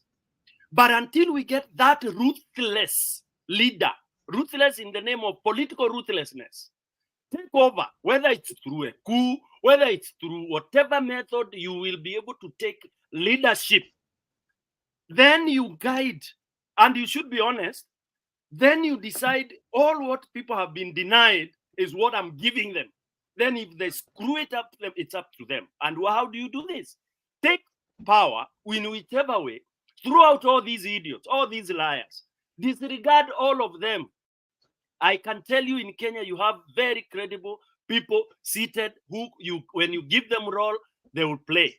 Take that leadership by force. Then let Kenyans appoint a national transition committee, representation of all the counties. Let them rule the country for as long as they can to put things straight. What does Mwananchi care for? Mwananchi cares for the child is going to school. I don't care whether somebody has taken the country by coup or by whatever it is. I just want to know I can go to work, youth can get their jobs, people can get bread on their table, children can go to school. That is all what I care as Mwananchi. Mwananchi does not care about Omtata going to court. Those numerous courts have no benefit to Mwananchi. Those are long term. Because those Omtata things are just what we call, they are by the law, for the law and all that. While Mwananchi aendi shule, anakufa njaa, Omtata anapigana kotini, koti inasimama. You know, it has no direct impact to ule. It's just like the way the gender rules and all that have no direct impact to the common mama kule kwa ground, just as Ashley said. So we have forgotten, and this is what Jake has been an issue. We are detached from the common man. Where are we? Mwananchi hakuna mahali yuko Jake. Oh, hizi mnapiga ni masomo tu. Until we go to the ground and say, like, whoever takes by force, anachukua civic education right to the ward. Kuambia wananchi why nime overthrow hii serikali. And of course, you do that through very, very committed people, and saying, I'll be here until we put up an electoral commission that is credible. You can even decide to have, as long as possible it is, to go through due diligence to get people, because they are there. To run an election, we have people in every corner of this world who can stand and they can sign those votes as per the counting. Of course, we have very many of them who are corrupt, those who can be given money and they do that. But I believe there are people of credible character. And I tell you, the first election, we might go 60% right. Okay? Then the next one, we go 70, and then we go 80. Once we reach 80, we are good. We are good. And it's a journey that needs ruthlessness. This, I stand there. That we need somebody who will come by force and say, this is the medicine you are going to take, Kenyans. You may not like him 100%. Hakuna mtu anapendangwa 100%. Hata nikichukua na nguvu unipende 55% na niwaletee commission ambayo itachagua watu vizuri, you will love me later. I'm telling you, we've had coups that have been they have been impacted, and then they have turned out well. Some have gone, of course, haywire, but they have brought some changes to some effect. Round table, I keep on saying, negotiations in Kenya. You don't negotiate when you are negotiating with wolves and hyenas. Yani, je, kata mina cheka sana na nyinyi. Umekaa kwa meza na Ruto mna negotiate Nadiko. Seriously? Are we serious? Are we serious? Interesting questions, Interesting sound bites from one PK. And he raises very interesting submissions. And one of the things that is now obvious that we are already in a constitutional crisis. Now I come to Ashley. We're already in a constitutional crisis because individuals, and I see Alice is now settled, and individuals are pulling to gain their own selfish interest. We don't have an IEBC for the last, I think, 1 year, now 2 years now. There are constituencies that are lacking an MP, literally. The MP died. Some MCAs equally died. These constituencies for the last couple of months, if not years, have not been represented in parliament or in the, we are yet to lose any senator, thank God for that, or even a governor for that matter. But for governors, the deputy will take over. We already live in a constitutional crisis or vacuum where we lack IEBC, and nothing stops us from having it, but because our leaders, so-called leaders, are selfish, it's about them and never about Mwananchi. As much as, and here is where maybe probably my question will concur with what Alex and Mr. PK is saying. As much as we are calling for Akina Umtata, Akina Martha and everyone else, and even calling for a fresh start, how can it come to be in a situation where even those who count the votes, because at times so far it's like the one who vote doesn't count, it's like the one who votes doesn't count, the one who counts the votes is the one who truly counts in this matter. And that's why they have no problem putting Mwananchi at this crossroad for a whole year or two, but they can wait as long as it's convenient for them, not for Mwananchi, to have an IEBC. So how can we get this fresh start where some factors are hindered from us, Ashley? What do you mean by fresh start? You talked of a fresh start where you said that number one, we need to kind of take a different turn from what we have been used to. You talked of Omtata, you talked of bringing newness into leadership from the one that we have been used to, even that this one that we have been used to somehow has not really brought any form of benefit. You equally say that we need policies that benefit all women, not just a certain class of women who will be proposed in the 2/3 gender rule. You spoke quite a lot on what might mean in terms of bringing newness or freshness in our leadership. So I'm asking you, how will we attain this freshness where we don't even hold one important factor of bringing freshness, and that is IEBC?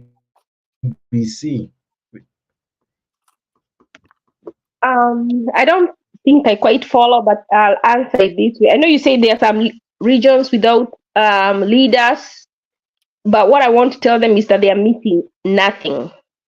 If you look at some of these places like Moranga, who have an MP or MP, and they went to parliament and they sent a bill, now that they are telling their people to obey, they are as good as not having those representatives. Actually, I would say remove all MPs and all that money they get. How about if you give it directly to the people in terms of paying their school fees, helping mothers who have who are either of childbearing age or have small children be able to access nutritional meals? We can use, because we have too many leaders and they're not doing anything for the people. I wish we take some of the leaders out and use that money to directly benefit the citizens. So that's how I'll answer that. There is another one you asked about elections. And that's why I say the people. We need a people's party. It's called the People's Party. And then this People's Party, the people, like say, Jakes decide we are going to start a political party as this show. It's called the People's Party. And you know the way we are saying, oh, we want mother, we want who. We bring them together, like the US just had the primaries. In the primary, there are two major parties. the Democrats and the Republicans. So there are all these candidates who are in the same party. They all want to be leaders. And that's the problem with Kenya. There is no order. Because it's okay to want to be a leader, even in ODM. Let them go and have elections within the party. So they come up with the one who wins. The one person that the majority of the people want. So if assuming as the Kenya news, online news, we decide to open a party, and then we decide we want people to buy to be a presidential candidate, we don't pick. We have an election in each county. And the person who wins the majority becomes the person who will front. The person who wins the second becomes the second person. And then assuming in party, we decide that if you have an ethic violation, if you have a corruption case, you're not eligible. You have a strict party, not every Jack and Jill can join to become a leader. Your character has to be both socially, economically, financially, and in every aspect. A leader is also a mentor. You know, so you have that kind of party. And get some lawyers. We start attacking this thing. You know, you can skin a cat in different ways. I told you, we don't have people going to press conferences, people rioting in Kenya to tell Ruto to not send the troops. When you see that he does not listen to the people, why are you keeping on repeating the same thing? Like he's God. Why are you begging him? Why don't you devise another way you can have the same outcome? Which is not to send the troops. It doesn't have to be Ruto himself. You can attack it from the other party that he's with. You can attack it from the people who are being sent. So if you see one way is not working, how are you try going through another strategy? Even in this case, like now, when where do we have problems in the elections? It is not when they are being counted. It is in the transmission when they get to bombers. So since it is when they get to bombers, how do we, the people, go to court? What do we need to do to make sure we get the results at the polling station? That each polling station we have a TV, a satellite, and they will put their results there at the polling station, so that it doesn't live there. Okay, these people who want to steal will not want that. What do we do to make sure that happens? Let me tell you one thing, the secret I've discovered about Kenya. Someone was saying the other day, when they come to us, they lie to us about our financial health. But when they talk to IMF, they tell them the truth. So some of these things that we want, we have to go to the international scene. We have to push it from the international side to push our leaders who see them as masters to do the right thing. Because it doesn't matter whether you sleep naked or you kill your mother or you kill who, they will not listen to you because you're black, you're Kenyan. They don't care about you. They have no respect for you, even though they are supposed to be working for you, because even though you're supposed to be the employer, they don't care what you think. And that's why Ruto says, I am going to do what I am going to do, what I was chosen to do. I don't know who chose him, because he's forcing to implement, regardless of how the people feel he wants to implement. So when you know that he doesn't care what you say or think or feel, then you look where does he care? Then you have to attack him from where he cares. Otherwise, it's like playing a guitar to a goat. Okay.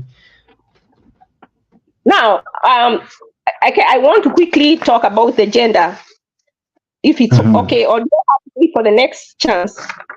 I think I'll wait. All right. Yeah, we are quite a full house. Now, Alex, you wanted to respond? Yes, Dix. there are things that it's getting difficult for me to discuss here because it's like we are giving our desires without putting practicality, and it's like I'm wasting my time here. When my sister Mandela Oyudre says that power belongs to the people, do you truly believe that in Kenya today, that power belongs to us? It is written in a statement, but it has never worked. When a hospital is closed and Nakuru is left like that, then does power really belong to us? I mean, let us be pragmatic and honest so that we truly find ourselves on how we can resolve our issues. I used to disagree with Stone Pike vehemently on some things. And you did ask a good question that how can we have a start fresh? We had an opportunity to do that, but we blundered. BBI was to look on when the rain started precipitating, we go back to independence. For us to get the new independence checks, there is no question. People must fight, blood must flow, and we must do something that we have never done before. Because look at South Africa, when they were fighting against apartheid, did they sit just to beg these people? They went into arms war. They went to the struggle. They came to Tanzania. They did what they could to get. Getting power back to the people is not an easy thing. We must fight the same way we fought for independence. It is not the constitution. It is not the election. It is not all these things we are talking.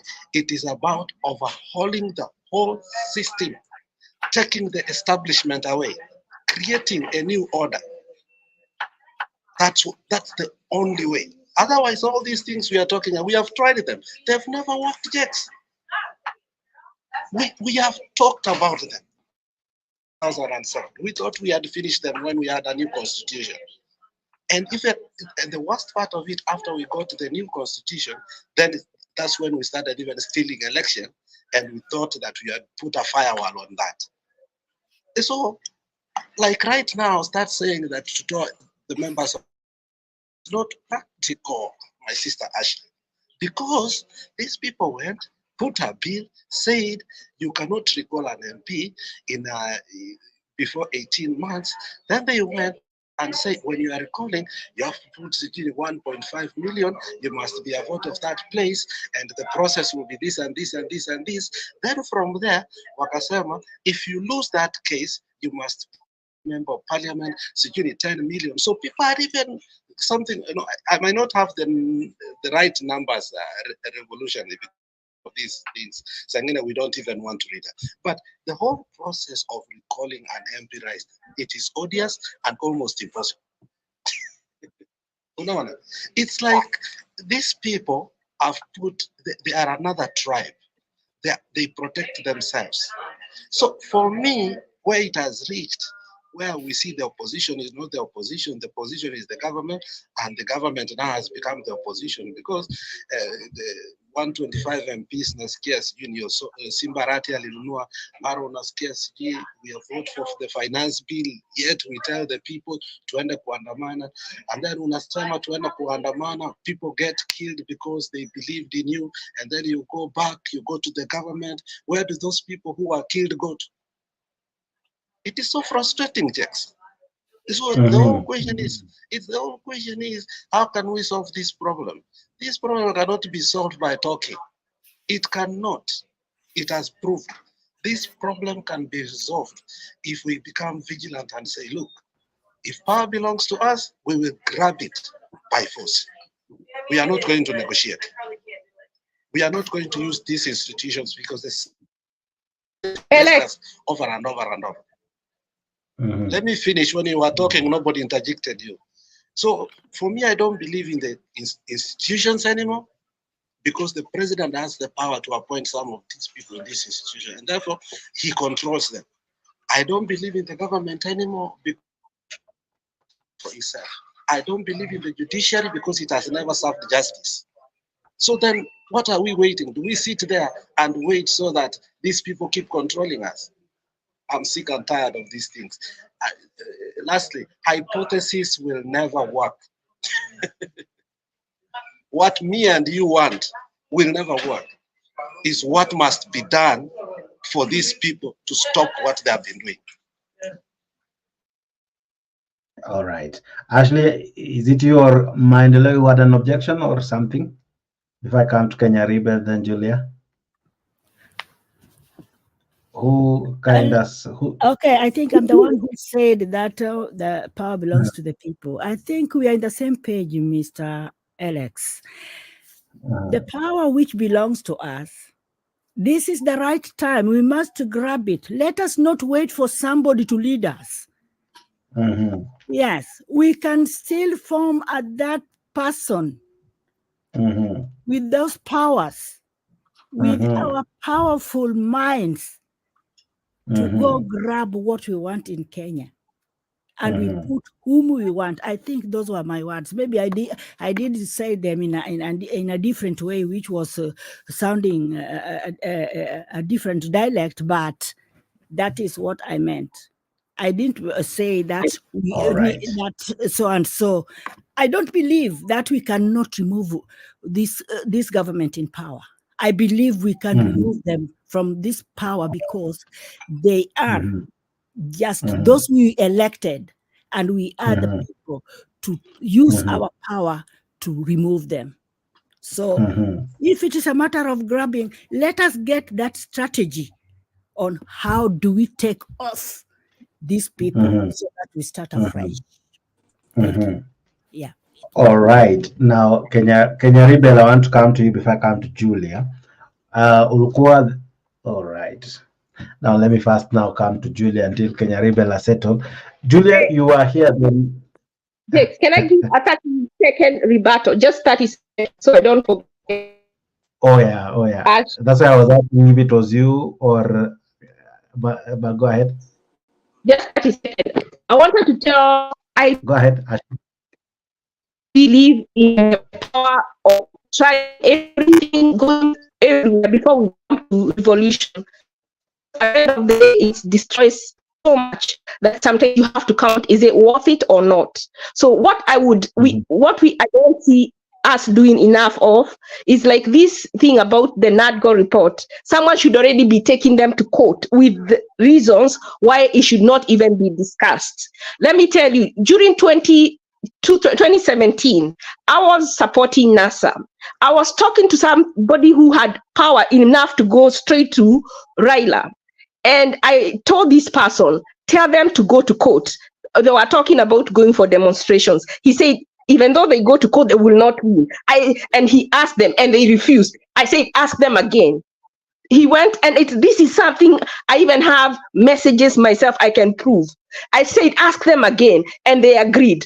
We all know that for the first time that election was overturned. Sometimes we don't have because we don't ask, the Bible says. And it also, even now, some of the things we don't have is because we don't ask. The Prime Minister of Haiti resigned, even though there was battle, but he was forced to resign by the superpowers. What I'm telling you, the way I have studied Ruto, if you pressure America, they will pressure him and he will act. The Prime Minister of Haiti resigned because the people took power. They took the airport. They took the police stations. They took everything. It's not that they were forced by superpowers. Let's be honest here. And secondly, actually, I read somewhere, Alex and Stony and Kenyari, I don't know if it's true, that the bandits are connected.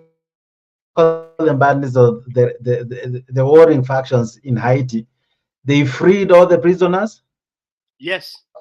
They removed everyone. People went to prisons. Jax, people went to the prisons. They took hardcore criminals. They gave the guns, and they are part and parcel of now the movement. Yeah. They did that. All right. I thought it was hyped. It's true. No, those are the people who captured the airport. Please. Okay. All right. Kenya Rebel, I was giving you a position. Please tell me something. Goody is telling me of 4,000 prisoners were released. Kenyaribil, please tell me something. You seem not to agree with a lot, but I don't know where you want to pick from. But please tell me this. How can we even get a fresh start, given that it's almost proving difficult from whatever angle you want to look at it? Jex, can you hear me? Yes, I can hear you.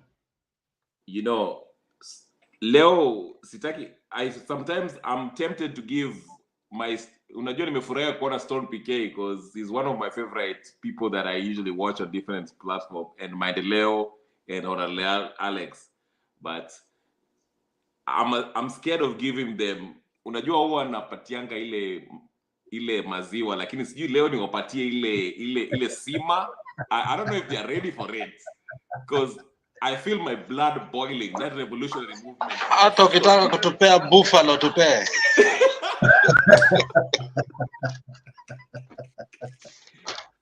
You know, ni kama umefika pale nilikuwa nasemanga kitambo.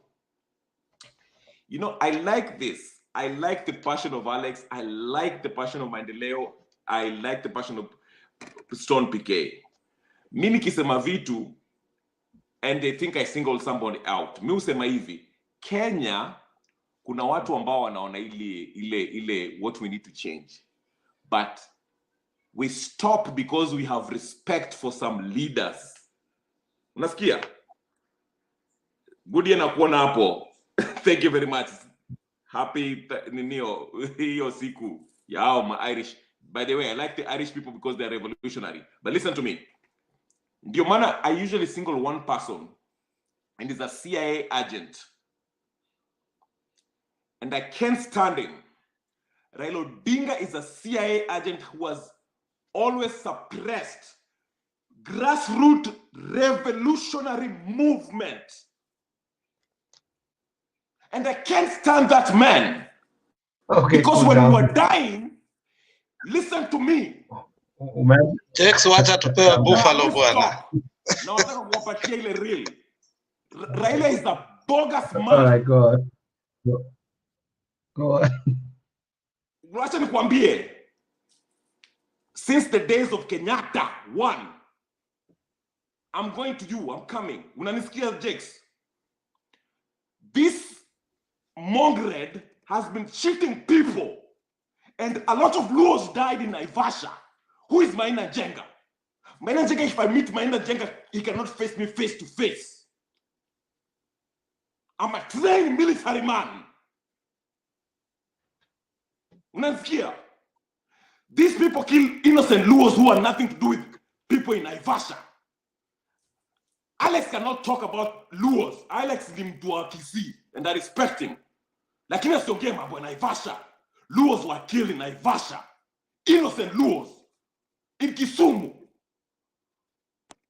So if I meet huyu Maina Njenga huyu and Raila Odinga,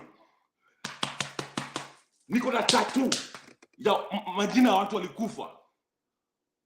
Unanisikia? This idiot has killed people and have fooled people ati ni mtu sio. Unamwona anaenda AU hapo. Wale watu walienda kwa ninio? Kwa ninio? Mlienda kupigania AU, mlienda kupigania vile mlikuwa mnaenda maandamano. Unanisikia? I can't breathe when I'm talking. Usitoe nitoe bunduki, nikuonyeshe bunduki yangu hapa so I can prove to you. Hapana, usifanye hivyo. You don't go that far. My friend. For a long time. Luos, we've always been brothers. Since Tom Mboya. Ndio tumekosana politicians. But Jex, hata kama ni Kikuyu tunasikizana because we understand what Kenya is. Lakini hao watu watudanganya, and now we are finally seeing that this guy is full of shit.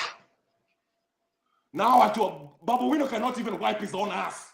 Usiniambie mambo ya Babu Owino. Fuck Babu Owino. Afadhali nani huyu Omwami? Huyu Omwami anaitwa nani? Edwin. Wacha nikwambie kitu. Maisha kikata hapa Amerika, akia Mungu mtasikia jina langu. Nitakuwa Fidel Castro. Na Alex nalipa tax ushuru. Hata All peke yangu right. nalialia hapa ni jamaze. Wacha niende Relax. kalao. Relax. Anyway, I'll leave it there. Hiyo ni poa. Relax. Sasa hiyo ndio Buffalo Alex ulitaka. Now deal with it. Now Mbona amehopa kabla sijamjibu? I will like hold on, Danny. I will You like want what the he data? smoked. I will like what he smoked because I will be very happy. No, it's a saying. I got it, but you asked for it. No, it shows how people are frustrated, Jex. People are frustrated. No, you know what? Jex. Yes. Wacha kila mtu aongee the way they want. Just because, you know, everybody is bitter. Everybody is bitter because right now, all this debate is coming because we don't know where do we start. Yeah, tulikuwa tuna point kwa Raila Odinga, disappoint actually. Mimi disappoint kabisa because when the court ruled that Raila aendi kuwa president, I became sick. And I was admitted for the disease I didn't know. Shock. Alafu huyu munamtetea, munataka lead nyinyi, yes, anatu lead. I don't know. But there's a way I come and ask myself, do we really know what we are doing? Why don't we do this ourselves? Because hata kama ni kubeba hiyo mawe, hata mimi naweza kubeba. Rather than waiting for Raila to lead us, can't we find somebody arrogant like me to lead? Yeah, I can lead you people. Then tuingie hapo na tutoe what we can, because we know this country is ours and we can do it. Anyway, kupiga kifua the way the other guys anapiga, hiyo sio vizuri sana because ni hasira mbaya sana, but it seems to have we a know lot, but Alex invited the buffalo in the house, so we can put our heads together and be some people sober and try get who can lead us if we want leaders, or if we want to get something, we still can get it because the power belongs to us. To us. Yes. Storm PK, I see your hand before I come to Julia. My people, Maendeleo Yudre, Alex, Julia, I can see from background. Jake. Umesikia vile tumereact juu ya huyo nani bro yetu huyo? Hao ni wa Kenya. Uoga hiyo ndio imetufanya. Yaani Kenya ukishauti hivi watu wanasema ya Stone manzi, hiyo hasira yake ni mbaya. Kenyans ni waoga to death. Maendeleo Yudre ako mbali na huyo jamaa amestuka mpaka karibu aingie chini ya. Sijastuka, no. You know, Stone PK, the funny thing is that the funny thing you said, Kenya inataka watu kichwa ngumu kama wewe. Then unaanza kukritisize hiyo jamaa hasira yake ni mbaya. Huyo hii show ingekuwa ni yangu ningempatia 30 minutes because we need a revolution. Calm down. Calm down. Jake, no, by the way, that's why I've stopped coming to shows because Ujinga tunasema take it easy, come. My Jake, if you want following, you will not. Huyo jamaa sahi atapatia views wengi sana. If it's viewing you want, because you have don't fake. Why the other channel is dying because of faking? We are saying, for example, this very touchy topic. Raila is my very close political whatever, but he has let me down like I've never been let in life. Yeah, even me. In life, nakwambia maisha yangu yote, I've never been disappointed if you like that, because I have no hope. It is terrible. I have no political hope in Kenya today. Political, economical, Hope is dead. You can take wherever you want, but that's the truth. Huwezi weka nyang'au inasimama inagawa mali, inagawa mbuzi na umepanga line mgoje ikupatie. Uhuru aliwaambia wale watu wanasema moja yako hii. I mean, Kenyans, what else do you need? A whole president of a country telling you hawa ni wale manyang'au wanaweka mbili. Sasa mnataka lugha gani na mnajidaingi mnajua kizungu mingi? Do you want us to describe a thief in English? We even describe a thief in your mother tongue and you can't. Then you sit here expecting. Let me finish. No, wachanga haraka. We kama channel unataka. I just want to give your sister Julia. No, Julia will come. Listen. Kitaka channel ishike. Wacha watu waongee ukweli, because we are mobilizing revolution now. If you are scared of that, because uko huko utanyongwa, we will give you a chance ukuje ujifiche mahali huku ndani. I know mko scared. All right? Uingie na I know hiyo uoga ndio mko nayo. Channel wakifunga tunafungua ingine. But the truth of the matter is, hii channel hizi ni wasomi tu wanasikiza. Grassroots hakuna watu. Hivi watu wanasema Wakenya wanasafa grassroots. Wakenya huko wamefinywa, ni waoga, mtu hatawezi kohoa. Okay? So the truth of the matter is, sahi hakuna negotiation. Don't even open channel mnaongea juu ya Nadiko, sijui Badiko. Hata I read, I don't know, halfway nikai rubbish. And I had wasted papers in my office at nikiprint nisome pole pole. I felt so bad, hiyo hasara, because it's all garbage. Absolute garbage. Let me come quickly to my point. Somebody talked of policies changing and all that. What policies have not been made in Kenya? What policies do you need in Kenya? For 6 years, you've not gotten it right in terms of policy. Any one policy that is missing that has made us not be able to elect people properly and count votes? Then you start talking of policies. That's tired. That's failed. Then you talk of things like party politics. That's garbage. Let's dismantle parties. Totally. That's why I need a dictator to come over and say election. Sonpike we ingia kivyako. How you fund yourself. How you do. Watu wakikupenda wakuchague bila ndururu. That's okay. Tukutane parliament. Kutetea wananchi, not garbage called party. Party is garbage. Tuache hiyo. Tukutane politics. In fact, we want to change that. Tuirarue, tuichome, tuseme hakuna chapati. Ni individual people going to work for mwananchi.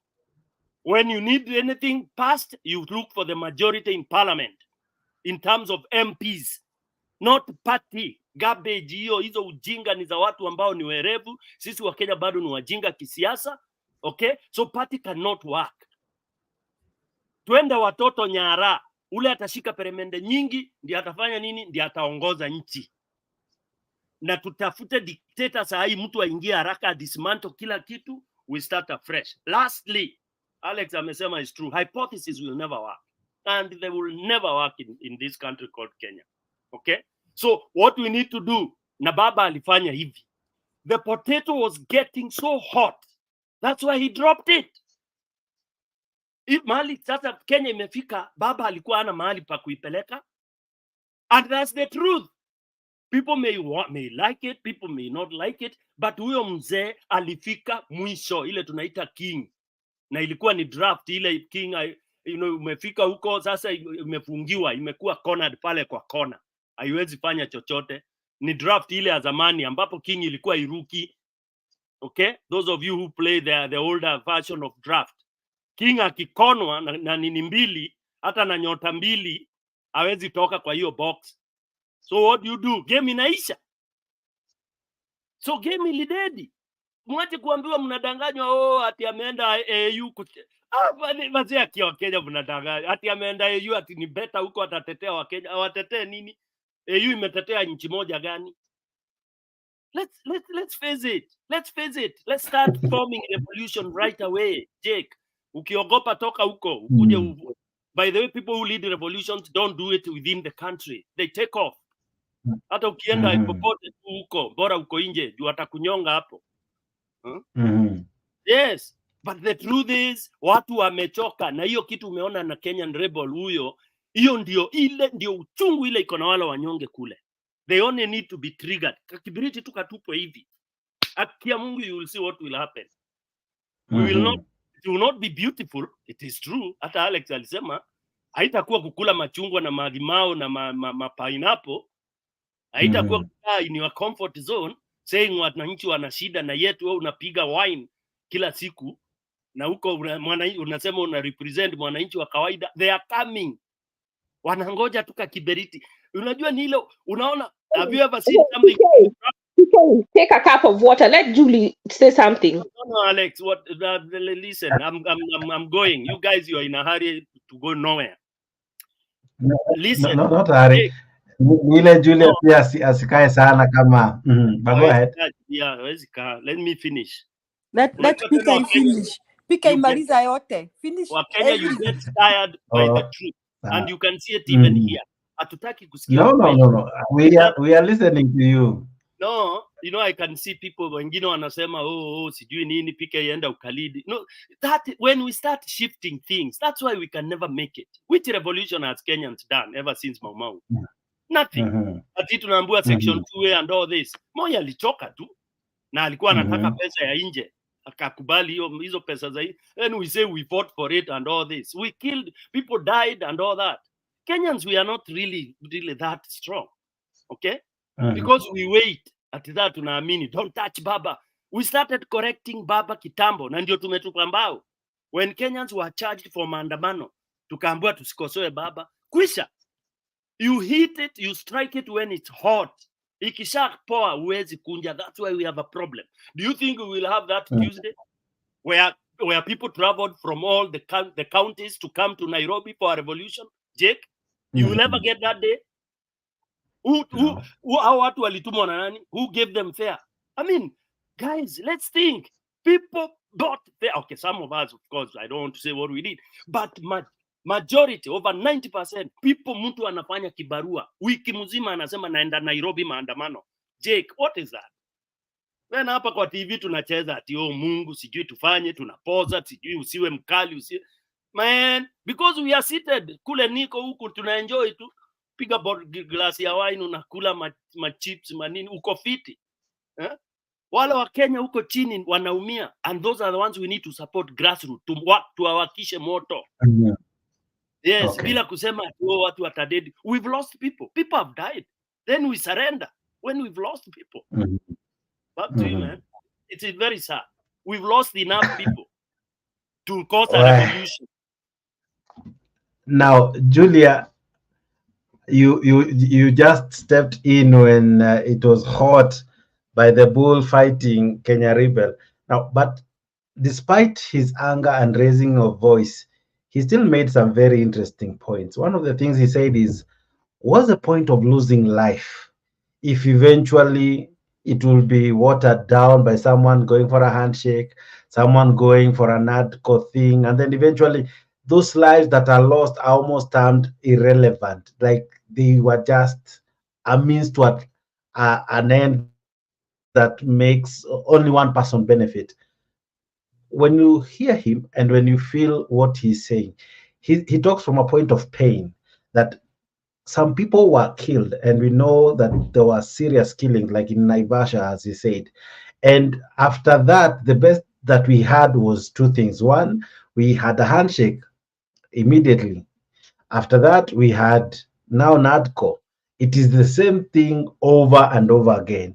And that's why people are now calling for a different strategy, a newness, a freshness.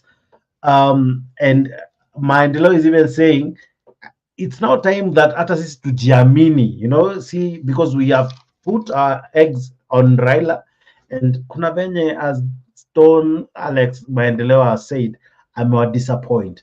From where you sit, what do you make of Raila's tactics every time, and how has it left you? Okay, Jake, good question. Stone, ukitaka time nitakupea yangu. If by using my time you'll convince these Kenyans. Okay. So, Raila, let me say this. I want to confess here, I've never really voted for Raila apart from this time, 2022. Not because I didn't think he's the right person, because a lot of times I thought he was really polarizing them. But now, 2022, I promise you, I believed in Raila so much. I mean, I think I'm one of those people who are very, very disappointed. And I went out on my Kenyans that this was the guy, this was the man to change Kenya. And I have bought all those allegations by the Gachaguas. You know, Gachagua said that, wacha tukimpatia kiti, atanyamaza tu. Tukimpatia pesa kidogo na kikakiti hapo, atanyamaza. I mean, I like that so much. But now I am almost believing what Gachagua said, that tukimpatia kiti, atanyamaza tu. However, I don't totally believe that Raila really wanted to sell his heart to the devil. I still believe, have some faith in his conscience. I just think he's tired. That's what that's how I would like to look at Raila. I think he's tired and he has thrown in the towel and he's like, I have done this thing for a long time. It is time to quit. And he did a good, the only thing, the way he could leave, how he left AU chair, that is for good for his personal esteem and all that. However, I don't like the fact that I see him around with Ruto. It's like the same devil. You know, I keep asking myself, did Raila really need the support of Ruto to eat? Maybe that's something that we do need to discuss. Does he really need the support to win that seat? That is what we need to discuss. Because I felt that by now, seemingly, according to us, however much he may try to convince his people or Azimio followers, seemingly to the public and even to Azimio followers, is that he's working with Ruto. That seemingly, I want to use the word seemingly. So I am equally very disappointed. So the Kenya, what is the revolutionary is very worked up. And I think that is a feeling on the ground. People are losing it, Jake. People are just worked up. People can't take this nonsense anymore. And that is why you see they can dare Gia Ruto's in his presence. And I think more is to come. So to what the others were discussing, that I mean, it's like Kenya imefika mwisho. I mean, all the constitutional routes have been utilized. Like nani Komi akasema hiyo ni hot air. Unaona, Omtata has been up and down in the courts, and everything Omtata has done has been rubbished to hot air. Because as we see now, I think Ruto is gonna sign the financial bill, and got to pay for what they don't need to pay for. You know, the other day I was arguing with, I'm still surprised there are people who see good things in this thing. Some people trying to tell me why the financial bill is good, why it's paying for the housing is good. You know, there are still a few who I think are either self-centered or are religiously obsessed with Ruto and Gachagua, who would still say that those bills are okay. But I think the common man is really pushed to the wall. Now, as we sit and watch Haiti, and we may think that there's a lot of lawlessness in Haiti, all these countries like North Africa, as maybe sometimes we point fingers and think that there's a lot of lawlessness in those countries. Even nearby here in East Africa, our neighbors here in like Southern Sudan, we think that there's a lot of lawlessness in those countries. It is just because some people became so selfish and they decided to own their country. And they thought that they belong to them and the whole country belongs to them. So our work is commission.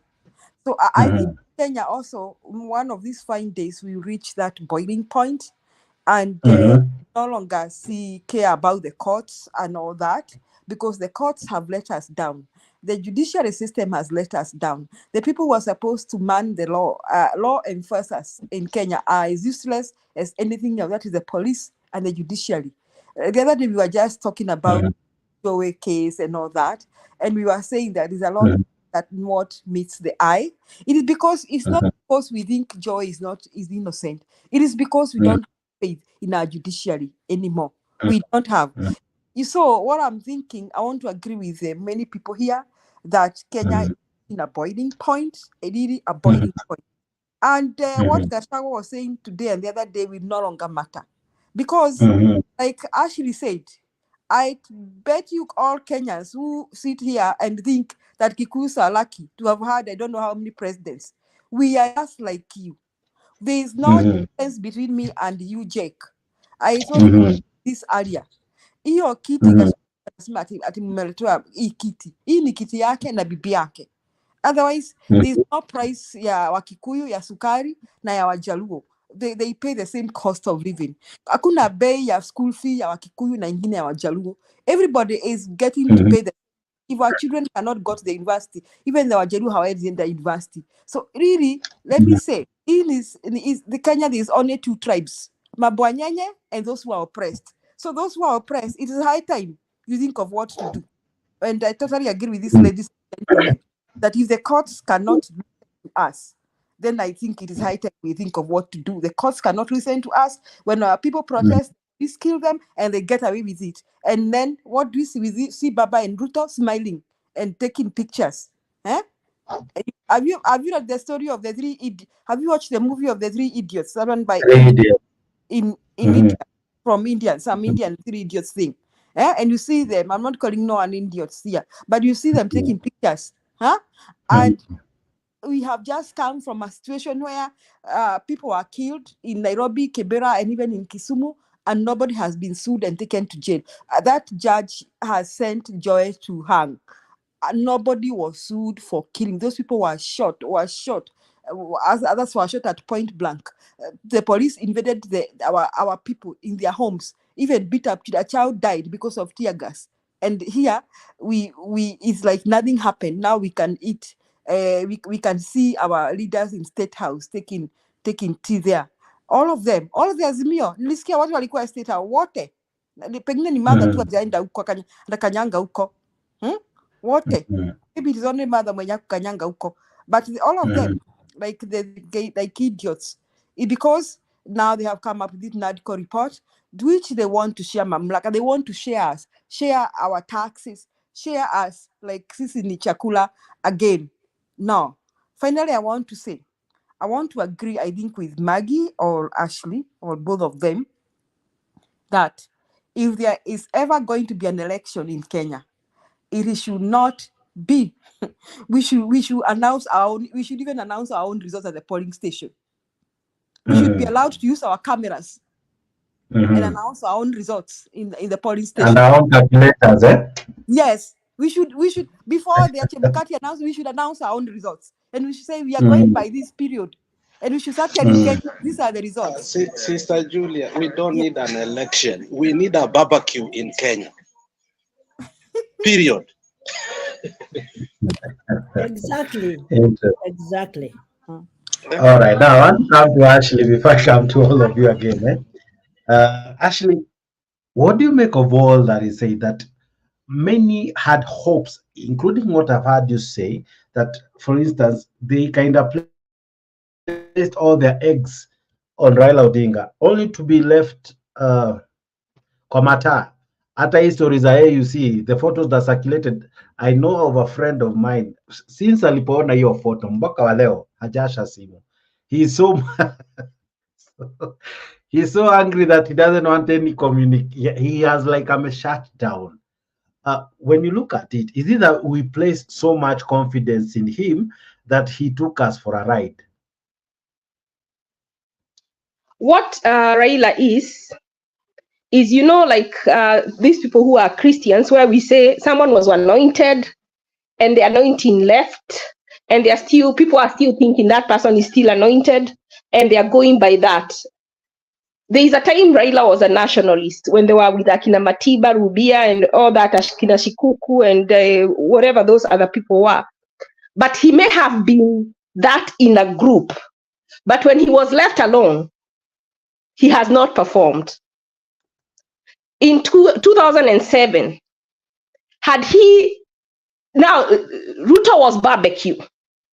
He was not going to let it go. And there is one thing, we keep saying that Ruto banned church, Ruto did these crimes. But if you look, when someone steals your vote, he had every right to do what he did because he was No, Ashley, allow me to intervene there.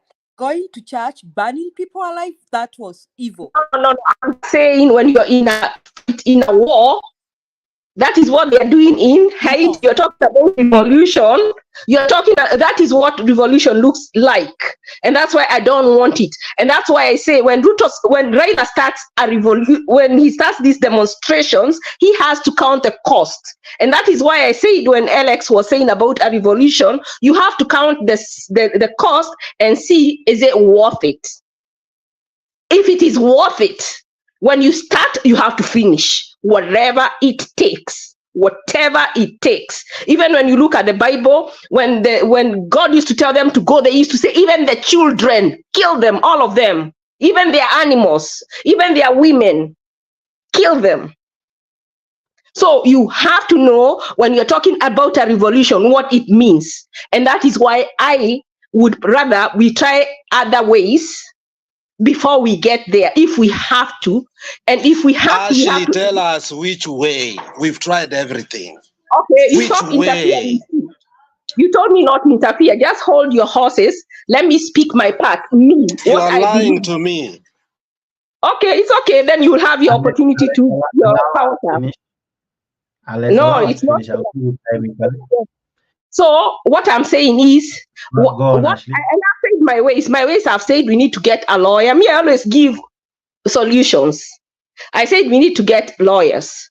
Immediately something comes. Me, I'm a very good, when I give an opinion, I give, like now, it's so easy to hold these people to account.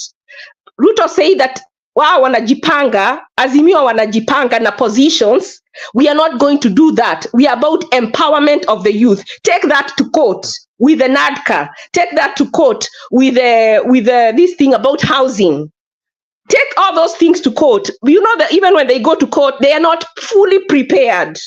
Because if you go to court and you're fully prepared, then you don't win. Then you come and ask yourself, what else can we do? Then go to their masters. Talk to their masters. I'm telling you, they'll give. It doesn't have to be perfect. Even America is not perfect. It just have to work, to have a sort of working system. That is all we ask. But we have to start somewhere. How do we start somewhere right now? And if someone has to die, it has not to be the citizens. It has to be the leaders. So even when we are talking about a revolution, don't talk about a revolution where we kill one another. I say there are many ways to skin a cat. I will not expound on that. But if we have to have some people dying, how about for a change, it be them and not us? How about that? Now, and I agree with you, Ashley, but I want to ask you something. You have said we use the courts. Now, there's something that I want to ask you. William Ruto has succeeded in bringing back anything that has ever been rejected by the courts. NADCO, for me, where I see it, is an improved version or a retrograde version of BBI. The housing levy is back, and actually tomorrow, which is today, Monday, he's signing it into law, something that the courts have declared unconstitutional. The chief, which was in court, he has brought it back. The CAS, the CAS position, he has brought it back through parliament. The housing levy, as I've just said, he has brought it back. These are things that the courts, people have gone to court. One, Okiom Tata and others have been known to go to court for such issues. But William Ruto has found a way, the president has found a way to bring them back, either through parliament, which many say is captured, they will pass anything. So how can we use the courts, whereas he still always finds a way to circumvent what the courts have always said and declared unconstitutional, including Haiti? You see, like in the case of Haiti, the last time I was in the other show, Afrique 24, I told them the best way to look at the Haiti issue is through Biden. And I know they are saying that the president, the PM stepped down because the airport was barricaded. No, if you watch the news, he was pressured by the UN and the US to step down. And that is what I say. In each of these situations, they won't all work, But even in the UN situation, if we pressured the people, there are very many people who are against it, and they're in America. If they pressure their congressmen, if they pressure their senators, that the US is going to other countries and making them go against court orders. I'm telling you, it is easier to attack it from this other side than from Ruto's side, because Ruto has shown he will not, he doesn't care, he doesn't regard the Kenyan people, he's not scared of them, he will do what he wants. But guess what? You can stop, if you can get somebody in power here in the US to talk to someone who has access, and it is easy to get access here in the US than in Kenya, and convince them, tell them exactly as it is. Even access someone like Obama. You know, these people don't know exactly what is going on in Kenya. You just have to speak, and if they hear enough, they will do something. And if all options fail, then we can go to the next. But before we start killing one another, I watched another film of Haiti. People don't go to school, people don't go to work, they live just to eat and to sleep. Their women are raped, their children are raped, they are beaten, they are killed. I mean, it is not, I don't think personally it is worth it, just so that we can be not even independent, because even America is not perfect, so that we can have something else. I think there are other ways we can do it. If we want to scheme on how to take out Ruto, we want to scheme on how to take out Gachagua, I think that is a better discussion for me to have than to have a revolution, because they are easy to take out. They keep wanting to fly. They keep being very accessible. They are easy to take out. And I don't want to go there because I don't want to get myself in trouble. But that is a better, for me, that is a better thought than having us fight each other or having many people get killed. We better start with them. Let them get afraid of leaving their houses. Let them keep their billions in their houses and eat it in their houses, and see how uncomfortable it becomes to have money you cannot use, that they cannot go to the people. Let us fight them, not fight each other. That is my thing. Let us fight them and not fight each other. Let us sit down and see how does that happen. Discuss. And that's why I say this is a forum. So don't come and tell me I'm saying this. I just don't want casualties. It is not worth it. For me, it is not. It is not worth someone to be raped. It is not someone to be killed so that somebody else can be a leader. How about we beat those leaders who don't, like, why is Ruto coming to tax us so that we can pay odious debt? Why is he not putting effort to take those people who stole the money and hold them accountable, get that money back so it can be paid back? Why is he forcing the people who did not use the money to have to struggle so that that money can be paid back? Those are the kind of discussions we need to have. And then the discussion we need to have, how do we make this happen? And if we put our heads together, we'll come up with something. It doesn't always have to end in bloodshed. So Jake, you should throw that question to Jake. You should throw that question to PK and Alex. Ashley has given us a way forward. Asante sana, Alex. I mean, now, and I want to help me kidogo. I want to take a 2-minute commercial break. Julia utanishikilia kidogo, Jakes, I have a burning thought. No, I have a burning thought. Wachana hiyo maneno.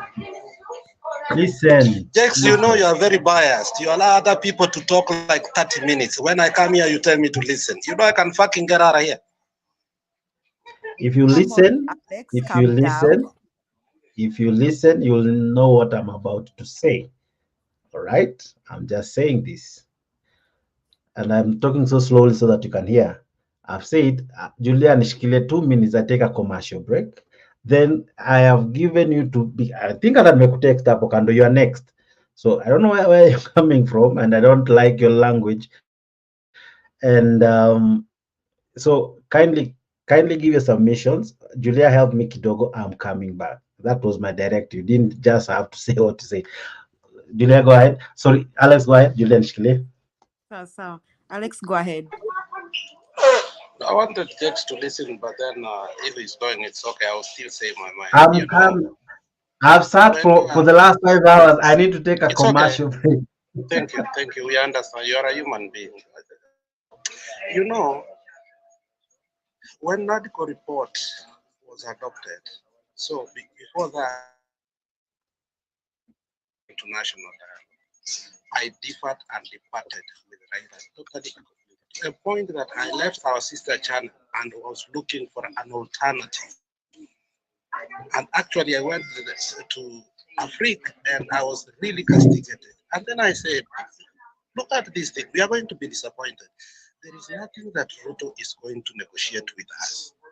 This is what we call what? Allies. And we kept making that mistake by saying we have faith, we have faith, we have faith. And now we have ended up in premium tiers. Now, you know, if you look at what you say that courts. I mean, which courts? They want to change the what? The Chief Justice. Already, Ruto has negotiated with Nani, with Madam Judiciary, that he needs 4 seats, and it has been agreed upon. Use has been adopted. The housing levy has been adopted. Our policemen are going to aid it. And all those things are unconstitutional. So when you tell me there are other means we can go to court, and some people asked very well, we have done everything. We have gone to handshakes, we've done coalitions, we have changed the constitution, the High Court has declared an election what? Null and void. So all these years, what has really changed that we can truly trust? Chebukati is supposed to go to jail because he was told open the servers. They've never been open until now. Yet anataka kuwekwa wapi?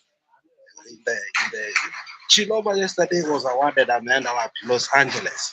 If you expect change to come by talking with the people or sitting pretty there, and that is what Kenyans have done over the years, then let's stop talking about politics. Let's know that the status quo are going to remain. What have we not done that was supposed to be done? We've done the demonstrations, we've done everything. What new are we going to do? There is nothing new to be done anymore. This issue is to grab it by force, you like it or not. Hakuna negotiation if you really want change. Even independence of all countries came through bloodshed. It came through that. So if you want true change, if you want things to change, you must accept that these are people that cannot accept to be taken out of power. Because power is very sweet. Julia, you are a teacher. You know being a headmistress or assistant and how sweet it is. Ukitolewa, remember, there was a time when you had a diploma, you used to be a teacher for what? Secondary school. But when they dropped them to primary, many teachers resigned because they could not even go to primary school. A little power destroys you completely.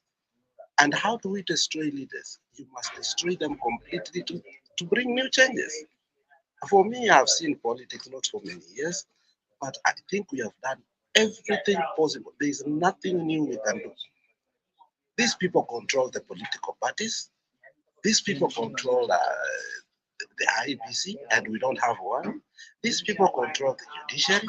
These people control all institutions. The only institutions they cannot control is you and me, because we have a free will. Now we must use our free will to understand. Our fathers left the fight to us.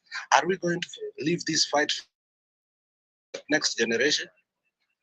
Subsidies zikatolewa, mafuta ikapanda, shilingi ikaanza kukua na inflation.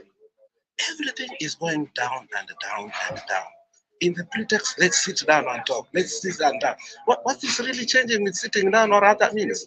For me, there's no any other means remaining. We have exhausted everything. And that's why I'm bitter. Like, if I can have another conversation, this platform, it must be different from the conversations that we used to have. We are not going to have the same conversations here over and over that you know very well is a definition of insanity. When we tried them, they did not work. We must change the conversation. And that's why I was happy to be here. But if we start lying to each other again here, I don't want to cry again. I rather go. And that's why I agree with Tony PK that he stopped coming to these platforms because we were redundant. Eh? We were in denial. That's all I can say. Asante, Alex. So I liked, I listened to Ashley very well, and I'm listening to, and I'm feeling everybody where we are all coming from. Really, I think Kenya, we are at crossroads. And I think we can all agree here that all our leaders have failed us. Even those in Azimio. I don't know whether you people, you know anyone in Azimio that can stand for Kenyans. I don't know. And if stand, do they have a price? Because now it seems everybody has a price. You people, do you think that, I want to ask you people a question. Did Baba had to go for Raila Ruto's support to get to AU? That is one question I'm asking myself. Did he need Ruto's support? PK, do you have an answer to that?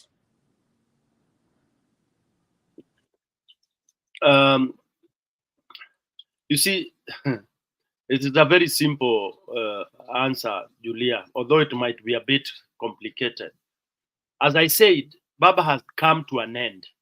You remember one day he said, if Ruto wants to be president, he will go to Baba. Baba is known to have said that one time. Uh-huh. But it became the other way around. Baba, as I said, this journey became too hot. The end of this journey was a revolution, and it was not a revolution toka nyumbani rudi, enda rudi. But Baba gave up for whatever reasons. I don't want to say whatever it is, but there must be reasons that made him start flowing. And if you go back to your calendar, you will know when we first became so hot in our studio, and I think I was leading that discussion. When I signaled something, everybody was out with on arms on me. Okay, when I said the disappointment I had, and I nilipasua Mbarika, mpaka that day I was so much against Baba. I was hit by people left, right, and center, and I said, "You will come to remember me." That last minute cancellation is when Baba gave up, gave in. It's not about watu walikuwa wamewawa. How many Kenyans have been killed since we started kuandamana? Was that the only time? No. No wonder rebellion alikuwa anapiga kifua. We had more people, we lost more people previously than this time around. And it is so sad that he really alitutoboa kama balloon. And I saw it coming. I knew Baba had given up. Baba had promised whatever it is. Baba I think age had caught up with him, or fear or anything. Then I went back to read Miguna's book. The one he says Baba does not know how to become president. Baba follows the narrative of Ashley, my sister Ashley there. You follow that narrative, you will never be president. Rebellion doesn't mean people killing each other. That we are no, that is not it. We have a country that has done coups more than 3 or 4. But they do what? They pluck off the problem, the jigger. So when we talk of rebellion, we are not saying that our innocent people anze kuana huko Kiretire, huko Magarini, huko Mbali, huko Kisumu. Hapana. What do you ask your fellow neighbor? Na mnasafa pamoja. When we talk of a revolution, there is the level of revolution. Yeah, Kenya, the level is different. And it's easy. By the way, it would be one of the easiest because we know the jigger. We know the jigger. Before we disintegrate into now factions, because that's another thing. When you imitate into factions, you get crazy people heading factions and all that. But I don't think Kenya we are that level. Kenya, as much as we are peaceful people, what would happen is you would have maybe 2 factions. The way you see Sijui Nani, AKK and Azimio, that is how it would be. And that would be easy to come back together on a common ground. But we have to disintegrate and dismantle so that we recollect. So to conclude on your question, Baba had no option, but right now, sorry to say this again, Baba will flow anywhere. I told you people to even watch Baba when he's talking. These are facts that people are refusing to face. Angalia Baba hata akiongea. I mean, he's a human being. You keep on clinging on a human being. Complications zinaingia. People hate. It's like when you are told your father is at his deathbed, because you love him so much, you are in denial 100% until unamweka sanduku. Look at those guys in India, wale bado president wao wanamshikilia mkono wa salute. That is the stupidity of some human beings. Mtu kama ameisha na amechoka na amewezwa, munakubali, then you think quickly of what to do. Now when we are talking, we are nini, watu wanasema baba yuko tu akiwa AU atakuwa man. I mean, what really are we talking about? Hata wewe ukipewa hiyo kazi ya AU, how will you manage AU na una manage huko? Na kwanza katiba yao inasema you cannot participate in the politics of your internal politics of your country. Then people here are being lied openly in public by these Akina Kalonzos and that Baba has gone nowhere. Baba has gone. So Kenyans, again, I want to tell you, you decide whether you can revolt. Of course, not revolt by killing each other, because you don't achieve by that. Okay? Haiti may escalate into that because it has taken too long. Over 200 years, and they've not been able to fix it because of meddling of some people who, some of us are saying we should go begging. Why should you beg? Unabeg watu wengine wakuja wakusotie problem yako ya nini? Hiyo ndio tena ujinga ingine tunatakana tuweke mbali, kutegemea nchi zingine. Sijui nchi ya Amerika, nchi ya England, sijui wafanye. Nimepeana example ya Kagame, anasort mambo yake mwenyewe na watu wake. Whether anaenda wrong or right, akopoa. Okay? It's like the way we became stupid. Tukaacha vile tulikuwa tunaomba, tulikuwa tunaamini Mungu nini, tukachukua mambo ya wengine, ikakuja ikatuchanganya. That's why we are all totally confused. You see? Because we think we didn't have. Somebody tells me at Africans didn't know how to pray. I like using those examples. Who said we didn't know how to pray? Ukichukua jeshi la mwingine kwenda harusi, utakuwa tu na aibu throughout. No wonder anaweza kuitisha, kwambia hiyo koti yangu mazee usikae chini vibaya sana, inaweza kunjana. Yeah? You swallow that. So basically what I'm saying, Julia, Baba did not need whatever, but he had to do it because that's the path. That is the exit path. Sasa him analidiwa tu into anything. Anything. Ole. Asante. So I'm getting you, PK, and I want to draw the other members to this. I think Maendeleo Uyondre Nyamaza Sana. A question to you. PK is saying this, and also to Ashley, because she's one who brought up the Haiti issue, that Kenya doesn't have to go to the Haiti way. And probably Kenya has grown in terms of democracy, that we do not have to kill each other to get where we are. Maybe that's a point on Kenya. Now, but maybe this is a time that now people used to, I want to ask, do we think we can go devolution and devolution by force? Devolution by force, that I hope that's what Pika is driving at, that kila county ijitenge na ijifanyie maneno yake.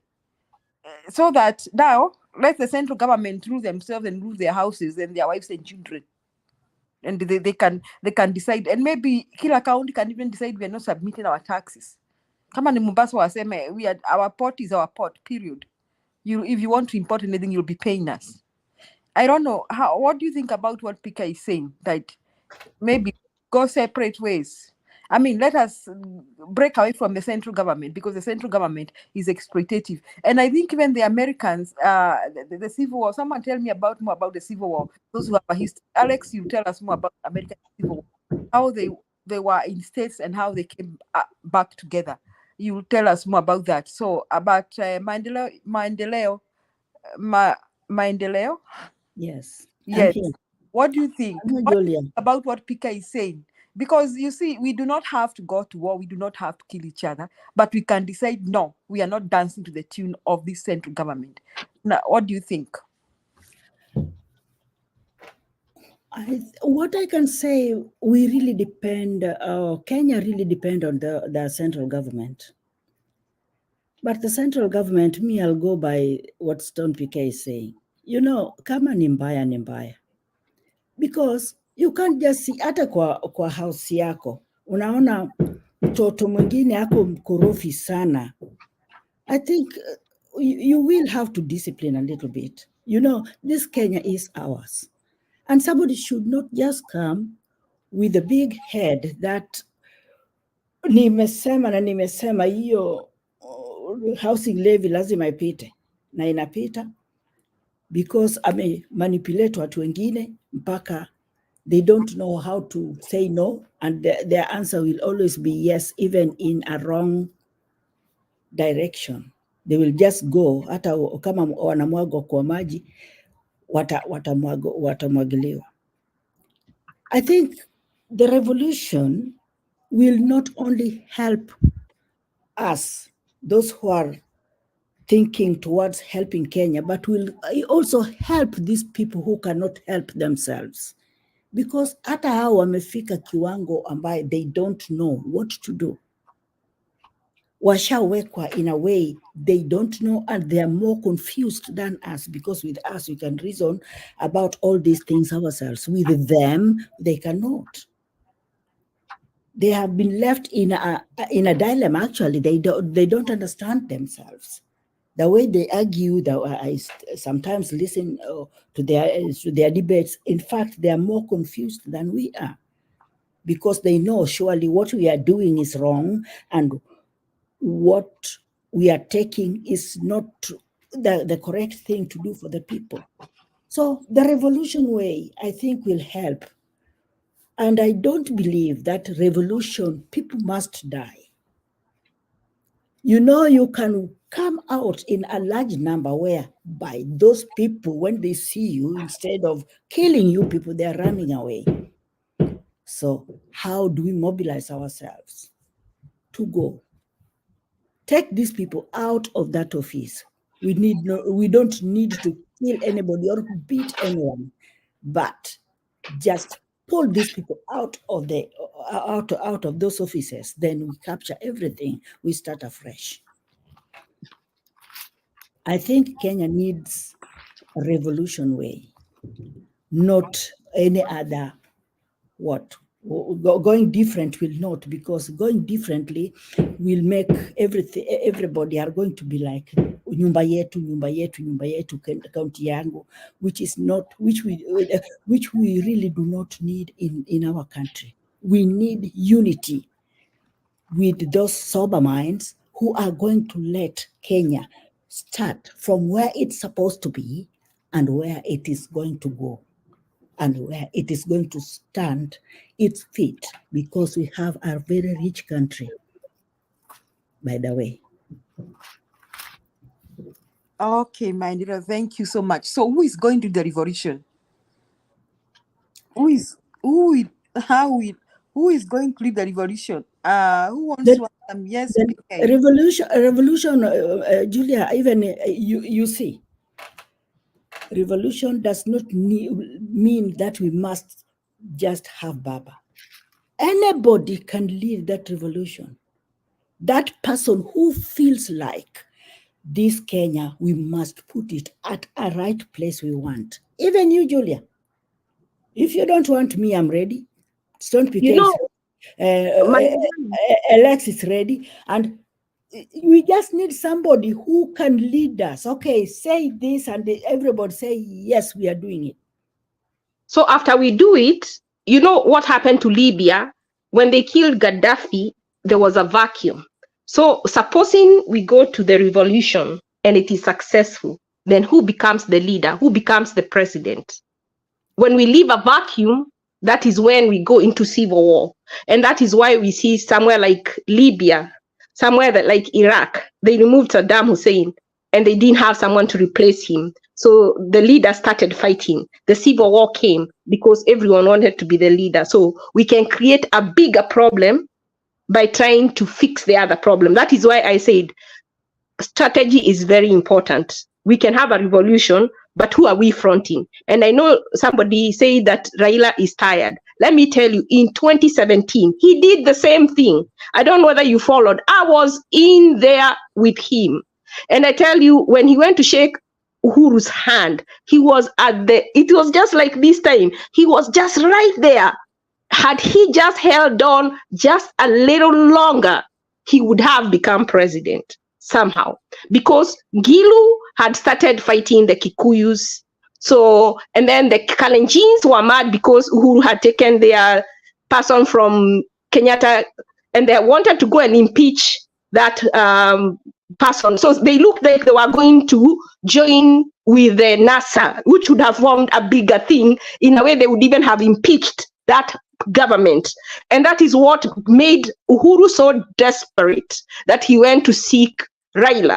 Had Raila held his ground, those people would have been marched out of office. And I'm telling you, for me, that is why I never even wanted to hear about Raila in 2022.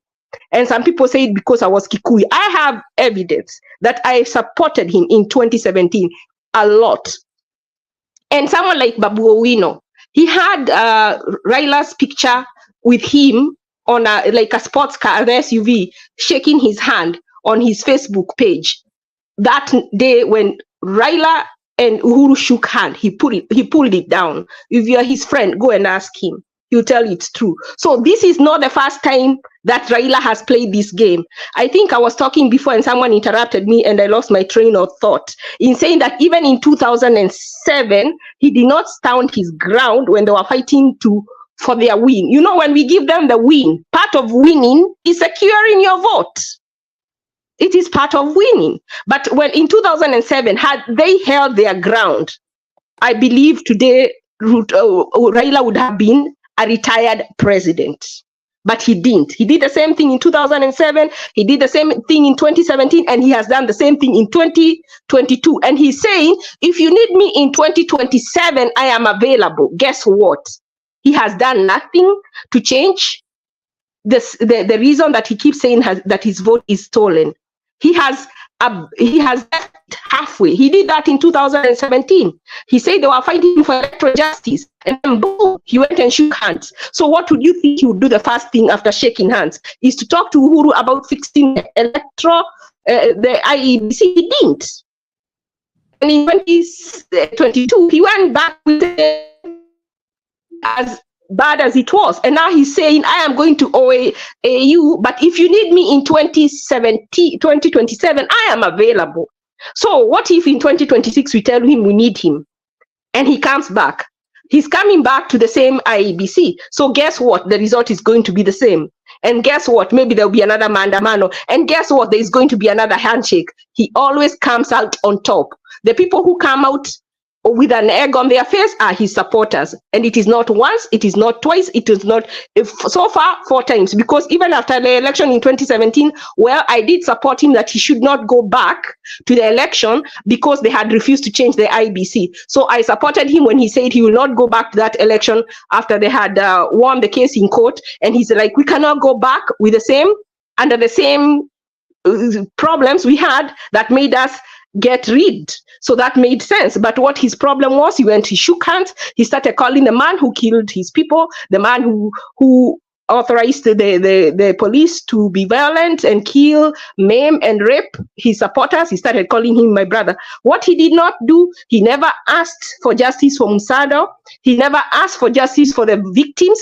And then in 2022, yet again, we forget. And we choose him. And now you're saying he's tired. Was he tired in 2017? Was he tired in 2007? Why do we keep giving him excuses? Even though you love somebody, you have to give them tough love and tell them to their face when they make a mistake, when they put your lines on the line. As much as we have his back, does he have your back as his supporter? That is my question today to you. Okay, so but Raila now can say, I have not said that we are going to choose Raila to lead the revolution for us. Did I say something? Something like that? No.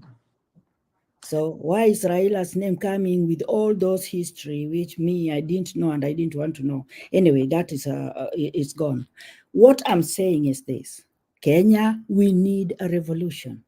Whoever is going to lead us, it is us now to choose. If it is the Okia Umtata you are proposing, let it be. And we tell him, please, you are going to lead us in this. Be our leader, but let us do the job. Because we can do it. I know we can do it. It is not necessarily, it has to be Raila. Me, I'm not fighting for anybody, that Raila or what. Me, Raila has really disappointed me. Choosing to go to the EU, AU, I don't know what, leaving the people after we died like that. You know, the Luos were killed so much in Kisumu.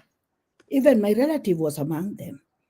So somebody like that, I don't want to tell you that, yes, we still can say Raila can lead us. He never led us because we really needed him for that revolution. He kept on postponing until we are the people who gave up. In fact, he did not give up. He only gave up after he was scared by spraying his bullets in his car. That is when he gave up. But he wasn't ready for this thing so much.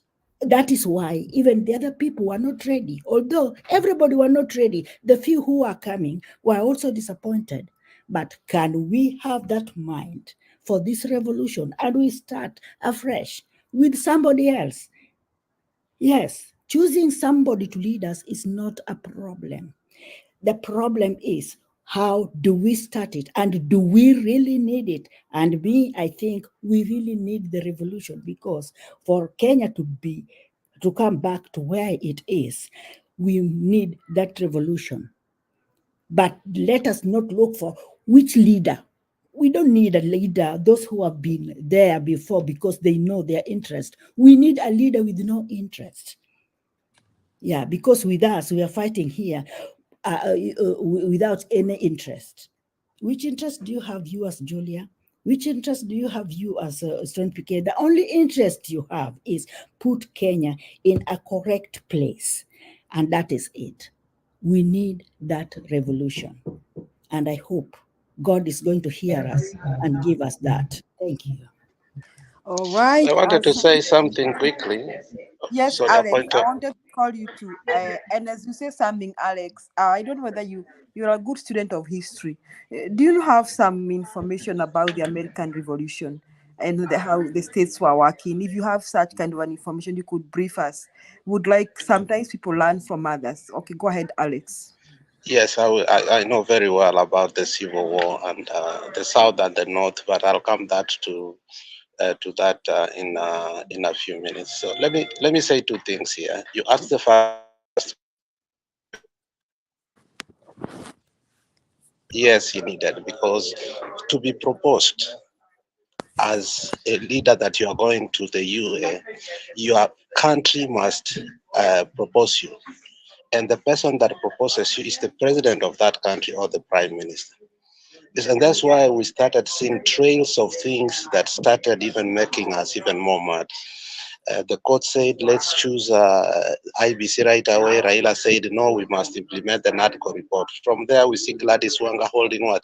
Investment conference. From there, Gladys Wanga goes to what? Goes to a primetime interview. After that, we see Raila and Ruto in where? In Uganda.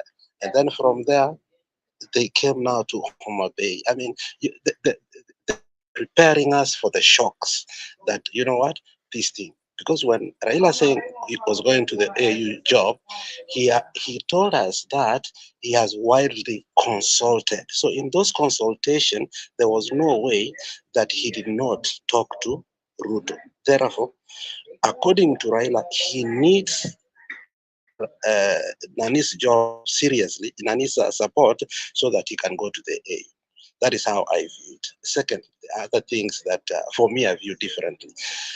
We must distinguish revolution and Western engineered coups, whereby their interest is to disrupt a country on pretext of lies. The two examples that were given are about Libya. There was no revolution in Libya. The Western countries came and took the man away because of personal interest, and that because of African Investment Bank. About oil Libya that was emerging as a superpower in terms of the oil and gas in Africa. And it was also about the gold deposits that Tripoli had. So that was not a revolution. That was a Western engineered coup. When you see about Iraq, Iraq was not a coup. Colin Powell, who then was the Secretary of State, went to the UN and lied that Saddam has weapon of mass destruction. Tony Blair lied about that. And then they went there, they caused havoc. It became a territory of the Western for a while. This man, his name has gone, became the de facto leader. An American became a leader of that country for 3 years. That was not a revolution. Revolutions are different. They don't bring a vacuum. Within the revolution, leaders emerge. Nothing exists in a vacuum when revolutions come. So let's not compare that and say that these were revolutions. Those were Western engineered coups that were on the pretext of life.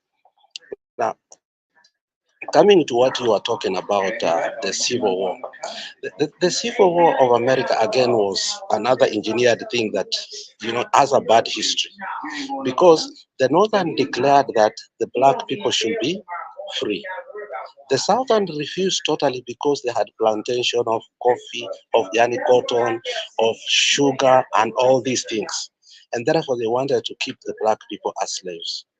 In the emergence of Abraham Lincoln becoming the president, he signed a bill that said, Africans must be free by force. The southern states refused totally and completely, and they separated themselves. And remember, the leader, his name is going, I will remember it, the leader of the South then, who was in Virginia Beach, and his capital was based in Mississippi, started fighting the northern states. And Abraham Lincoln got a man who was called Ulysses Grant to become his general of command system so that they can fight the South. So the fight was of a common union. Should they separate, they should come together.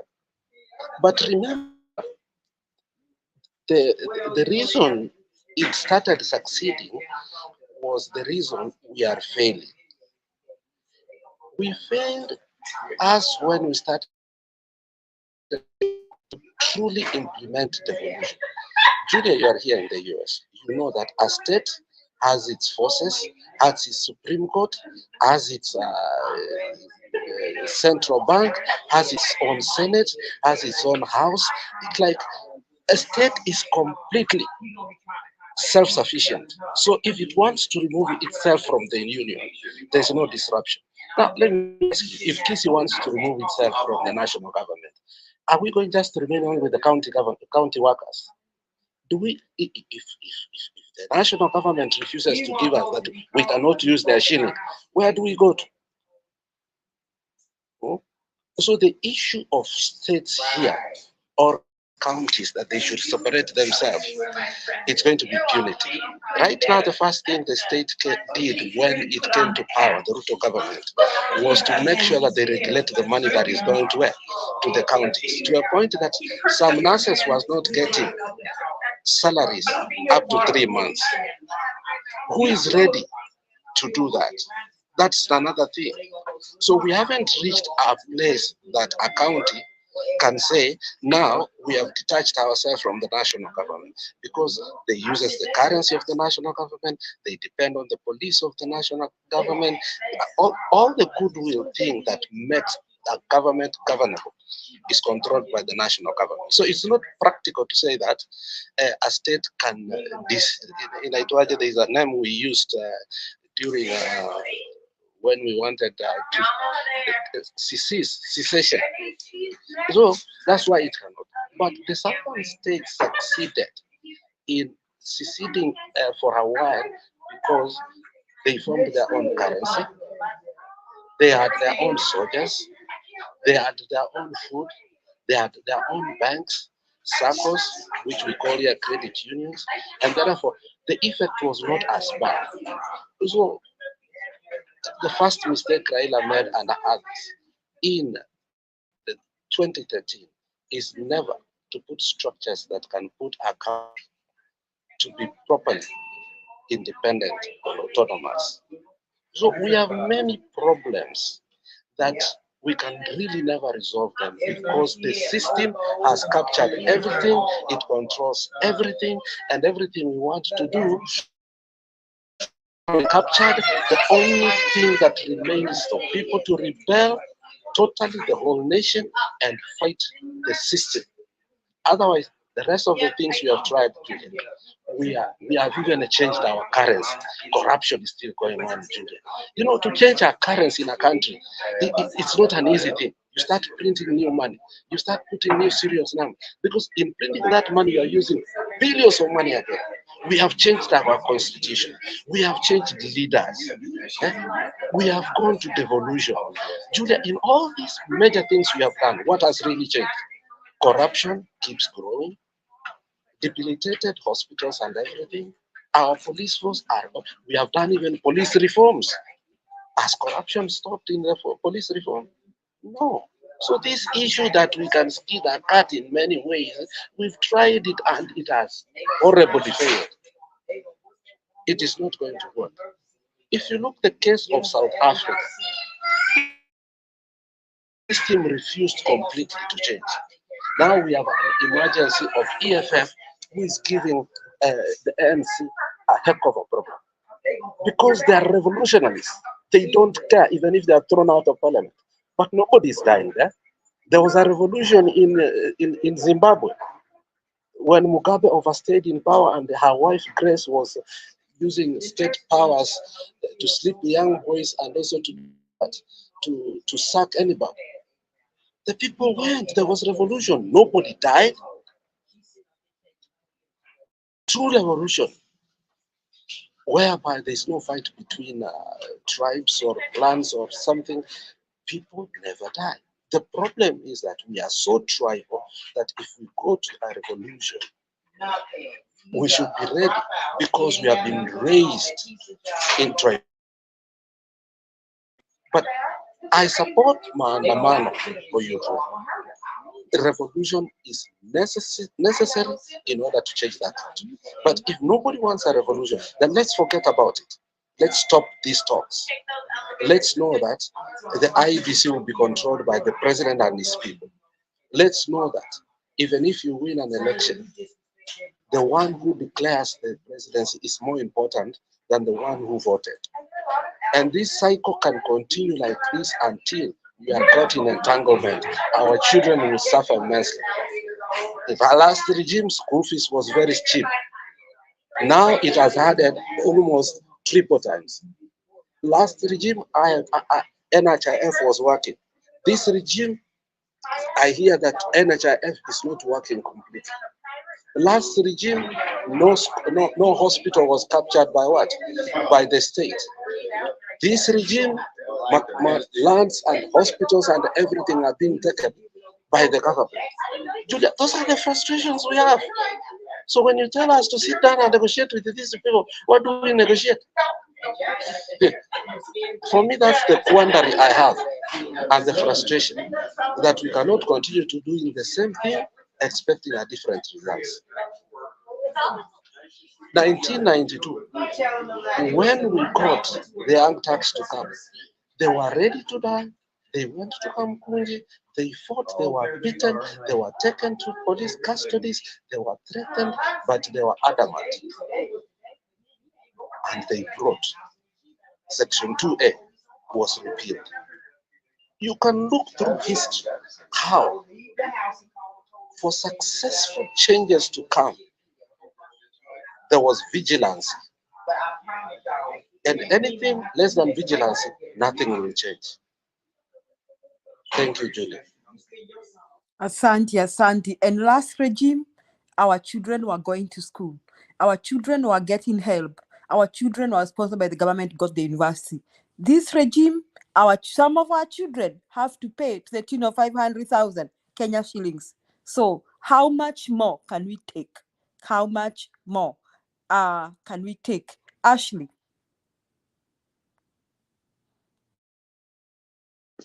Yes. That's a good question. I don't know what to say. I just know that we need a different governance. We agree on that. The way to get it is how we are disagreeing, but it is good that we are talking about it instead of talking about personalities.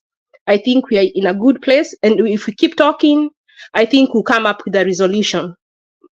However, I don't see a revolution like the one Alex just talked about, which is non-violent, especially in Kenya. I just know that in order for it to be non-violent, mostly it goes to the military, and most of the military that has now been chosen is people who are allied to Ruto. So those are the leaders.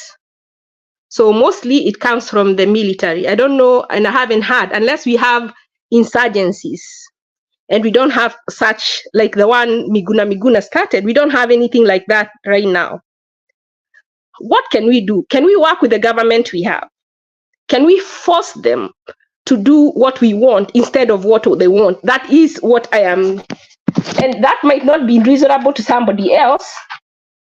For me, that is what I think is reasonable. And if I have to use the so-called overseas international masters, and I'm not using them foolishly to accomplish a goal, I will do it if it is me in power.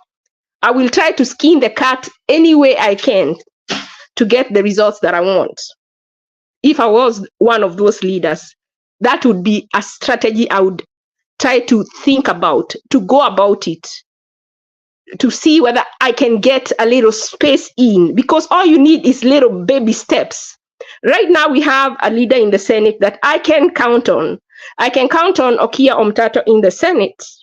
How about if we start electing uncompromising leaders? All we need is a 2/3 to impeach. So we really do have the power. Until maybe they can go and do a rigging so that someone doesn't come into power. That's another way. And last, I was thinking about, like, we can have maandamano that makes sense. Let me tell you, by the time Raila started saying let's have maandamano on Monday and Wednesday, those are games. And that is, you can belong to a leader. Oh my God, my phone died.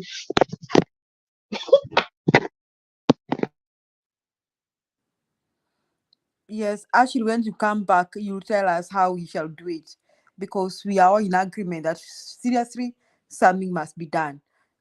Stone PK, we are all in agreement, some things need to be done. Come rain, come sunshine. Tumechoka, tumefika mwisho, tumechoka, tumefika mwisho wa kuchoka. Yes, Stone. Julia, tulianza mbali, tulitoka mbali. Kuna wimbo ya my cousin Karisa anaimbanga. Tumetoka mbali. I don't want to sing it in my language. He can sue me. These days wa Kenya na pesa ni too much. Anasemanga tumetoka mbali, tuko mbali na tunaenda mbali. Tulitoka mbali sana, na msimamo wangu ulikuwa ni huu. Na nikasema, ilifika mahali nikasema, hebu tuulizaneni jameni, where are we headed? Watu wakanipiga, Julia, unajua hivyo. Nikaambiwa nisikuze maneno ya baba. Some people on TV pretend even to know baba more than some of us here. Wako na ile inaitwa personal touch. They have engaged with baba directly. So when some of us say hapa sasa iko shida, kuna kizungumkuti, unaambiwa don't question. Now, you know where we are right now? Yeah. Is where I personally, and some people who supported me, had indicated that hii journey hatuna mahali tunaenda, and it is true, hakuna mahali tunaenda. Now, revolution, as my dear sister Ashley anasema, she's so scared of revolution, but then insists on those other ways. Hizo haziwezi fanya, in my own opinion. I'm not trying to convince anybody to follow my opinion. I always say this is personal. I don't think anything procedural can work under Ruto. We could have tried these things with Uhuru. We could have tried Makoti, sijui filing as many as you can. We could have tried with Uhuru. But I think some of us have no experience politics here, Kenya. Honestly, I think we do desk politics. Ruto, if you know who Ruto is, Julia, and if you know what Ruto craved for, what he really needed to do, what he is really is, ndio unaweza jua. I'm not saying people to lose hope. You can keep on hoping. But Ruto had sworn through hooks or crooks. By the way, had he not been announced president, do you know what would have happened? I don't want to reveal on TV. He was hell-bent. Hiyo unasikia actually hapa anaogopa. Ruto was hell-bent that baba akiannouncewa president, akuta kalika for a period of time. Take that to any bank. So how do you deal with such a person? I always kept on giving an example. Umesikia mtu amepiga kwa gate yako. Bum bum bum na nguvu. The knock itself tells you huyo mtu hajakuja na uzuri. Then you unainuka kwa dirisha yako strategic. You peep. Unaona amejiami kabisa, ako na rungu na panga na nini, ama tuseme kimodern ako na AK47. Utaamka hapo na afuongo, unaenda kumfungulia gate. What stupidity of a person can you be? Unatoka na maafuongo na kifua tupu. Neke how? You must be the most idiotic human being on earth. Ukiona vile amejiami, unarudi kwa kabati yako. Manake na wewe pia lazima uwe uishi kama ng'ombe ama punda ama kondoo. Then unamwambia aromene kuonana. In Kikuyu they says men ni kuonana, not undermining women, because even women wanasemanga tuonane. Then kanaenda. He was invading your boma. You don't start picking a Bible, unaenda kuface mtu ana AK47 na kila kitu umebeba Biblia. That is the situation we are in our country called Kenya. So unfortunate, Julia. So sad that we are where we are today. And you will quote me many years to come. And I'm saying this as Stone PK, that the situation we are in, no country in East Africa or even Africa has been into. They arrested it Araka. Of course, when they arrested it Araka, wengine ili prolong. Take Liberia, for example, it took them 15 years. Because initially it had started on the wrong footing. And then who had interfered so much for them to prolong their nini like that? How to night foreign masters. So now our people should know, wherever tunataka to lead revolution, we should know. We do it independently. And whoever takes up, I had the fears of that we do revolution, then there will be a vacuum. There can never be a vacuum. Even right now in Haiti, there is no vacuum at all, by the way. You know, like me, I have colleagues who are Haitian. I'm getting briefed every day. Hakuna gap iko hapo. Ile gap iko hapo ni ile inaitwa gap ya theoretical. Ati kuwe na president wa nchi. Right now, for the last 4 days, there is no killing. Take that. Can you imagine? So who was the problem, Julia? The prime minister. Is this guy actually keeps on saying ati aliambiwa resign? The guy aliambiwa even before UN kila watu WhatsApp. You know, UN flows with what is the strong side. Mwinsi akiwa strong, they flow with that. America na UN na kila kitu. UN ni America, by the way. Sasa wanaona Julia na Stone PK wanapigana. Sasa hiyo wanajidai. Wanasema ona Julia, unajua ni mama, lazima tu support. Alafu wanarudisha sauti zao chini. Wakiona Julia amepigwa kangumi na Stone PK na amekuwa weak, wanajua ataanguka. Wanaanza kuenda kwa wataruka the other side. Exactly. I've worked with them for so long, so I know how we deal with it. Stai kureveal huku. Ni mambo ya ubaya sana. Rwanda is an example. I know some of us are very young, maybe at 1994 hatukuweza kuelewa hiyo nini. Go back, read or watch the movie ya Rwanda. You would hate, utachukia hawa watu kufa kupona. The way waliacha watu wanyongane. Na the way wakitoa watu wao, sisi tunakuwa hakuna nini, hatuna haja. Wanaambiwa wa intervene, wanangoja siku miezi 3 watu wauane. Alafu ndio unaleta mavitu zako za blue kwa unasema unasaidia. Okay? So basically sisi tumefika pabaya. Na hapa hakuna reverse by the way, because sasa mwananchi atabust. Na vacuum hakuna. Tutabust, tutadisintegrate into so many groups, lakini tutakubaliana hata ikichukua miaka ingine 20. Of course kutaleta disruption ya vitu mingi hapa na pale, thugs watatake advantage, but hiyo ni inevitable. And that's why tunaongea mapema saa hii, tunaongea tukisema hii kitu ikifanyika tutafanya nini? Hii kitu ikifanyika turudi kila mtu kwa kaunti yake na kaunti tukubaliane. Tuseme Julia, wewe sasa ndio unashikilia hii kaunti ya hapa na ni wewe wetu. Zungumza na watu. Kule utasema tuende, tutaenda. Period. Hakuna kupigana. Kwani sasa mkisia atataka kuja kunipiga ndio ni msupport? Hapana. No, there is no way. Atakuja kuita Madam Julia. Tunaweza kutana. Alafu mnakutana unamuuliza agenda ni nini? Oh, unajua partnership ni unamwambia okay. Point zangu 3 ni hizi. Zako ni ngapi? Ni hizi. Point 6. Unarudi kwa watu wako. Unarudi huko Embu unawaambia leo turathi komiti na Kisii marauga tumendagirie thitima na mama tuendagirie marigo. Yani interpreted. Tunasema wakisitu wauzie stima na watuuzie mandizi kwa bei hii. Mnakubali? Period.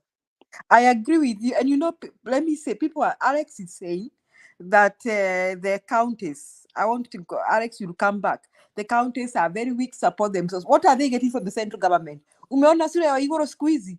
Unaona vile Waiguru ameharibu sura? How much are they even paying the doctors? What are they getting from the central government? I mean, it's high time they also just broke away. You know, unaona, wacha nitumie maneno ya county na serikali by using a woman who has been abused in marriage. Most women who are abused in marriage is because they are not economically powerful and they are not economically independent. Now, most women, especially from Africa, who say they are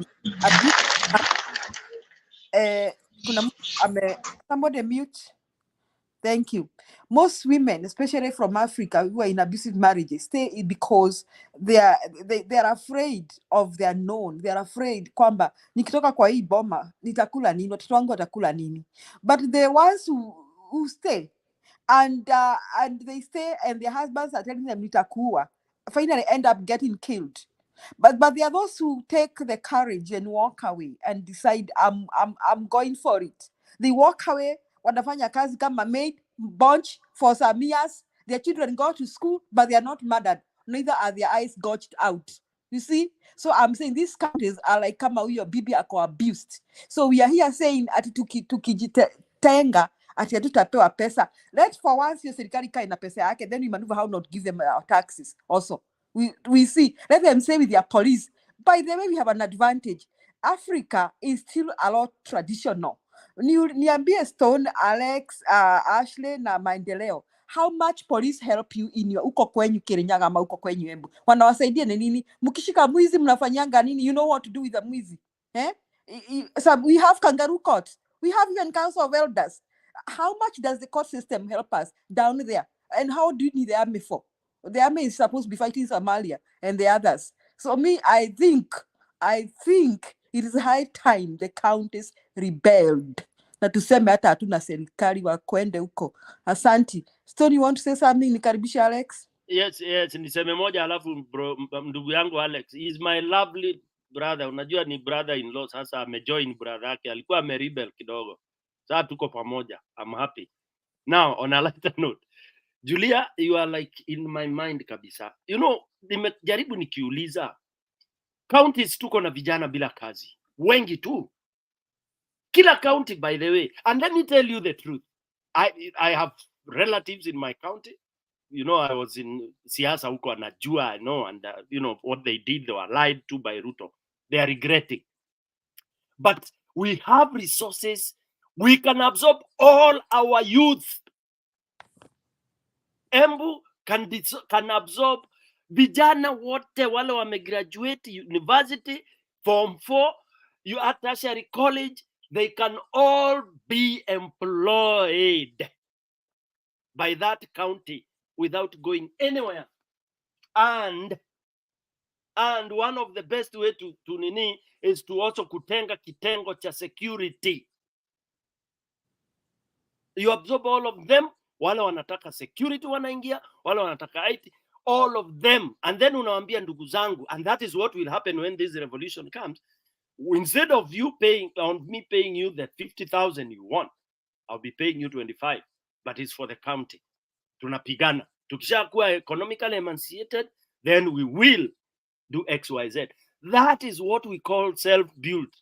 Tutajijenga, siaya wafanye hivyo, wale wengine wafanye hivyo. I can tell you, Julia, today you discontinue. Tunaitanga aje mama akishapata mtoto the way umbilical inakatwa. If you can cut that umbilical cord kwa county, kwisha, you've correctly put it. We don't need army. And we don't need to be defended by the army. For what? From who? From who? I mean, hii ni ujinga tunaambiwa borders. You defend your borders. Nyinyi mko kwa border na Uganda. They are not taking our children to school. Watoto wangu wamewanyima. Tupeleke watoto wote waende Chuka University. Wakwenda huko na hizo shule zao. You see? Exactly. They are not taking our children to school. They are not taking our people to the hospital. They are not treating them. I mean, we are suffering. County, central government haijatuma pesa. Sijui serikali haijatuma capitation. Period. Let our schools be day schools. Let us pay our teachers. Let us start from there. We shall go back like America later on and decide, are we going to be a country or not? Or not. In fact, Julia, not to cut you short, hii America tunasifu. Each state is independent. True or false? True. The independent. Yani independent ile mbaya mbovu, by the way. Ile mbaya. Ni vile huwa wanaiplay kivingine. Kuna vitu zingine state ikisema itaki. Na kuna pesa yetu inaweza fanya. Kuna kitu federal mavia kuku hii tunaambiwa hapa ati Kenya ni nini? That we have to be one. One meaning what? And that one is what we have all been fighting. We are one. So we are forever arguing here foolishness. Ati tusikwe na President Mkari na Mkikuyu. We don't even need that anymore. We don't even need to argue about that anymore. So exactly. Hiyo siasa ya ujinga ati sasa kwa sababu Stone PK ni mkabila hii, Julia akiingia ni hapana, unajua sasa vice deputy lazima atoke kabila hii arudi. Tugawane kila sasa, mimi tuwe huko kwetu ni mimi na mtu wangu kabila moja. Tuacha tupigane kiklan huko. Ni sawa, tunakutana, huyu ni in-law wangu, huyu ameoa dada yangu. Alex, are you there? Ama ni Kenya maandamano. Endelea. No, I'm here and I would like to say something very quickly. Okay. Yeah, you know, these things in Kisi, they say you learn from one thing to another using the past. Even in law, they do that. If you look at the progression of what had happened in Rwanda and Burundi, the presidents were told to go to Tanzania. When they came back, they were killed by the airplane crash. And then killings started. And these groups were engineered by France because of the interest that they had. Now, if you look at all things, why did the Prime Minister of Haiti come to Kenya, knowing very well the country was in shambles? He was running away from his country, but using a pretext. How do you sign a pact in Kenya while your airport has been captured and other things? Does it make really sense? And from here, instead sasa tumpe our askari tulikuwa tunasema tunamwacha. That's the question I asked. Where is he going to after this pact? How is he going to land? You want to tell me that the US could not have given the Air Force One and made sure that he landed over there? Alex, hiyo Air Force One ingepigwa. And then they allow him to go where? Because these people like causing instabilities in African countries. And that is what actually they are doing to Kenya. But Kenyans are a little bit smarter than other countries. If it was the wish of the Western countries, Kenya should not even exist. Remember the UN Charter, 1948, part of where they wanted to settle the Jewish people was in Kenya, in Eldoret, before they wanted to settle them now in Jinja. They've always liked our climate, wanted our lands. That's why you had something called White Islands. So sometimes let us be very careful. We cannot say equality, the UN forced this guy to resign. That's a pure lie to me. that it doesn't make any logic or any sense. Okay? And looking at that, the way they have stabilized us, now IMF comes and tells us what to do. So for us to say these institutions can be able to help us, it beats logic. These institutions are the one killing us. So on the issue of the way forward, it is what we are having here. We are sick and tired of lies. If we don't have anything to say, we keep quiet. But if we have to say something, we must say the truth. Because when we don't say the truth, we get disappointed. And who do we blame? We blame ourselves. That's what I wanted to interject a little bit. Yes, Kenya maendeleo, ni maendeleo. So what we are saying is that the battle is ours. For us, waiting for the Western world, I agree with what Alex. I want to add with what Alex is. Margaret Thatcher led the invasion in Libya. You remember that woman called Margaret Thatcher from Yes. UK? Yes. She's the one who led the invasion in Libya. You see, when Gaddafi was there, the Libyan people have good life. He was a dictator, yes, but they had free houses, free education, free transport. Madam Julia, was it Margaret Martha or Tony Blair? Margaret Thatcher. No, Margaret Thatcher. Margaret Thatcher is one who led the invasion in Libya. Shame on her. So we will not depend on this. They will not help us. So Maendeleo, do you think? We can rescue ourselves? We can go county. Let's watch Gachagua na serikali yake na Ruto wakae Nairobi, wakae current wenye wanataka kukaa wakule hizo matakataka yao kwa State House. We don't need it. They're not even taking our children to school. They're not even taking our people to the hospital. They're not building our roads. They're not building our hospitals. They have let our children drop out of college. We don't need those thugs.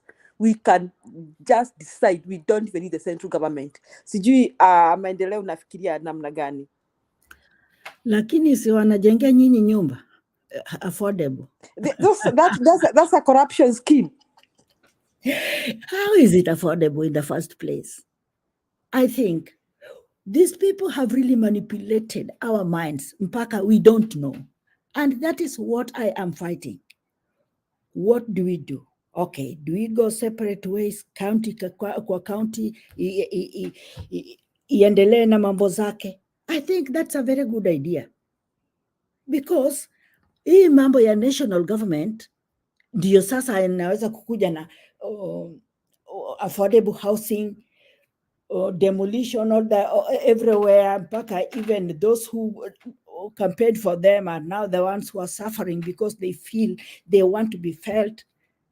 Let us do something. Revolution, revolution, revolution. And revolution, does not mean that, we are going to chop somebody's neck. We are not going to chop anybody's neck. It's only that we are going to say that we want this thing to go our way. And it is going to go our way. Which are those you are saying, let us take these things in our hands. Every county, aman mambo yake, na tuachane na hiyo mambo, national government. That is also a revolution, don't you think so? It is. Because you now want your powers to prevail rather than somebody's power who is taking Kenya to be a business podium where everybody must have a share. If you don't, your shares are few, you can be at the back. And if your shares are good, you be in the front. Let us come out of this and let this revolution we are talking about, let it start from here, and it is gonna be what we want. Thank you so much. Sijui Jake ameenda happy. Jake karibia, I think I want to go away. Sijui kama Ashley, is Ashley still there with us? No? Julia, let me say something before Yes. Ashley comes in. As we wait for Julia, for Ashley and Jake to help. Oh, Jake is here. But let me say this, thanks, Julia.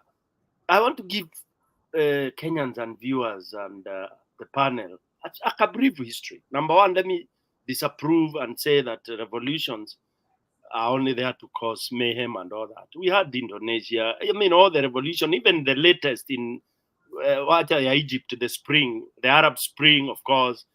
And as I said, hii basi ikianza kuenda, saa ingine inaingia ma pickpocket, hata meeting zetu za Azimio. Si tuko meeting in good faith, lakini kuna jamaa amekuja gange, amekuja kuchai, amekuja kusanya. So na tunamshika, tunampiga kofi mbili, tunamwachilia juu ni wetu tu, hata kaa yuko Azimio, amekuja job, ana njaa. Alright? So hata rebellion ikitokea, kuna watu watarai waanze kuleta upuzi. We'll deal with them. Now, the history nilikuwa nataka kupeana ni when we got independence. And I want to give this because these are some of the things that made us to miss the step. They always say the longest journey is the first step. But of course, if you step it in the right direction, in the wrong direction, then you'll never get kule unataka kwenda. So what did we do after independence? After the struggle and all this, Kenyatta and Jaramogi Oginga Odinga, they did and agreed on whatever they agreed upon. Then Kenyatta was the president. Okay? So, remember, immediately before Kenyatta got the presidency, which he was given, alipewa na kijiko, hivi, na Jaramogi. And this is a fact people don't like. Jaramogi gave Kenyatta the leadership of this country on a silver plate or platter. Because he would have decided, vile wazungu walitaka, achukue hiyo kiti na apishwe.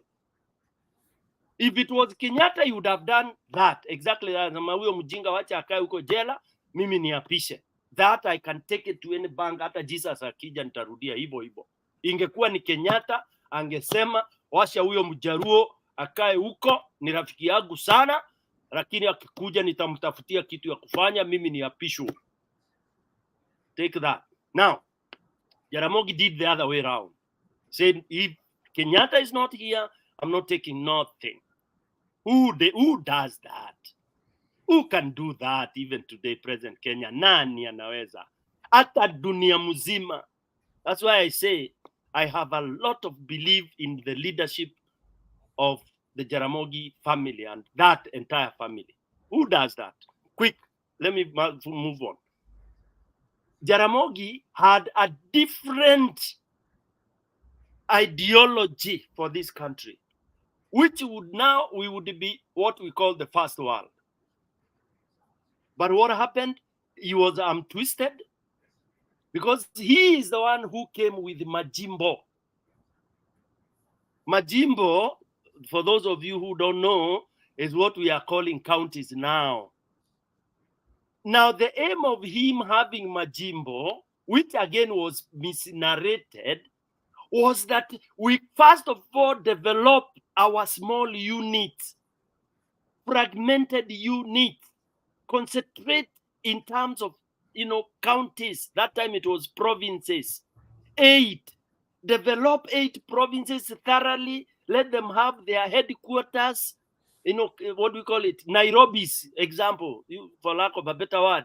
Nyanza, you have your Kisumu. Central, you have your whatever. Develop them thoroughly. Universities, industries, all 8 of them. Then, the huge states, call them that, majimbo, call them whatever, provinces as they were, each one of them being so strong, we now vouch for the unity. Now, Jake and the other panelists, the best unity you can have is when watu wameshiba. Watu wakishiba wanaweza kusikiza ukiropokwa zile vitu unaropokwa, lakini watu kama bado wana njaa, wanakushojeka, hakuna kitu unacho bana, njaa inatudedisa, wacha tumange kwanza ndio utupatie story. So you have to feed them fast. So Jaramogi was like, let's feed Kenyans fast, meaning let's empower them fast. And as of today, we would not be so corruptly misled. Poverty would not be striking us. And what goes around always comes around. So the Majimbo is coming back. But now it's coming back in a most painful way because Kenyans will secede. They will go back to where they belong because they have no benefit they are achieving by being called this nonsense. Inaitwa national government. The thing called national government benefits only the thieves, the leaders, and the thugs, the corrupt, not mwananchi. That is the story I wanted to give. So Majimbo is coming back. It's already there in the name of counties, and I'm happy. Some governors are already disgruntled. Julia has just indicated. If you look at Waiguru, wherever she is talking, those of you who know her closely, that face is a very beautiful face. But now if you look at it, it's always, and you know when you get annoyed, when you don't smile the whole day, in a kulaga cells kadha. She is so depressed because one, she supported this person so much, she regrets. In fact, some of these politicians, they wish they can die of a natural death. Mtu atoke tu juu sasa mahali, the position they are in, Jake, they don't know how to get out of it. Huwezi hama Kenya, kwanza kama wewe ni governor. Yani, Jake, these guys, if you can access any of them, akupatia tu mkae tu mahali kando akuambia ukweli ile ya Mungu, you'll be shocked. They are depressed. And some of them, kabla wamalize hii term, they will go to Mathare. Of course, Mathare ya wadosi. Unajua Mathare ya wadosi huwa ni bedroom. Unapewa tu hizo madozi hapo bedroom. They are, yani wako in problems. I can quote even some of them that I know very closely. It is deadly. Ni kama wewe ni head of family, people have to feed, and you have no food to give them. That's why hii kitu tunasema Alex na the rest, ati zita rebel, county zita rebel. Kama Kisii is rich. Walid, then Meru takes over. Nyanza saa hii iko sawa, iko na meli, iko na nini, watadili na Uganda. Sisi watu wa Embu tutakata stima Kenya mzima, pup, mpaka mlipe. Na mtakuwa you pay before we send it to you. The others will do the same. And us in Kirinyaga will not sell our rice to you. No, Kirinyaga tunawapenda because mnapatiana food. You have a lot of food.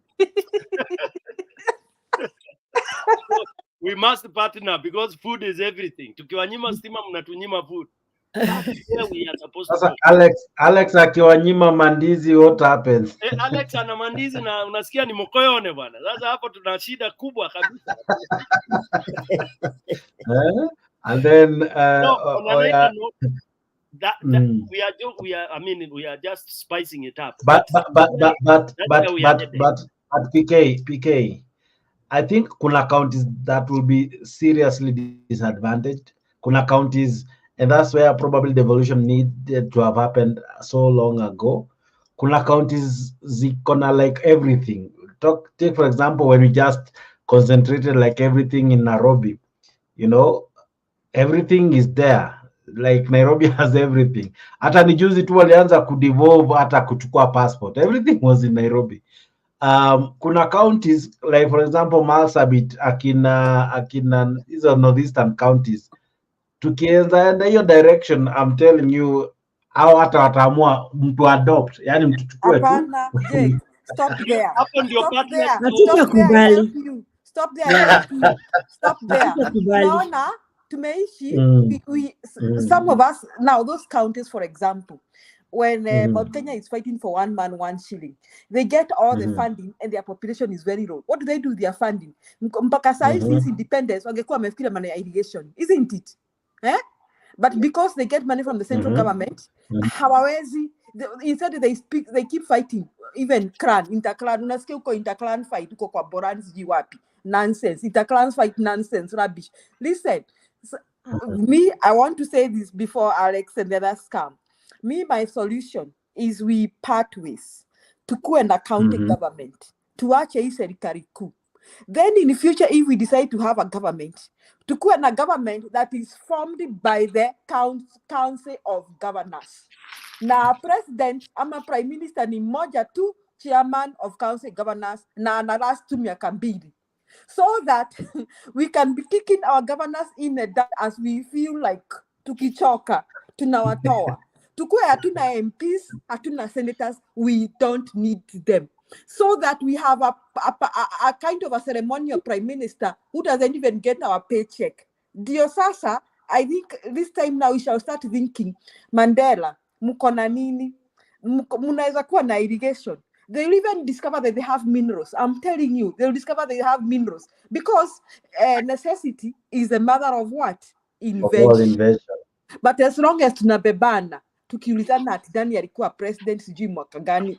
President what? I almost say mafia kuku kama Kibaki. Neither Kibaki, no Uhuru, no Kenyatta, no there's somebody called Julia. As I struggle to fend for my family, is the way Alex is struggling. So I don't give a heck about that presidency because it has never benefited me. We don't need it. Asanteni sana. Wadau. All right, now we have to wrap up in the next few minutes, and I want to have several sentiments. So I want to start with you, Bwana Alex. With that form of leadership, can it work in Kenya as we know? Can it work?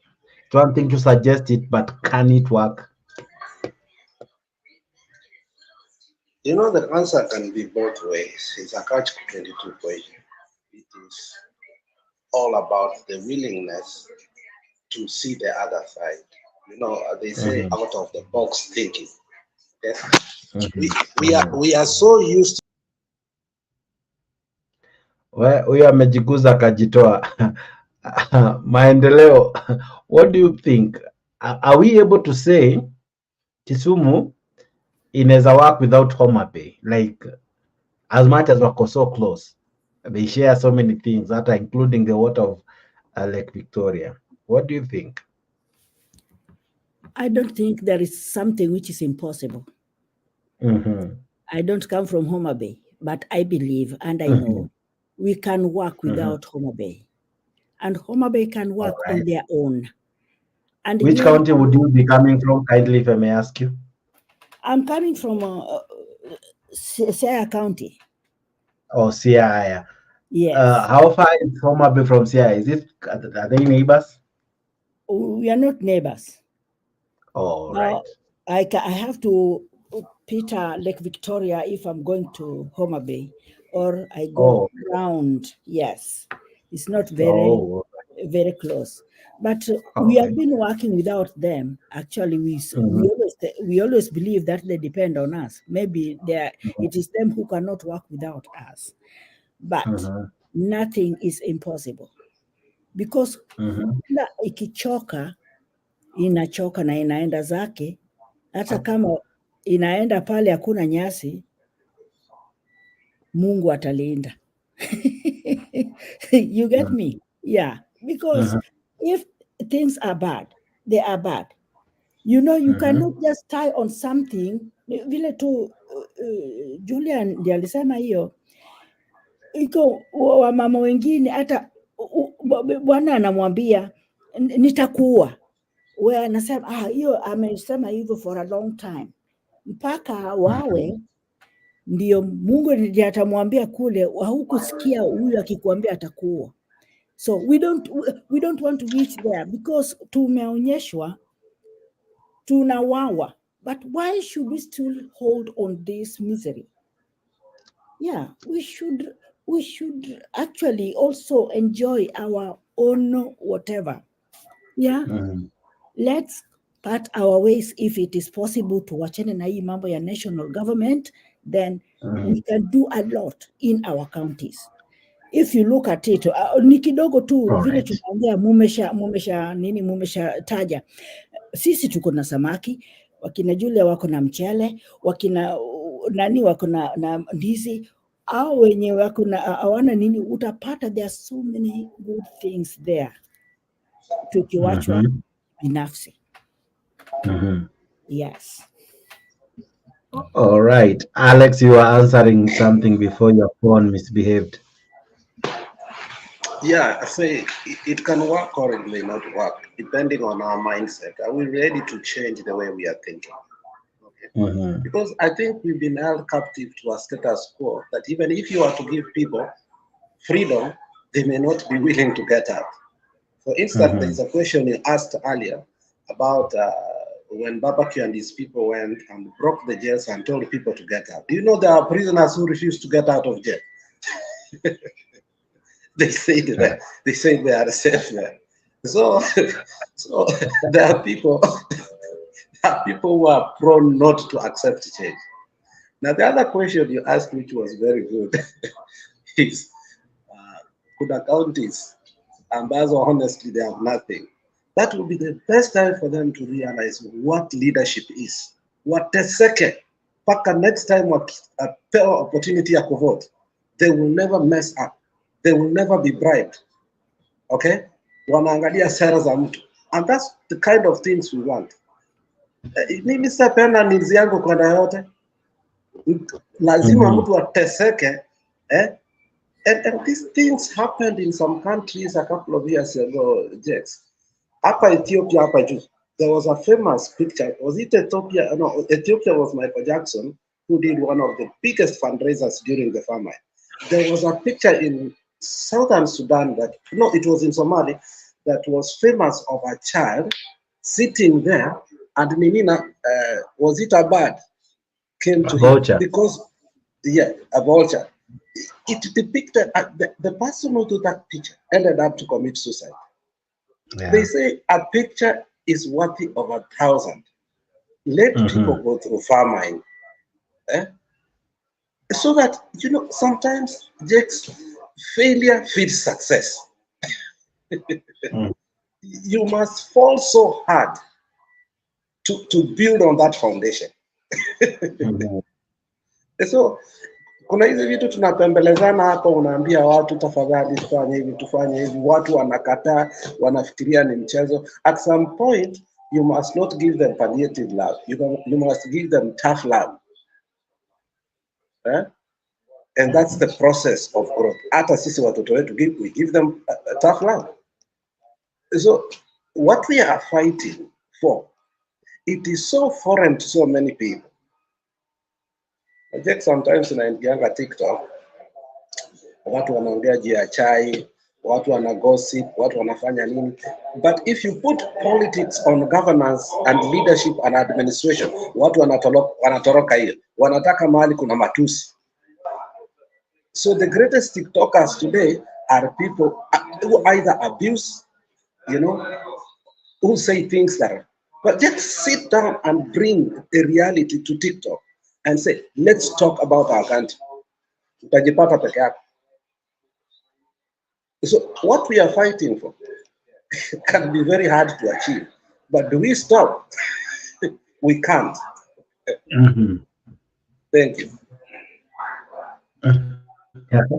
All right. I want us to come to a close, and this is how I want us to come to a close. I'll give you 2 minutes to give me your closing remarks, and equally the best way forward. I want to begin with mwenye at least anabonga sana kidogo. Let me start with PK. In the event amalize 2 minutes yake nitamwambia mapema. PK, the best way forward, how do we now move on from here? Sawa, thanks Jakes. 2 minutes. One, nilikwambia nimeacha kuja kwa mashow because nimekuta we are just wading in the desert bila kujua kule tunaenda. But usikose kuja kabisa. Quickly, let me tell you. you see, when people say that this country will not do without this, without that, you again, hizo ni fear, hiyo ni kuuziwa uoga. We are not saying that tukienda into counties, we will say we will not trade with each other. What we are saying is we will be now more organized. We will be discussing. We will be drawing memorandum of understanding. We will be doing partnerships to develop. Tuna partner. Hii country wewe una mashule, mimi nina mashule. You know, I mean, all of us should open up that way. And politicians will never want to hear this. By the way, hii ukitumia politicians, hii ni moto. Hii ni kali. For any politician, no, most of them, 60% or even 70%, ni wakora ni wezi. So when they hear this kind of a thing, kama politician wa Embu anajua sasa Stone PK, hii kitu ikiwa disintegrated, he will be the commander there. So waizi wote wa Embu wakora watajua hao ndio mwisho wao. Makaburi yao itachimbiwa the moment Stone PK lands there. It's an example I'm giving. Similarly to others. Because as I said, Kenya is not short of truthful leaders. The only thing is that they are blocked from getting into that space. And I think it's either Alex or somebody who said how expensive it has been made. It has been designed. I've never said this. My dad was a politician for a very long time and he was not a rich man. He won 5 times. And I remember I remember that time you would return, like for councillorship, you are not supposed to spend more than 55,000 shillings that time. Na lazima wangefanya hiyo return. Okay, 55,000 ukifanya na index maybe at 2 point something utakuta maybe as of today labda itakuwa ni kama milioni moja hivi tu. Yeah? Lakini unaweka return. Mafuta ulitumia this. Mobilization haikuwa bribe, ilikuwa ni kucreate venue, kuchukua vijana wa kupanga venue. That's how it was done. Look at how discipline was in Kenya. Na hiyo kama ungefanya hiyo return, you would be cancelled by the Electoral Commission. You would not be on the ballot. Okay? So we are saying of practicability, things that can happen. Kenya can go back to what it was personally when we were growing up. In Nairobi, we would walk and we had dispensers of everything. What does that mean? Dispenser ya soda, dispenser ya peremende, dispenser. I mean, that barabara zinaoshwa, zinasafishwa. I know those who are very young don't think that. Okay? Those things happened. But when Manyang'au zilichukua, they made elections so difficult that Jake PK and Damano Yudre, you are a good leader, but you cannot compete because you don't have 20 million to go. And in 20 million ya kufanya nini? Ati ya kumwaga kwa vijana. Really? That can be changed by somebody. And it will only change when we tukirudi into our smaller, we fragment ourselves into smaller smaller and possible management well-managed units. You may call them counties. For now, I think county level, it is the best. Then, whichever county has more, whichever has less, we intertrade. Hatusemi ati hakuna kufanya biashara na wengine. I wanted that to be corrected. Hatusemi tukijitenga, hatutaki kuona county ya Jake. No. There will be partnership. Thank you. Okay. All right. Maendeleo Oyodre. I don't know if I'm pronouncing that name properly. That's why I'm even avoiding it. Maendeleo. Pronounce vizuri sana. Maendeleo Oyodre, maendeleo umepata. Maendeleo imepatikana. Yeah. Oh, Oyodre. Oh, all right. Oyodre. Okay. Yeah. Anyway, I can see you guys are really brainstorming good things for Kenya.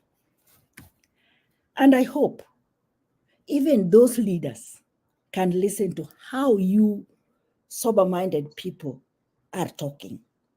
You are not discussing all these things for your own benefit. but for the benefit of that country called Kenya. It looks a very small country in the map, but a very rich country, because wherever you walk, everybody knows Kenya, with giraffes, elephants, and so many things. In fact, though, even Tanzanians are having that, but they are being elaborated with that they are coming from Kenya rather than those other countries, if you don't know. So all these discussions are not for only us, but for to save this country called Kenya, and to save this country for like me, for my grandchildren, because my children maybe are in this group, my grand and great grandchildren to come. If we are not going to talk about them, and then we leave this country in the hands of the wolves the way it is now, I don't think in the next coming, even 5 years we are talking about, the Kenya is going to be the same country. So let's go as per every county should be left to manage their counties. Everything is going to be okay. And the unity we are talking about is going to come because it is going to be now the shareholder business inter-counties, not shareholder business inter-persons, but shareholder business inter-counties. Because Nyeri has got mchele, me has got fish. Julia, how much are you giving me? Then how much are you giving me for your fish? It's going to be like that, and we're going to be rich. This country is a very rich country. So let us put all these points together for these people to know that there are some minds who are not thieves and who are not there kunyakua tu the way they are, because all those leaders who are there, be it Azimio, wale tuliwapeleka hapo, maybe very few we can count that can do something good. But me, I don't see anybody right now whom I can base on that this one is a straightforward person. All of them are the same. And the only people to bring this change is you, Jex, Alex, Julia, Stone PK, and those other minds who are listening and accepting what we are trying to pull together. We can do it. All right. Thank you. Beautiful. All right. Alex, your 2 minutes of fame starts now. It's either we do it or we don't do it. Either we stop talking now and we go to the next stage, which is implementation. It's either we see what our priorities are or we accept that we have no priorities. In a country whereby the Deputy President's house is being renovated with more money that it was built with. You know, sometimes I feel like the journalists lying to us or what? Is this really true? Is it happening? But it's happening. It's in a country whereby the office of the president with less than 1,000 employees has more money than the largest county in Kenya, Kiambu or Kakamega. Where are our priorities? I don't know why people are not smart. I thought for the first time that a record number of kids did not go to school. Tulifanya michango mpaka ulikuwa unaona mtoto fulani hajaenda, mtoto fulani hajaenda, mtoto fulani hajaenda. So is that how we are going to do our business? And knowing very well that education is an equalizer. I will finish by saying that if people are not mad enough, it's okay. But if people are mad enough, we can do it together. Unity of purpose is powerful. But if you cannot be united to accept that there are problems in this country and it needs to change totally, and every day it keeps on degenerating, that's what I mean. Nikule mali yangu hapa America bwana. Nikikufa nitazikwa bure. Hakuna hata sanduku nitapewa. Watoto wangu watapata student loan waende shule hapa.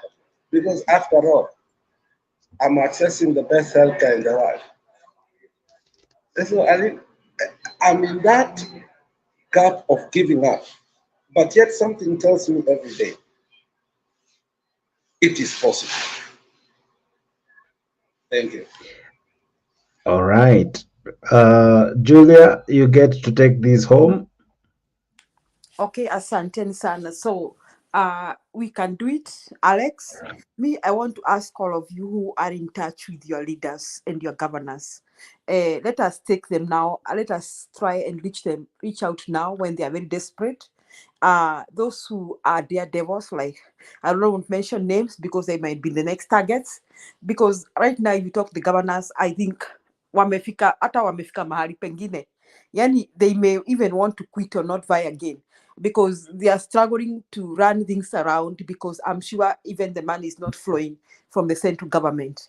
And let us reach out and find out how we can prevent them. We can ask them to prevent people from paying taxes to the central government. We can even collapse the e-citizen, collapse the e-citizen system, just collapse it, prevent people from paying anything to the government. We start there. And if we could reach out to our counties and our governors and our leaders, like-minded, and tell them, guys, we can stop funding the central government. We can start from there. We find a way of preventing our people from funding the central government. If we start there, we collapse Ruto's resources and all that. Then now from then we can begin to navigate what Baba said, one county, one product. Now, I want to wind up by saying that going separate ways does not mean we shall not be talking. We shall not be marrying each other. We shall not be visiting each other, because first we'll still be under Kenya's constitution that allows anybody to travel any part of the country. So it does not mean that we shall not trade each other. We shall just be separating resources and concentrating in our counties. It is not that we'll not interact, we'll not trade with each other. But then now the counties will have the opportunity to realize that tumedanganywa miaka mingi. And let me tell you, because for a start, the counties will not have money. That is the time we shall have the right leadership. Because the thieves and the thugs will take off. So those of you who are in touch with anybody, I think that is a high time now. If we could form even a committee to just get in touch with them and give them this information, then we can go places, because we shall not give up. We must deliver our motherland. Aluta continua. Asanteni sana. All right, wonderful people. I have no words to add to all you have said, but thank you so very much. Allow me to send a special appreciation to all who have made time for this show. Akina Msimamo, Akina Mr. G, Kenya Rebel, Maendeleo Oyodre, Storm PK, Honorable Lex, Julia, and everyone else, Ashley as well. Asanteni sana for making time for this great conversation. You guys are just but amazing. Msipote, Bwana Kenya Rebel, asante. Stone PK, hey, hapa upatikane, hapa upatikana, hapa we will allow you and we will listen to you, because you never know. The moment we stop talking, there we shall not be making any progress. Alex Usitoroke, patikana, be part of this. You never know. As I normally say, internet never forgets. Today there's something that I learned. There's something I posted so many weeks ago. Today it's now trending. It has very high views. I had forgotten about it, but it's now making sense. So what am I saying? You never know. Kuna day hii video hii ndio itakuwa inasikizwa by very interesting people. So never tire, never be afraid. You never know. You just might be the person who has the next key to the next great place. And as Julia said rightfully, necessity is the mother of all invention. It is necessary. We really need this. You never know. You never know. In such places, because we are saying we want someone from ourselves. PK wacha tukuchangie, wacha tufanye everything and tukusukume, tukutoe huko Na tusikutume mbere, is it mbere or Embu? Tafadhali mbere. Mbere. Oh, tusikutume huko, tukutume all the way to the great to the house on the hill. So let's keep on. I really enjoyed the show and the conversations. Asanteni tu sana. I don't know if there is anyone with anything, but I'm so Share that grateful. video. Share that video that was trending. Unatufanya sasa tunakuwa na desire ya kujua. For you to jua, ingia tu kwa YouTube hii Kenya News link and then go to the shows. I think it is the highest now, and then just click the popular, you'll see it. I shared it so long ago, now it's really trending. So what am I saying in short? You never know. So equally kindly subscribe to Kenya News link. Jake, as you close the show, Ebuenda will research on this, now all those of us, Alex na wengine. On this question, Wakenya wanasema, they are quick to say, this can't happen. This can't happen. Yes. That is in our mouth. Always. This can't happen. It's a terrible one. It's to have it. I wish we would. Now what tuko na hiyo? This can't happen. And that's why yeah, exactly. And that's why this can't happen. Yes. It's a bad statement in life because the world is full of only possibilities. Yes. Na ndio Mswahili anasema msimamo anawaambia hapa chochote chaweza kutokana. All right, interesting. Everything is possible. Anything is possible. All right, thank you so much, able people. Situkutane in another great show like this one. Thank you so much, Maendeleo Oyaudre. I don't know. Anyway, I hope. Why is that so difficult for you? Or you? I don't know. I pronounce difficult.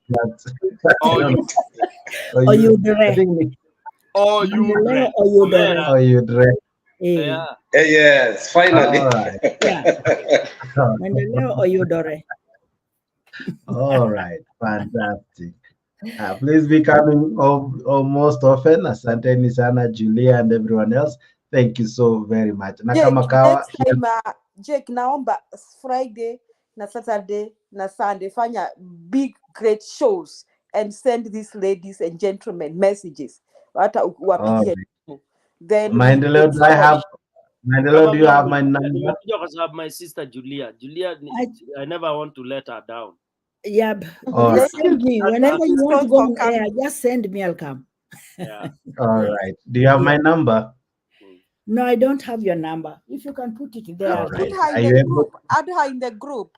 Are you able to see the private chat? I'm sending you there. I cannot put it in. But Julia, you are an admin. I'm only to talk. Oh, sijui mimi ni admin. Oh yeah. Julia ni admin. You have number ya Maendeleo? Sina, nilitoka kwa ile group ya walikuwa natukanana. Sasa. Okay, Maendeleo, I'm sending you my number privately. Send me. Kindly text me via WhatsApp. Okay. Yeah, these fine gentlemen and ladies, they do have my number. So if you have it, there it is. Hapo kwa comment section private. Iko hapo kwa private, not kwa private. All right. Asante sana PK, asante sana. Changamka sasa kwa group. Kwa group umekanyangia white sana.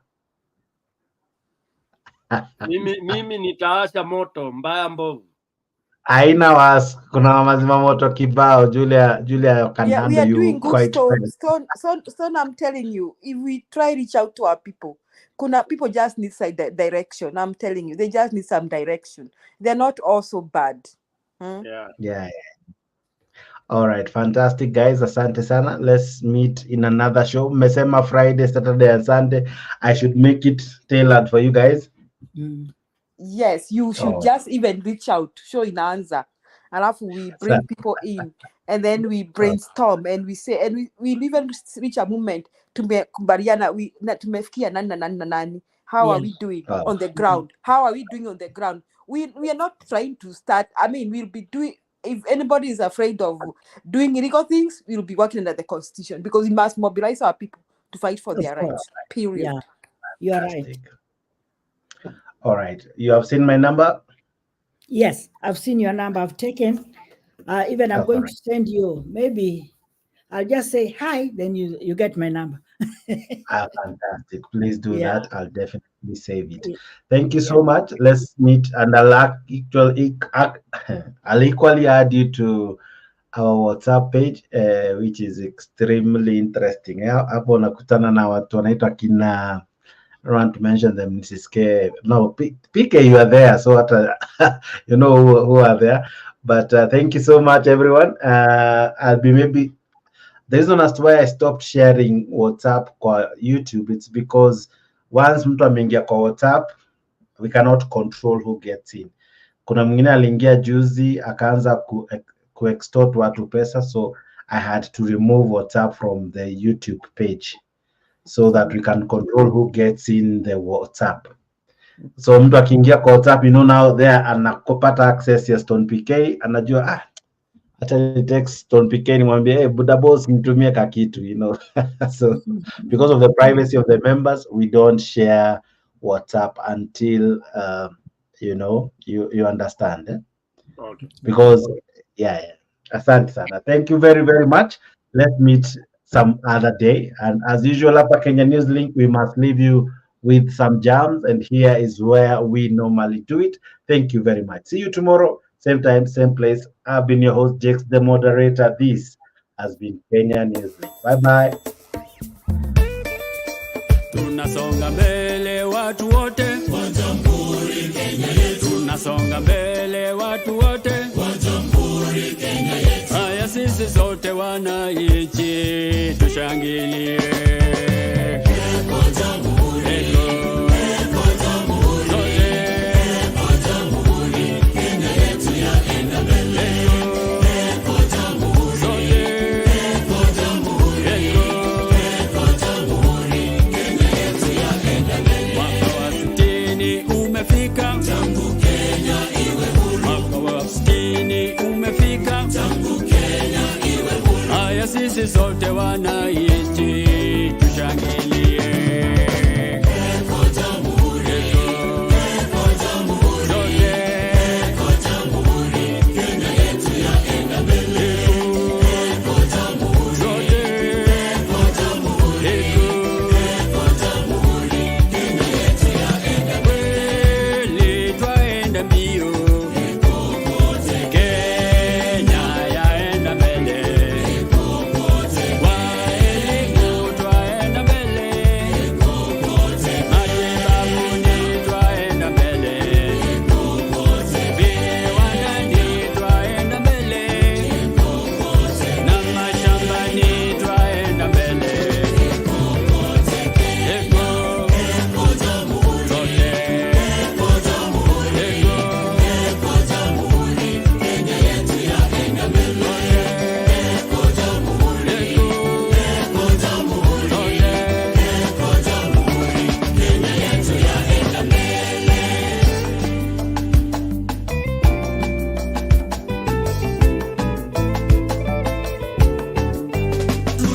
Tunajivunia Kenya nchi yetu, kweli yapendeza, kweli yavutia.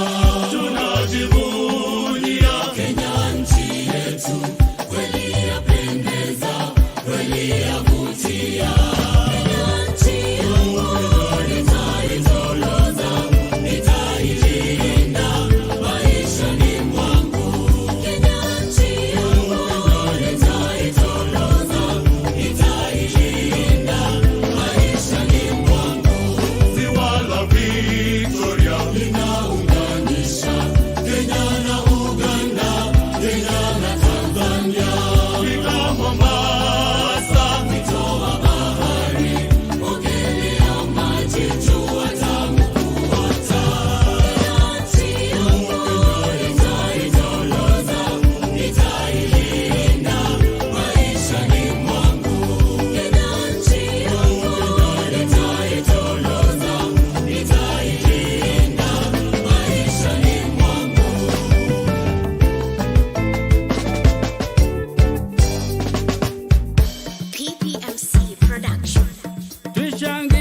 Tujivunie Kenya, taifa letu tukufu, Kenya tunayoipenda.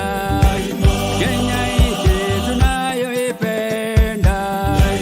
Kenya nchi tunayoipenda. Tujivunie sana tukijiita wa Kenya, nchi yenye baraka. Kenya nchi yenye baraka. Kenya nchi yenye baraka. Kenya makao yetu ni nchi ya kupendeza, kamwe hatutaiacha. Kamwe Kenya hatutaiacha. Kamwe Kenya hatutaiacha. Mwenzangu, Kenya kipenzi chetu, hatutaiacha milele daima.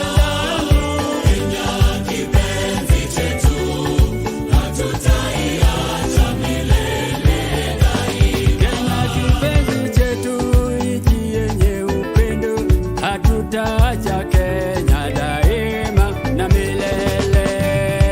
Kenya kipenzi chetu, hatutaiacha milele daima. Kenya kipenzi chetu, hatutaiacha milele daima. Tumeapa sote wananchi wa Kenya kutumikia Kenya daima na milele. Kenya kipenzi chetu, hatutaiacha milele daima. Kenya kipenzi chetu, hatutaiacha milele daima. Sitaiacha Kenya nchi yangu, nikienda ng'ambo nitarudi.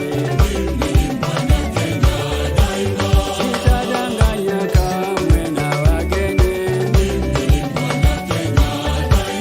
wala sitapotoshwa na wabaya. Sitasaliti Kenya nchi yangu, na majirani wangu nitalinda.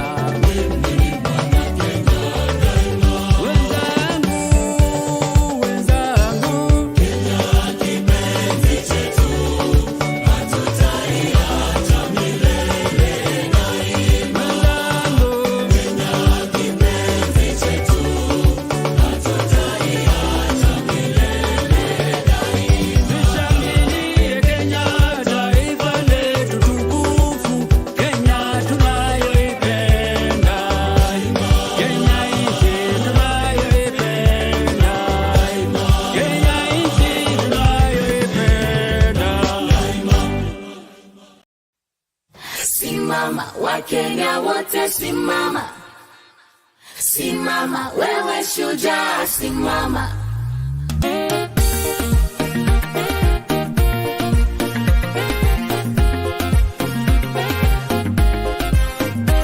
Nchi yangu, jukumu langu, mimi ni shujaa, shujaa. Najivunia taifa langu, mimi ni shujaa, shujaa. Simama Wakenya wote, simama, simama wewe shujaa, simama. Simama Wakenya wote, simama, simama wewe shujaa, simama. Kenya jaito beautiful, mazingira tobwate colorful, Abakenya n'abantu wonderful, proud to be Kenyan, I'm grateful. Na bujinguru jaito, jinguru jaito, tosigeta basani benze jaito, omorembo jaito. Aseo wamo, tochite amo, tusonge kwa pamoja. Tumetoka mbali, tunaenda mbali, sote kwa pamoja. Nchi yangu, jukumu langu, mimi ni shujaa, shujaa. Najivunia taifa langu, mimi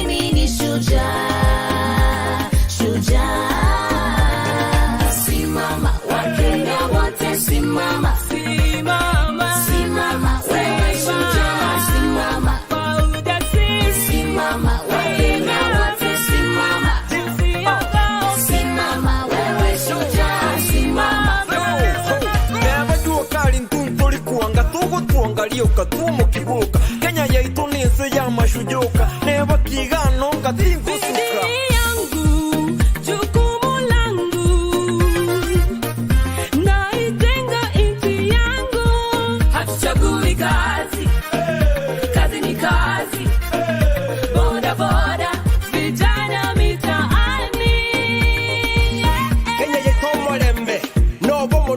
Talikende nande tiganya saya tolende atogitera tuagate botambe nchi yangu jukumu langu mimi ni shujaa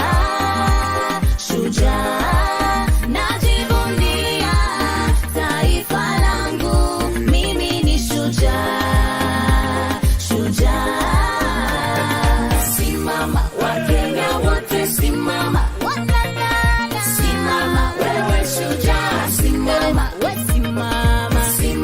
Wakenya wote simama simama wewe shujaa simama ukabila ni mbaya ndo maana na upinga shujaa namba moja nchi yangu nailinda napenda amani upendo na haki tumetoka kwa giza twaishi kwa mwanga wana muziki ni shujaa walimu wote ni shujaa madaktari ni shujaa na wachimba migodi ni shujaa wavuvi nao ni shujaa wanariadha ni shujaa wachezaji wote ni shujaa bam bam bam bam ni shujaa